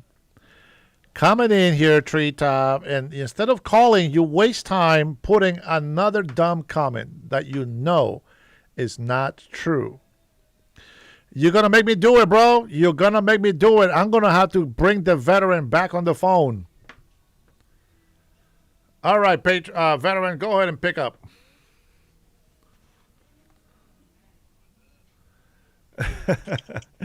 Yeah, hey, the guy just he chickened out. Treetop being what he is, I get it. I know I was drunk a little earlier. I'm still a little drunk now. And hey, a little it's later the weekend. on, I was Get still some. be drunk. I mean, I'm in northern Michigan. It's minus 19. What the hell do you want me to be? Yeah, stay warm. Exactly. I'm literally watching a show off from satellite internet from my phone. I don't even get the 5G. I get satellite. And I'm not gonna lie to you. I'm around a bunch of Italians, a bunch of Finlanders, a bunch of Polacks, and I'm the only damn black man up here doing this shit. You know what I mean? Yes, sir. So, when they yell deport, I'm like, look, Beta. put me on a port and put me back to Mexico. Yeah, let's go. I want to be warm. I'm tired of this shit. I don't give a shit, but I ain't going to lie to you. After serving the time I have in the service and watching all the crap that we watch, dealing what we deal with daily is just being Republicans. Yeah. It's crazy. Because look, A Democrat has to watch out for his family, friends, co-workers, and everything else. A Republican gets to say who the hell they are. The rest of the world's got to look out because somebody's going to take them out. A Republican already knows what's coming. Yep. Yeah, and we're man. I will say it over and over, man. I'm waiting for 2026. This first year has been a lot of action, and I am so very proud and happy to have President Donald Trump in office, man. He's done an amazing job in every single. Now that are claiming all that's going on right now don't even realize Memphis is a blue city, and it coughs up a red seat. They're remapping, and they got mad because remapping should have been done appropriately. If we did it by color on the remapping, we did it by however you voted on remapping, or however you want to do remapping, they're going to lose. Well, they're trying hard in California, that's for sure. Look, I don't give a shit what you're going to tell me. There's going to be some KKK member out in the world that's going to tell me this is how it's supposed to be. And whether it's black with the eyelashes out of Texas, thinking that she's going to be the next fucking senator, or the rest. And I'm not trying to take away your demonetization or any of that. You know what I mean? Yeah, no, I appreciate your donation. I'm just telling you straight up. These people ain't understanding. We're fed up with what is what. You got the FBA coming in here telling me that I'm supposed to have a Kunta Kinte freaking outfit jumping across the lake now. That ain't gonna work with me. I'm too Americanized. Come on. And I'm trying to adjust to one level that wanted to whip the shit out of me and put me back in chains, and trying to be the other way. You know what I mean? Yeah. Brother, I can only imagine what you go through, because you know what I do inside the white world, and I'm living in the middle of it, and the worst prospects of it, enjoying myself. And you know what? And I ain't gonna lie to you, I get along with everything that's around me, and they all get along with me. They know that I'm not the guy coming out of Venezuela with the contact. Let me ask you a question. What do you think of veterans who served the country and are out here on the Democratic side defending criminals? I'm going to tell you right now, I think they're a bunch of dumbasses that should have never even fucking enlisted. You want me straight up being honest with you? Yes, sir, 100%. I swore to this nation that I would protect and defend it. I'm not a pretend. Whoever my president is, that's who they are. Now, can I say something bad about my president? Yes. Sure. I make fun of him all the time, but I think it's funny. Hey, look, I have to have 100% facts that before I call somebody a pedophile, that they're a pedophile. Correct. If I knocked on your door and started yelling, "You're a pedophile," I'm going to get locked the fuck up. Am I right? Correct. Where the hell do they think that they can do this shit when he wasn't even on the pedophile aisle? Right.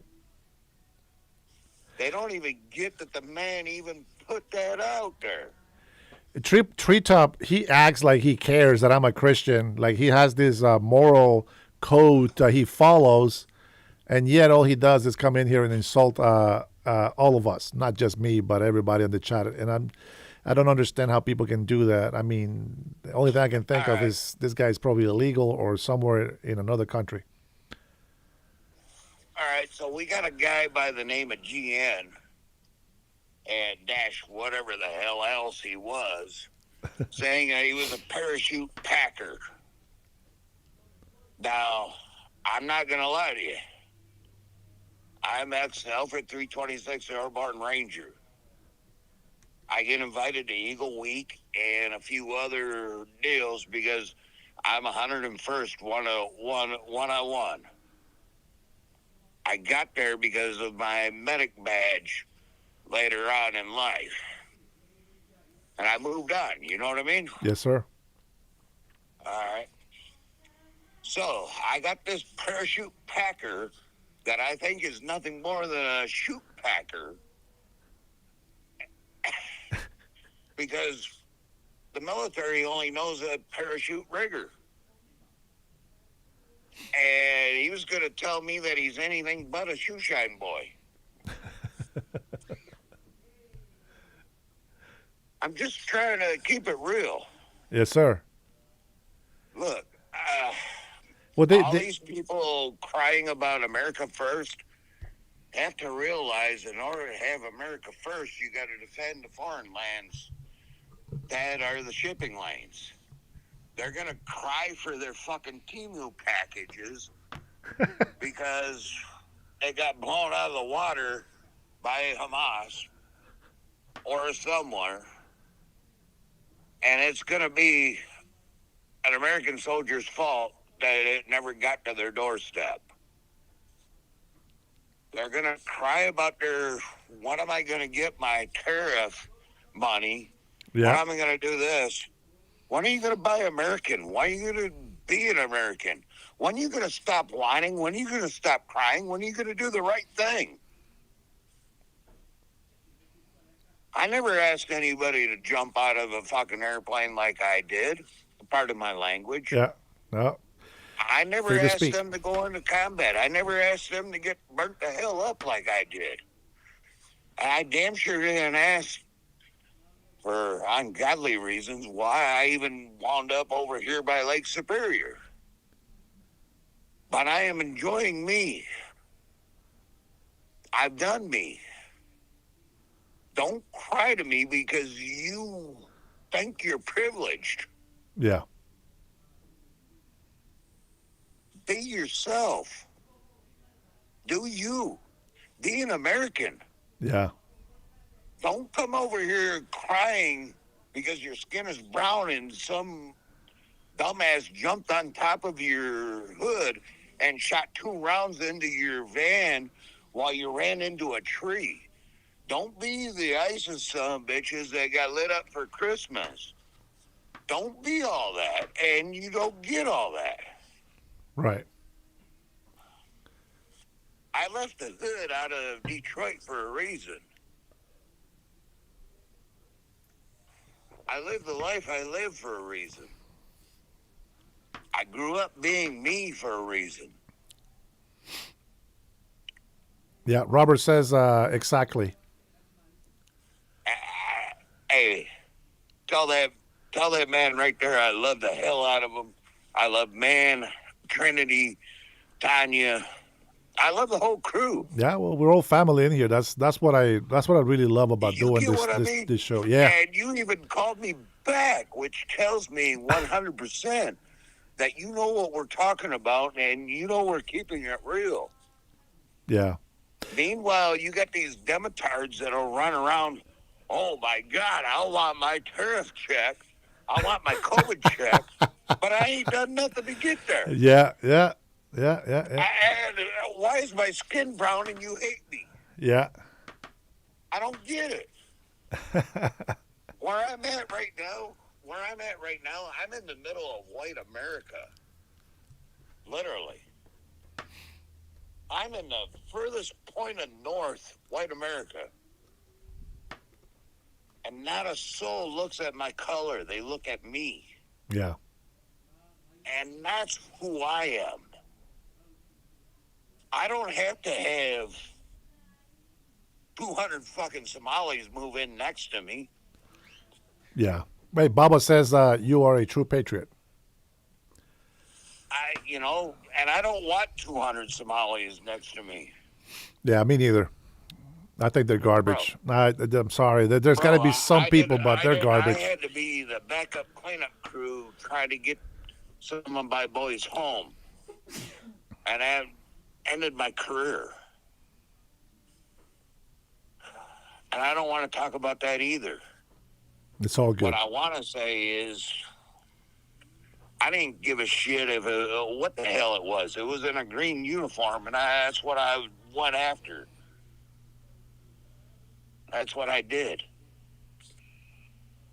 If it said red, white, and blue, there was me.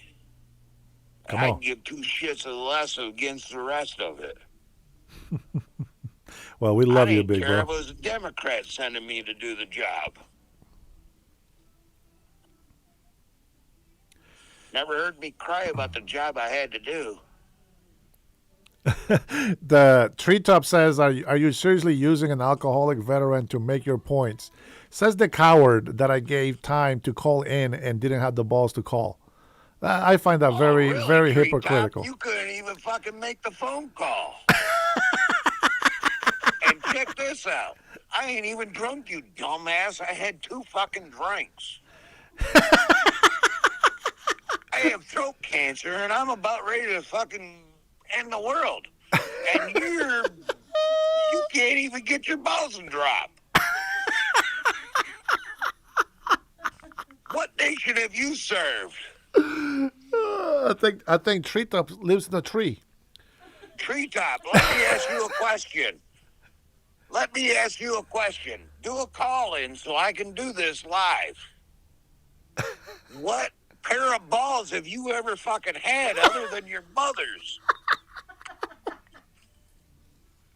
Dude, my wife is cracking up with me. Hey, Tanya's I'm just cracking saying. up. Hey, I'm not going to lie to you. While they put us down, even my own color,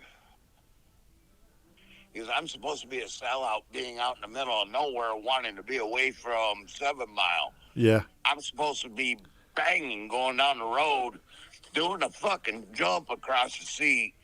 My car's supposed to be bouncing. I own 2 Harleys. I own 16 cars. And I'm supposed to be all ghetto. You know what I mean? Yeah. Let me ask you a question. Which one of mine's going ghetto through any part of the Upper Peninsula in the Upper Michigan trying to be noticed? I'm just trying to get by. Yeah. I'm trying to be an American, just doing me. You want to be a fool? Be a fool, Treetop. But you damn sure ain't going to be on this treetop. You get what I mean, Dennis? Yes, sir. Look. I know you put up with a hell of a lot of shit because you came from Honduras. Oh, yeah. All these dirty Mexicans that are running around claiming that you're not an American and the rest, not even giving you your due rights for what you did to become a citizen. Right. Yeah. Yeah. All I did was be born here. Yeah, I took up a hobby that I really loved when I was 16, and that was collecting bodies. And I did that up until I got retired medically by the service. My dust off wasn't the prettiest, but it happened. You get what I mean? Yes, sir. It wasn't on the streets of fucking Detroit for no reason. It wasn't over a crack pipe. It wasn't over this. It wasn't over that. It was because I had something I wanted to do. It was Treetop something I believed in. Treetop says that he doesn't get paid 1 red cent. He's not a bot, and he's a red-blooded American patriot with blue hearts. Oh, yeah? Yeah. I'm going to tell you right now, Treetop is bowing down on a lot of treetops, claiming he's the top bot. That's exactly what a butt will say. I'm just saying. Yeah, Treetop came in the wrong chat. I'm just keeping it real. I'm not even looking at our chat right now. Yeah. I don't even care. I'm being real with you. Yeah, and I appreciate you. I really appreciate you. Everybody that I talk to, from you Patriots, you all have my back, and that means a lot to me. It really does. It really does. Look, I know that you come through hard. Yeah, people don't even know. I've had many of friends that I served with that were from over the border back in the day before you even got a green card. You used to be able to come over the border and join the service. You didn't even need a green card. Sometimes the U.S. would say, yes, you could be a citizen after you served, and sometimes they got told to serve longer, and sometimes they got sent home before they finished serving. I ain't making it right. I'm not making it wrong. I'm just saying, maybe you should have had your shit in a row before you got here. Because look, I had an Afghani soldier come over. Motherfucker was blacker than me. I ain't even trying to make a joke out of this. He was black as coal. Made me look like I was almost white. It was midnight black. The U.S. denied him, and he was going to go blow up Libya. Got so damn mad he was going to take out Libya all by himself. I'm like, look, I'm sorry about how things work. It be what it be, you know what I mean? Yes, sir. Comes back, I got to meet the guy another 10 years later inside the U.S. Still has the Afghan accent, bouncing around on that FBA shit, you know what I mean? Mm-hmm. And I'm going, really? I'm trying to get away from this shit. And you're trying to put me backwards.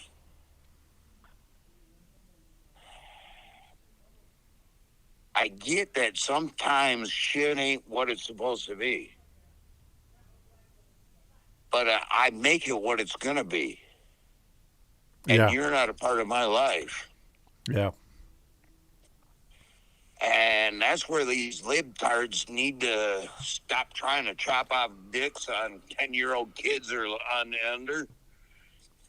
And their little pedophile jokes. That's because older men are women. Hey, look, I'm not going to lie to you. It bores the shit out of me that they're throwing up this Trump diaper program when I literally watched Biden shit himself on stage and had to have seeing eye Jill walk her off to a car so he could get his diaper changed. Bores the shit out of me. Yeah. If you can't come up with a better joke than Trump having a fucking diaper or all the other crap that you need to recycle, get the hell out of here. For fuck's sakes, Ollie North, and you know I'm a Republican. For fuck's sakes, Ollie North still loves Reagan. And we know how bad that was. The Iran-Contra bullshit, you know what I mean? Yes, sir. And I'm the first one to make a joke out of that. But Trinity's laughing. That fucking Reagan, that's ultimate. Because look, 3 don'ts. Don't. And they scared the Russians so damn bad. It cost us how much money for the Ukrainians now? I think they stop at 200 billion. I think we're making money. Well, yes, because actually, no, we are not, because look, what people ain't realizing is Biden claimed on his going out that they finally got in arms sales to the Ukraine. And they did. The problem was it cost us another fucking $9 billion to pay for it. So how the hell are you going to sell somebody arms that you're giving them money to take them? Yeah. Look, I mean, I've been inside of some hoods. I don't know anybody that's ever gone out to get a fucking rock that cost them $9 billion later to have it. You get what I mean? Yes, sir. And hey, Treetop, if you're still listening,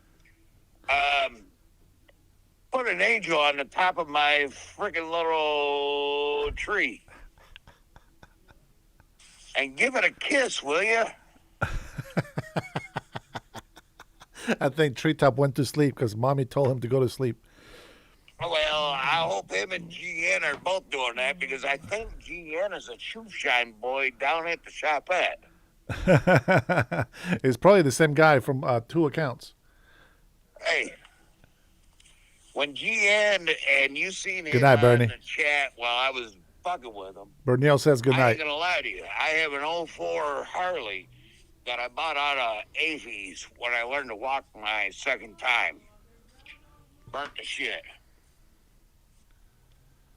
I almost asked him to polish that for me. Because he was good at polishing everything else and claiming a veteran, but he's nothing. You know what I mean, brother? Yes, sir. I've been around pretend soldiers all my life. Hell, I got a brother almost like Tim Waltz, other than the fact that they got rid of him. I mean, Tim Waltz claims he had 24 years in, and he was a command sergeant major, and that didn't work out too well with his commanding officer that has a website up against him.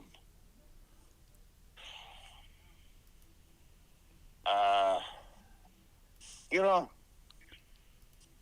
hell, it didn't even work out well for him with the Chinese lady that he had an affair with. I just get tired of this shit. You know what I mean?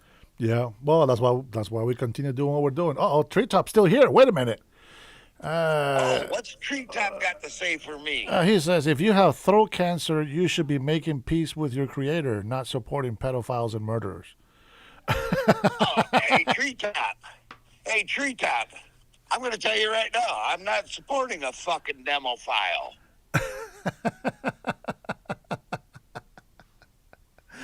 I think Treetop is he's a fan. He's a fan. He's sticking around for a while. I think he likes it. He likes the punishment. Hey, sooner or later, we'll teach you some bitch how to be an American. That's right. Yeah, sound bitch. Hey, Treetop, you're lucky. I'm only stage 4. You probably got me for at least another 8 months. At least.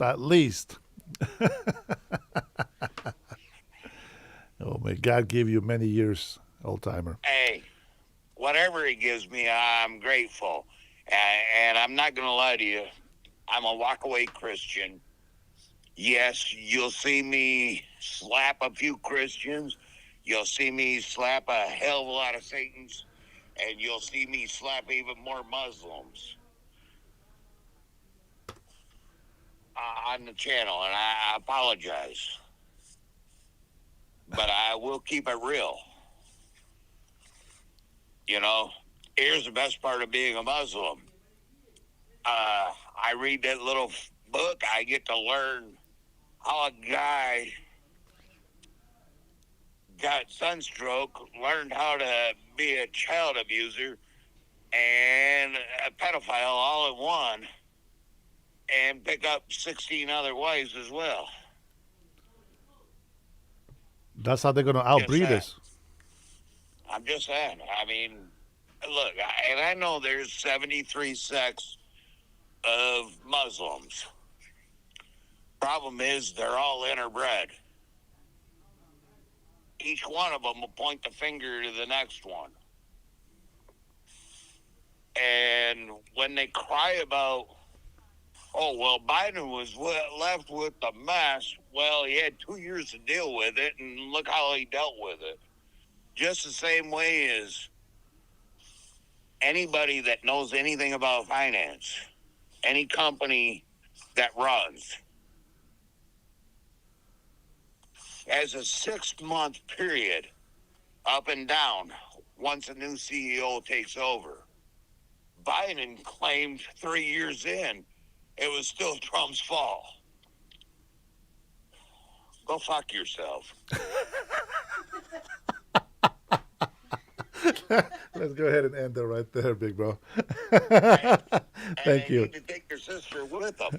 I mean, I'm not trying to lie. You can. The only reason that Biden wasn't on the Epstein plane, there are 2 purposes behind this. One, Epstein was afraid he would get sued for Biden falling up the stairs, and 2, he couldn't get frickin' Biden out of the shower with Ashley. Oh boy.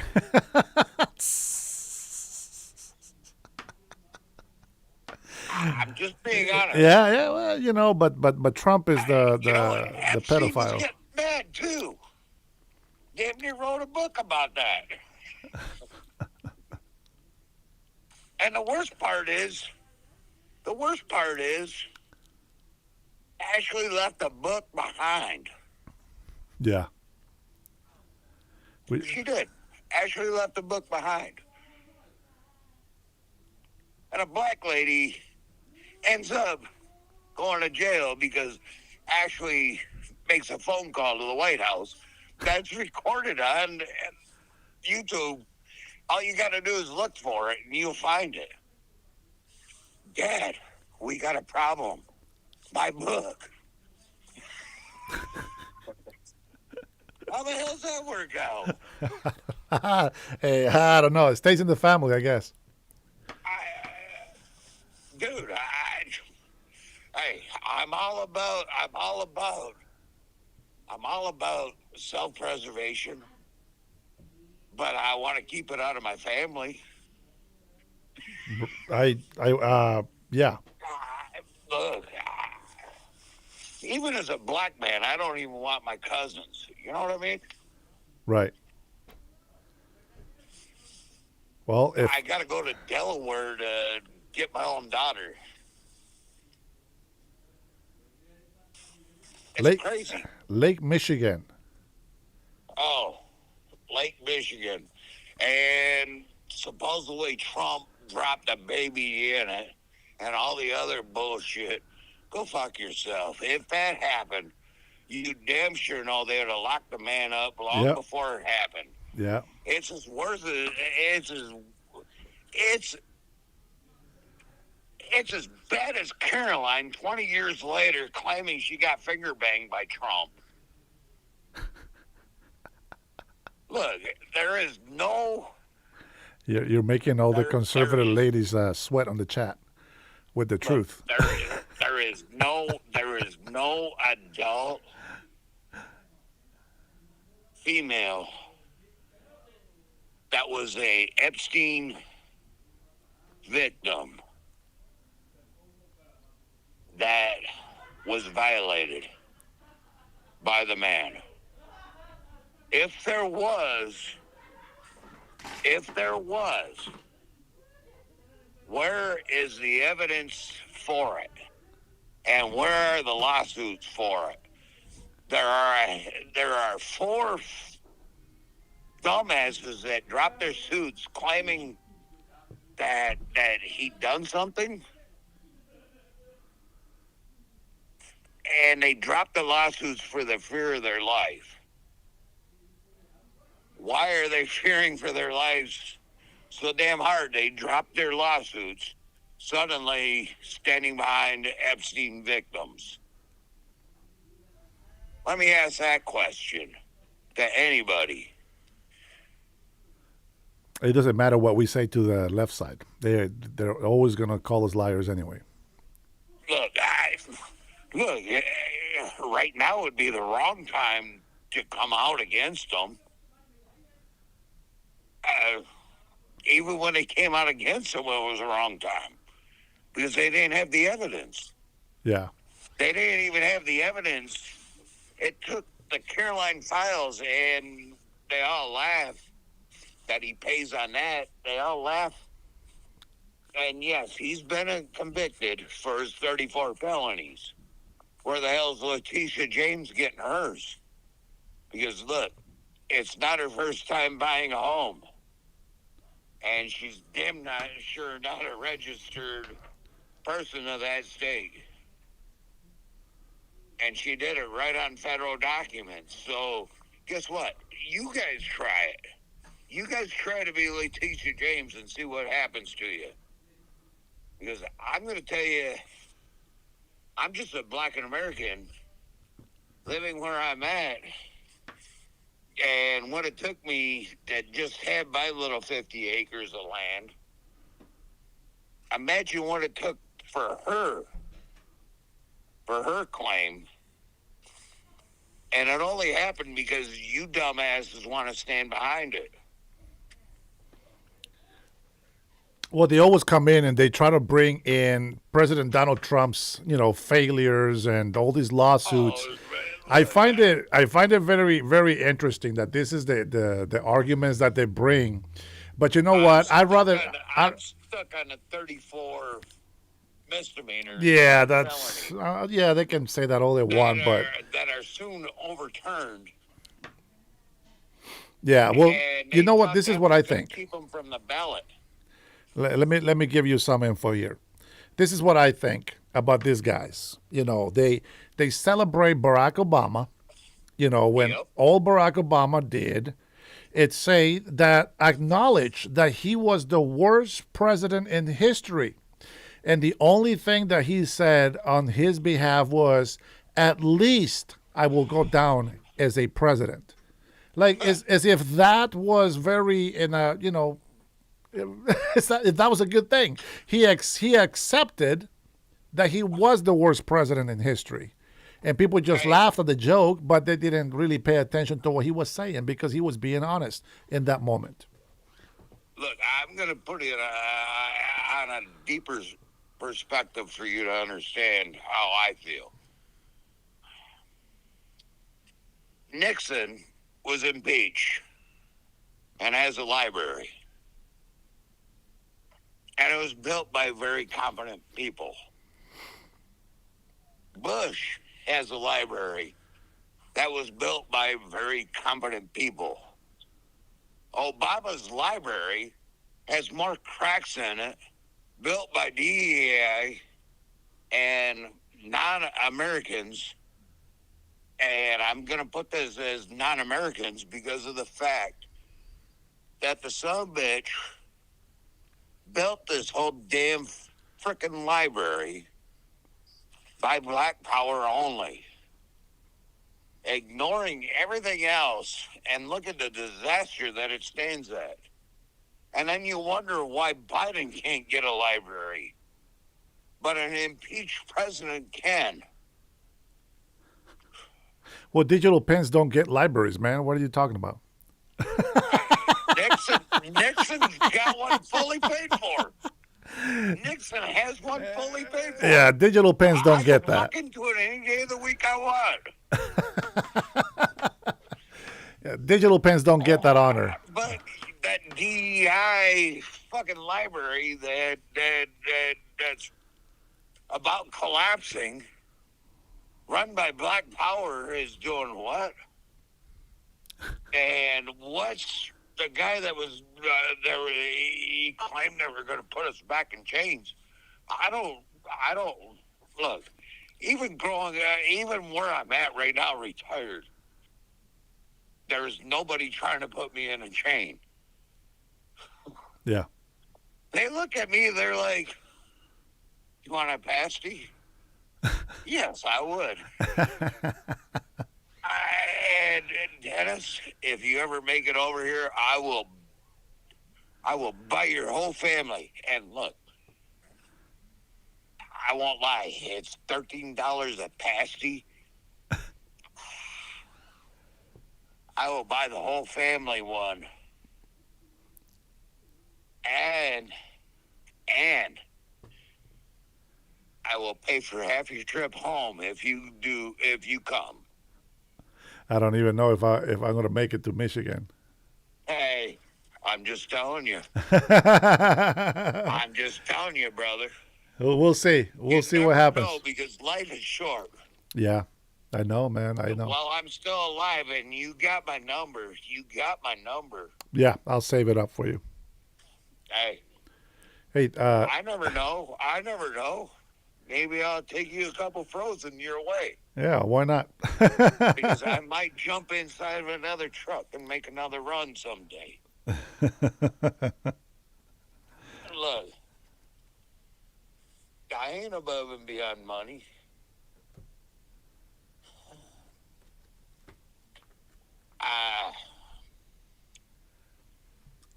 Something that you don't know.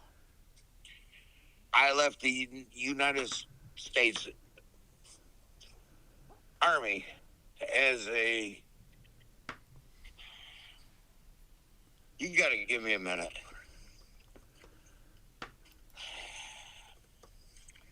I left hitting the world.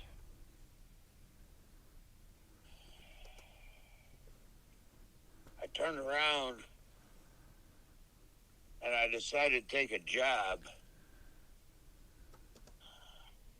And I actually trained dumb shits that came over here that knew the language enough. And I knew how to talk to them. You get what I'm saying? Yes, sir.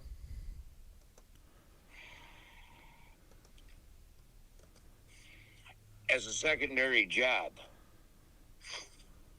teaching them how to drive a truck. Because that was about the only frickin' thing they were going to do other than drive nails for down a railroad. One of my all-time students was a Bosnian guy. I got him. He didn't get me. It took 8 weeks on the truck together before he understood who the hell I was, what the hell we were doing. He was relocated. If he didn't get the job down, he was going home. You get what I mean? Yeah. This is back when immigration was immigration. Look, these fools that are crying due process, let's go back to 1896. Let's go back across any of the law books.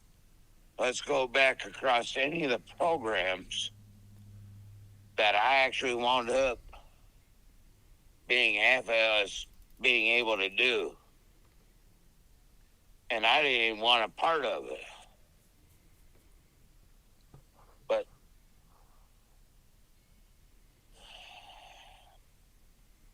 But a couple people thinking it would be a good idea for me to do this. You know what I mean? Yeah.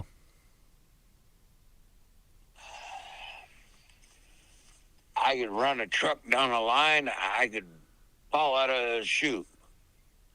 I could damn sure tell you what the count is on a fuse. Yeah, I was the guy. I was somebody back when I was younger. Won't lie to you. Called the guy Belky by nickname. Our guy flipped the truck and killed himself. Damn. never wanted another immigrant program given to me.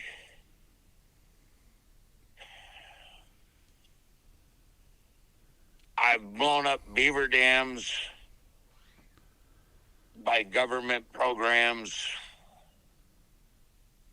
And for any of you listeners not understanding, yes, that means that I was capable with explosives. Yes, I could drive a semi-truck. Yes, I know how to fall out of a parachute. I know my count. I even know how to do a lay low and a halo.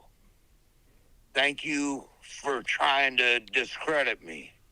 I know who I am. Well, and the patrons on the chat say they love you, brother. You know, I won't lie to you. They wanted me to do a state program here in Michigan for illegals, and I said, I'm done. Because they wanted to do an illegal to legal to the rest. And I'm like, look, underneath the pack of 1896 that exists across the board, and it started with the Chinese, it extended to 1902 when it included my family. Can't do it. Learn your own damn self. Best advice. Look, I'm not going to lie to you. What do you have to give to me? Learn your own damn self. All you pieces of shit crying about your tariffs, I don't even know what to tell you about that. Buy American. That's right. You want to cry about the rest? Look across the sticker. You'll see it. If you don't like it, I don't know what the hell to tell you. I'm not trying to be mean. I'm not trying to tell you that you're better. I ain't even going to even tell you that I make more money than you. I don't care what you're doing. Quit crying about wanting a check. Quit crying about wanting reparations. Just leave it be. And buy American. Buy American, be American, says Baba. Kennedy says just America telling you. first.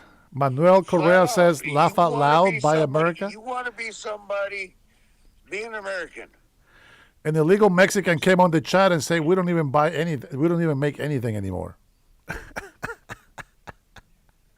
the same guy that doesn't support I'm Trump. right now, back in the day, your grandma and grandpa took a shit and they made an adobe hut. And you lived out of that. You hear that, Manuel? And I ain't even trying to make any claim or any kind of joke out of this. This is what you did. Yeah, my ancestors hunted and killed bugs.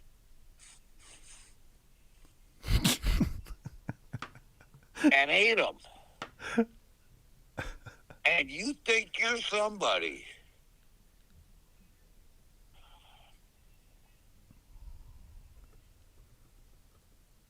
Who the hell do you think you are? Because I learned how to live off from fucking grubs off the ground. Crawl through the fucking snow, and I still killed a white man. And you think you're somebody?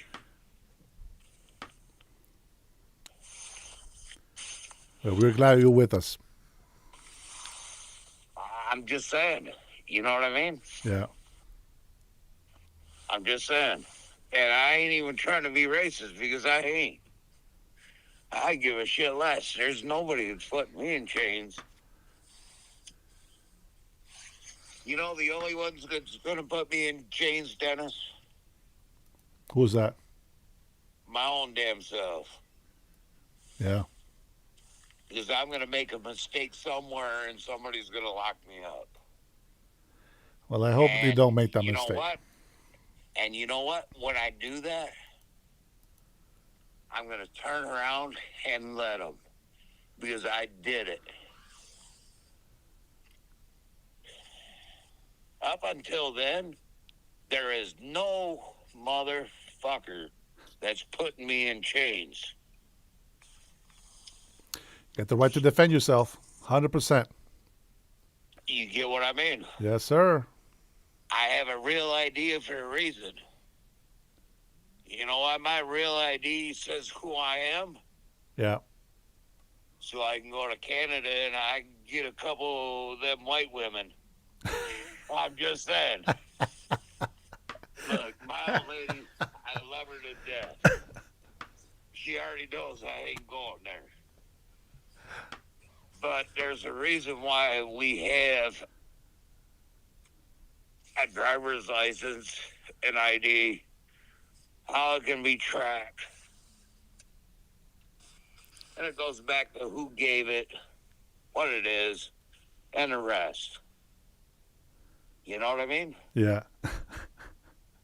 I understand. gonna lie to you. I understand. But look.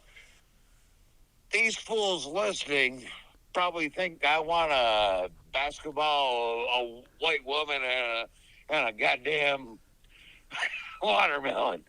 And that ain't gonna fucking happen. And some fried chicken. Hey, Watermelon and fried chicken. hey, look, I'm not gonna lie to you. They do need to put a Popeyes up here. They put a Popeyes up here, but the chicken is so anorexic. I don't go there. I go to greasy KFC. I need a Popeyes. I need a Louisiana chicken. I need, you know what I mean? Yes, sir. I don't need shit.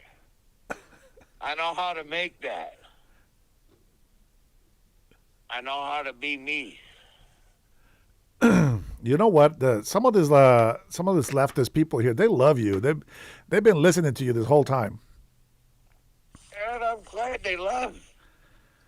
Because look, I ain't trying to be hateful. I'm not a hateful guy. I'm not. And I'm glad our channel got this.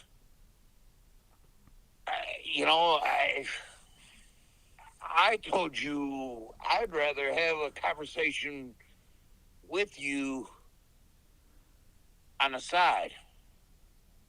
But if people are enjoying, let them. Sure, I'll share with them. Well, I can't share with them right now because the lake's so freaking clouded I can't even do a share in.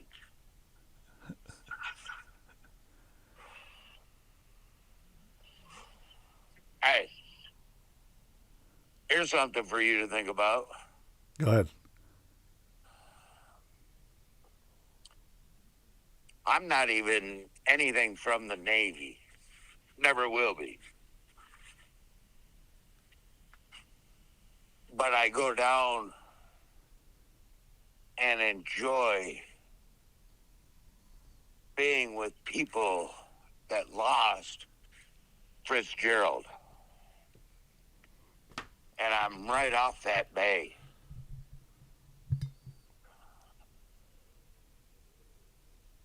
And I don't even know how to explain it. I've never been anywhere else in the world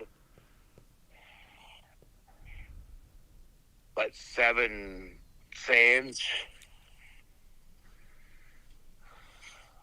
Here, hold on, Dem. What he's talking about is when he said that he's not going to let anybody put him in chains anymore. That's what he's talking about, his Second Amendment. You got to pay attention, bro. If you don't listen, you're not going to understand what people are talking about.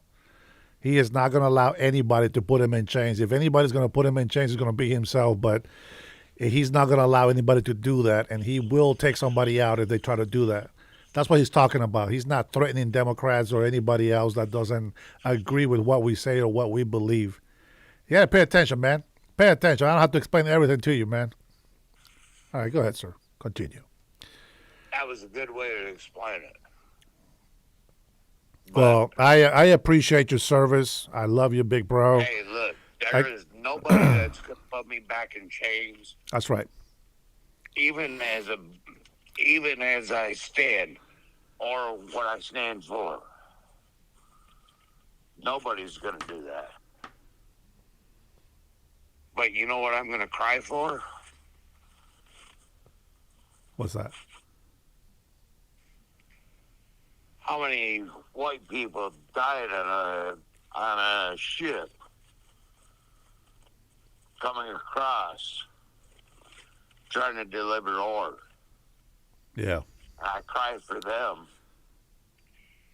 I visit their areas. No, I don't. I won't roam back to Africa. There's a reason I won't.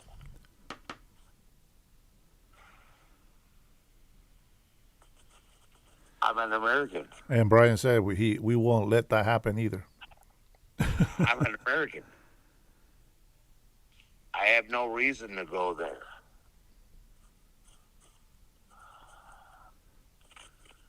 There is, out of all the nations that I had to deploy to, and you know what? I put up with some motherfuckers, and sorry about the language,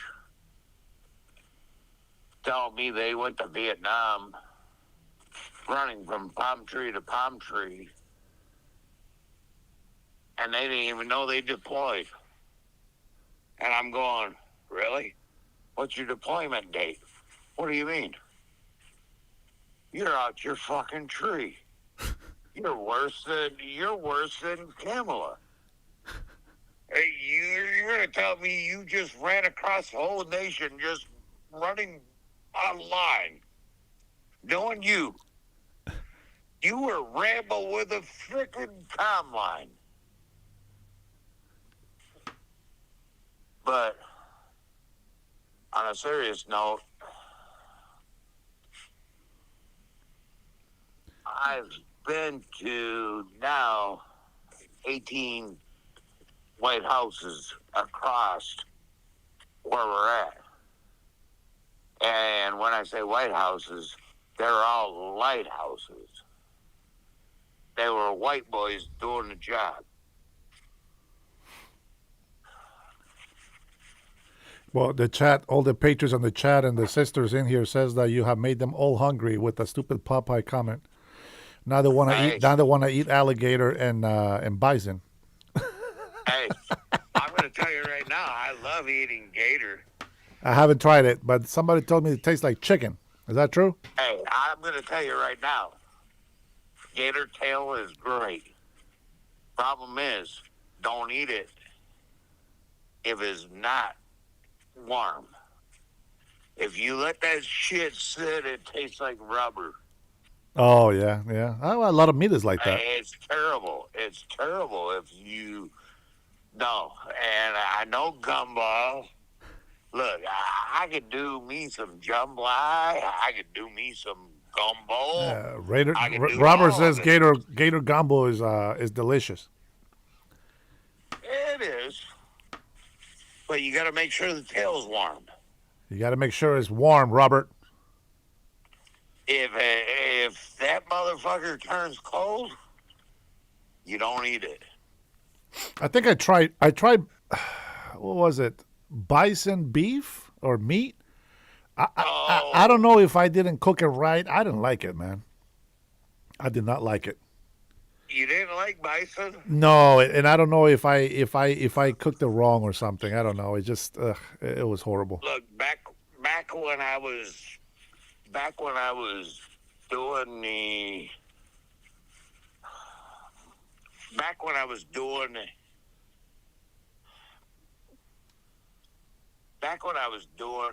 introduction to America bullshit,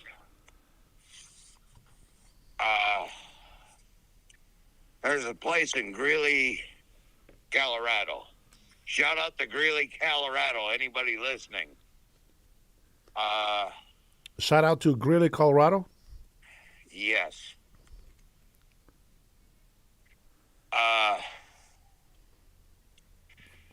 They had a great pizza shop to the northwest, and they had a bar that actually has a B-52 bomber that was reassembled right out of that. Neither here nor there. I'm throwing out some facts on the world. They can figure that shit out on their own. What I'm going to tell you is they had the best bison burger I ever had in my life. Yeah, some people. Trinity says sends you her love, and she says she loves bison. She says. Oh, bison burger! You look, bro. I don't know who cooked you that. Me, I messed it up. You had to have. Yeah, no, I never cooked it. I get it. I try to cook it like I cooked our ground beef, but it just didn't taste right. No. It was gross. Here, let me tell you how to cook it. Uh-oh. Here we go. You get yourself a piece of bison, or you get yourself a piece of elk. It's always in butter, and it's got to have a layer of butter across it. And when the cheese starts to melt, it's done. Just gonna tell you, pretend you're Italian for a minute. I'm just saying. I don't know what it's like to be Italian, so I can't pretend to be one. Hey. Took me a little bit to pretend on that as well. The black Italian. Half the broadcast probably thinks I'm a white guy in there. You know what I mean? Yeah. I don't even have to pretend. Okay, I will tell you this. Turtle. Now that is delicious. I eat turtle with in soup. I ate the Oh shit my! out of turtle. Oh, see, I love turtle soup. Oh, it's so good, and the meat is very tender, tender and tastes like chicken. Oh, bro, I didn't mean even to mean to turn this into a meat channel. Hey, we're amongst family, just talking, bro. I don't care if anybody's watching. I get it, but it seems like it turned into a me moment. Look,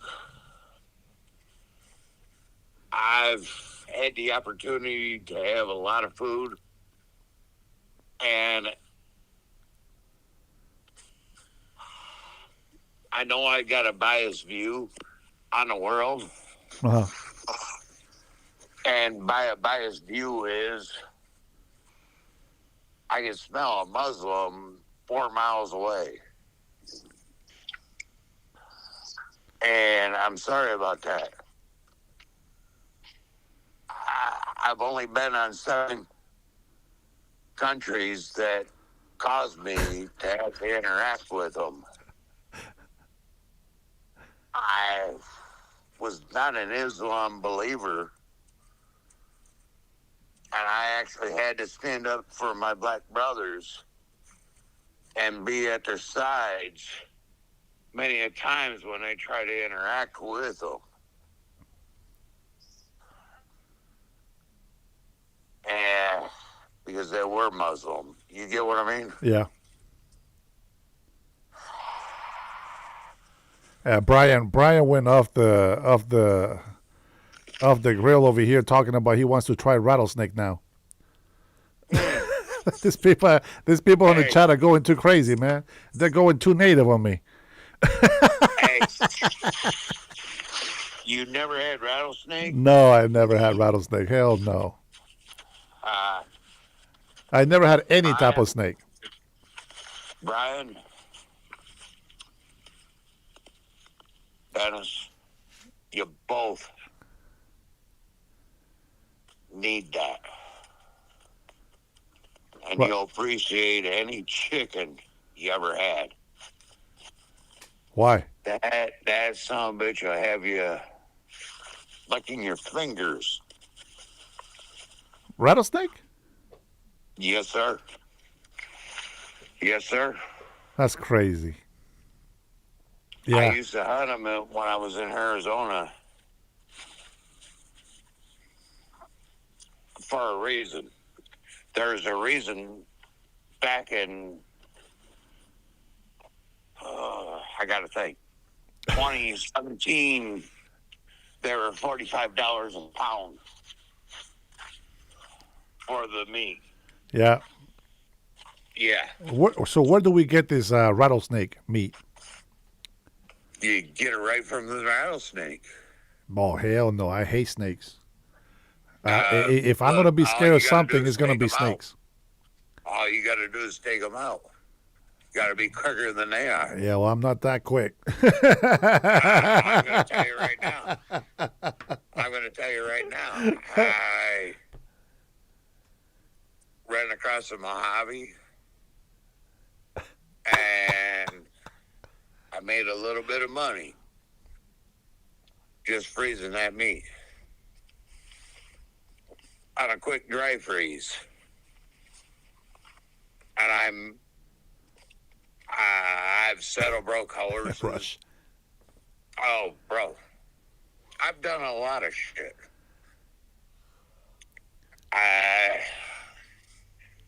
I got neighbors jealous of me when I tell them what my life is and was. But there ain't a damn thing across this damn country I ain't ate. Hey, Dennis. Yeah. I won't lie to you. You know what the number one worst freaking animal that I ever had to encounter and hunt? Skunk. No, you shoot them in the back of the head, they're done. Antelope. Antelope. Ah, man. I had deer once, and I think the meat was bad because it tastes gross. I don't know. It can be for the first time that you've ever encountered it. Well, it was gamey. Yes and no. If you had me on a grill or a fry pan, I could do it for you. Okay.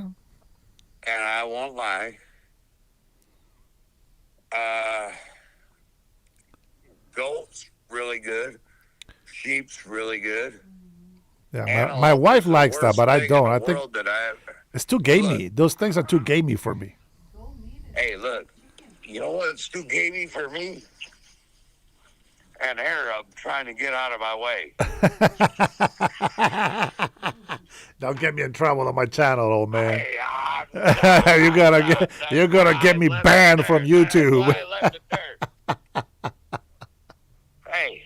Hey, we have to go visit. Everybody has to go to Doom Shop's house. He has a boa constrictor. That's a lot. That's a lot of meat for everybody. Hey, between you and I. Oh well, everybody's listening. Between you and I. Okay, Doom. between us two. Doom. Doom's listening. Oh well, yeah. Between you and I. Hell with everybody else listening. Doom is going to be our next Republican. He just doesn't realize it yet. Doom is on our side. Doom's on our side already. Hey, you already know I've been working that, man. Jay Money is going to be on our side. Hey, Jay Money will be the next. Yeah, Jay Money is going to be on our side. So this is what we have for what do we have for Christmas dinner? We had what was it, lamb? Hey, look, lamb you soup? released Tyrone files. What was it? You released Tyrone files. Yeah, Tyrone Files was released. Yes. Anybody missed the Tyrone Files earlier? I'm marking this whole video because, you know, I don't even know how the hell I wound up in the middle of it, but it is what it is. Uh-oh, Treetop is back. Treetop says, I thought the snakes were your relatives. This is a funny guy. The guy that didn't want to call in. All right, this is what we have for Christmas dinner, if I can remember. I know I had fish. What I eat, babe? Fish. What else? Lamb soup. I didn't like that. What was the other one? Holy crap! There was so much crap. I think it was, I don't know, man, some Asian food. We actually got some food to take out, I guess. What was it? What was it? It was fried shrimp, green beans. Oh, those were really good. Yeah, string beans. And what was the other plate? Beef. Yeah, it was beef. And then some taro, some coconut milk, boiled fish soup. I didn't eat the lamb soup. It's just I'm not a fan of it. And then there was also somebody made some fried goat. Oh, you had some goat. Yeah, I don't like it. It's too gamey.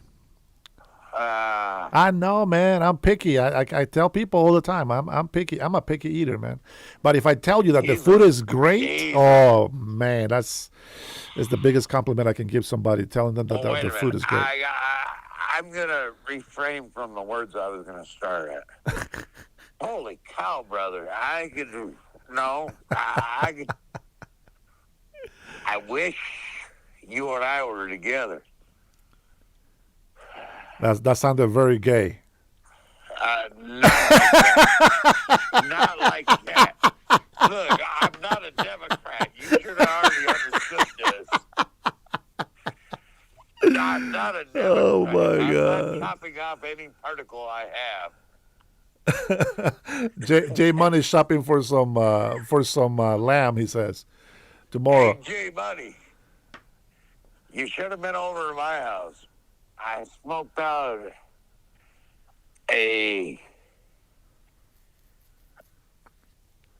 what the hell did I smoke out? I smoked out a hell of a lot of shit. You were smoking too much. Beans. No, I don't. Smoking the devil's lettuce? No, hey, flat out, Dennis, check this out. When I was 14, 15 years old, running on 7 Mile, I could run with the big dogs. Were you hunting? After Were you hunting dogs? Well, no. Look, back in the day, I could hunt down your wallet and everybody else's. And look, check this out. I could smoke out a basement at 14 years old. When I joined the military. What the hell is Shiva? Siva. Shiva. Oh, Chiva. Like a goat? Yeah. Oh, Chiva. Oh, he spelled it with an X. That's why. Oh, Chiva. Yeah, goat. Yeah, goat meat. Shiva. Yeah, viva las chivas. Check this out. It took me a while to get it, man. After my first 4 deployments. Hey, Robert said he ran 8 miles, man. Look at that green shit. I couldn't even look at green shit. And you do it today? Look, I'm the first guy in the basement thinking the FBI is coming to get me. And ICE is right behind them. and look, I'm even legal. Oh, bro, hey. But, no, back to what I did for Christmas. I smoked out a ham. Okay. I did a first honey. Ooh. My neighbor brought over a nice doe. We done out her back straps.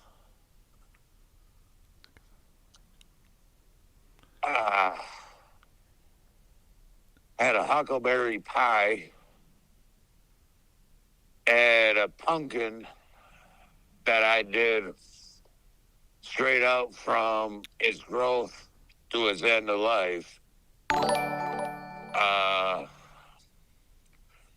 Had a whitefish dip. Had a nice trout. And it was all good. You know what I mean? Yeah. Oh man, we got a subscriber. They probably think this is the food channel. Hey, I hope like hell they enjoy themselves. The exotic food channel. That's what this is. You really don't get this 9 times out of 10. Oh man, there's nothing to do with politics or religion, brother. 9 times out of 10. Hey, look, if you're from Washington, when he runs for governor, vote for him. Well, I'm gonna tell you, man. We're gonna fight. We're gonna fight. We're gonna give it all we got. We actually had a person running for governor here right before this jackass won, and he seemed very legit. He was a ex-sheriff and everything, and I just felt like when it came to arguing or debating, he got owned. Like the guy was just not aggressive enough, and he lost. But I think he would have been a great person, a great governor. And just watching this guy that we have is like, I don't know if it's gonna be easy for me to defeat him on his arguments, but the biggest obstacle is always gonna be trying to convince very loyalist Democrats to change their vote. No matter how the hell it works out, you will not have a bankrupt campaign. I mean, look, how the hell do you have X amount of dollars and you bank it up Yeah. and lose? Yeah. Look, I mean, in Michigan, sad fact of life, in Michigan, we got a sheriff that everybody disagrees with running for his next run. You know what I mean? Yeah. And I won't lie, Dennis. Even if you lose, you're still a winner to me. Yes, sir. Well, I mean, like I said, we're gonna fight it 100%. And if it's not meant to be, we'll do something different. You don't even know why. Why is that, brother? I said that, do you? Why is that? Because you tried. And it ain't just because you tried. Because you really don't give a shit. That's true. Let's be honest. You don't give a shit if you win that. Yeah, that's true. Yeah, that's but true. If you do, that's a bonus. That's right. That is correct. And you're putting up with all these fucking libtards that you got to put up with. And I'm not going to lie to you. You're in a tough libtard area. Oh, yeah. Huge.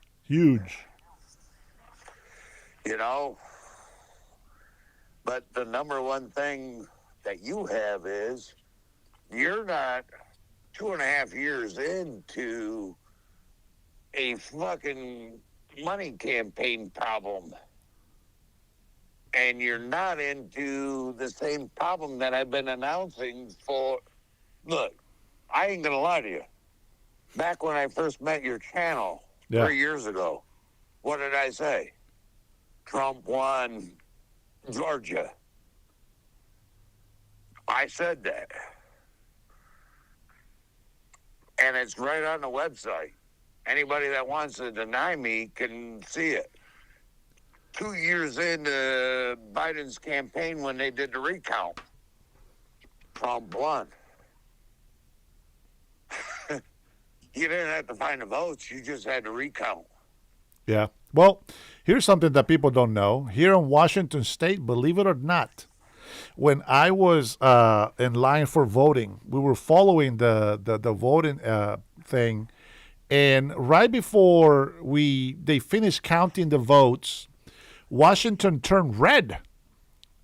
And then Washington State turned red, completely red. And then they removed the photo, and then they called the numbers, and they say Democrats won.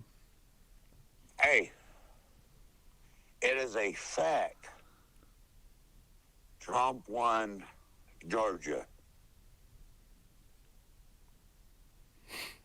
Well, there's a reason. There's a reason why Democrats don't want to release the voter rolls. Right on their freaking website, damn near 3 years ago, and it got ignored. It got ignored on the others that said Arizona was another win, and they posted on their website. All you have to do is be able to search. It was a no-brainer. And I ain't gonna lie to you, I went to sleep. It was a done deal. All of a sudden, the vegetable won. Yeah. No campaign needed. I ain't lying. I ain't got no money to put out there. I don't have nothing. I don't even give a shit who got it. Back then.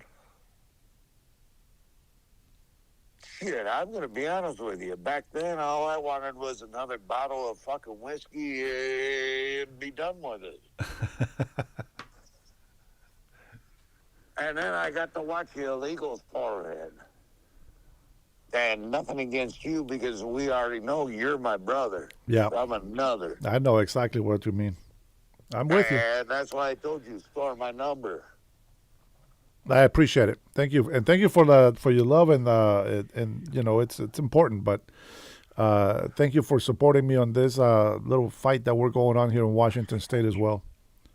That's going to be a tough one. That's going to be a tough one. Hey.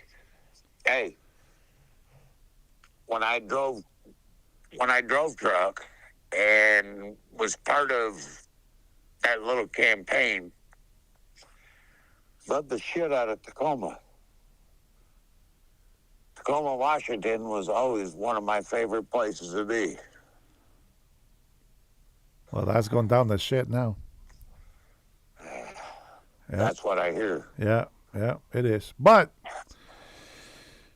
we'll see, man. You know, hey, we've still got the Seahawks, right? I'm wearing my Seahawks. Yeah, I'm wearing my military, my Army Seahawks sweater. Hey, you know when you were giving away that cup? Yeah. I wanted one, but I couldn't bring myself to it. When you finally put one on there, I'll buy one. I'm gonna order more with a little different design, just with the name. It's gonna be bigger. Yeah, I get it, bigger but number. I want one of the originals too. You want one of the originals?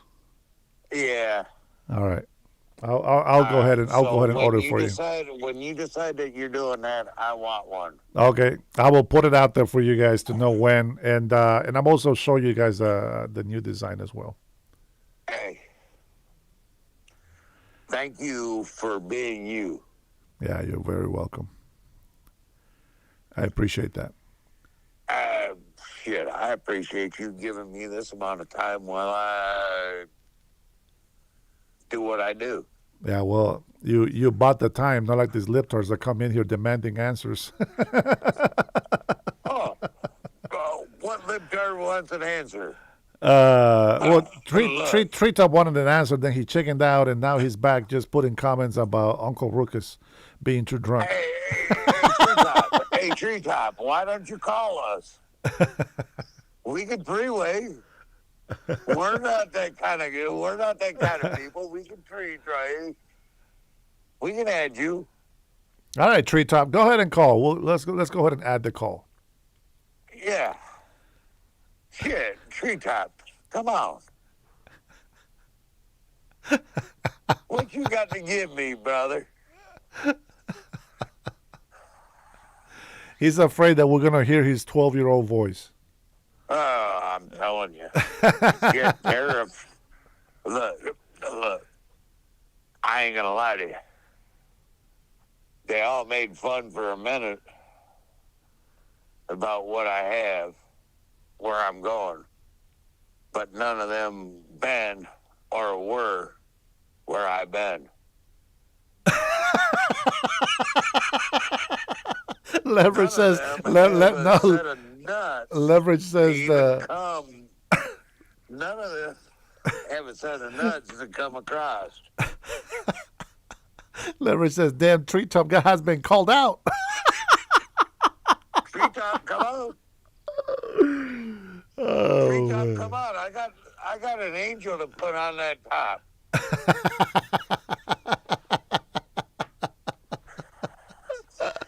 You thought you were somebody? Come on. Yeah, he's listening. We'll do the Dixie dance. He said the caller won't Could you find imagine won't doing find the peace. Dixie dance, you and I with another?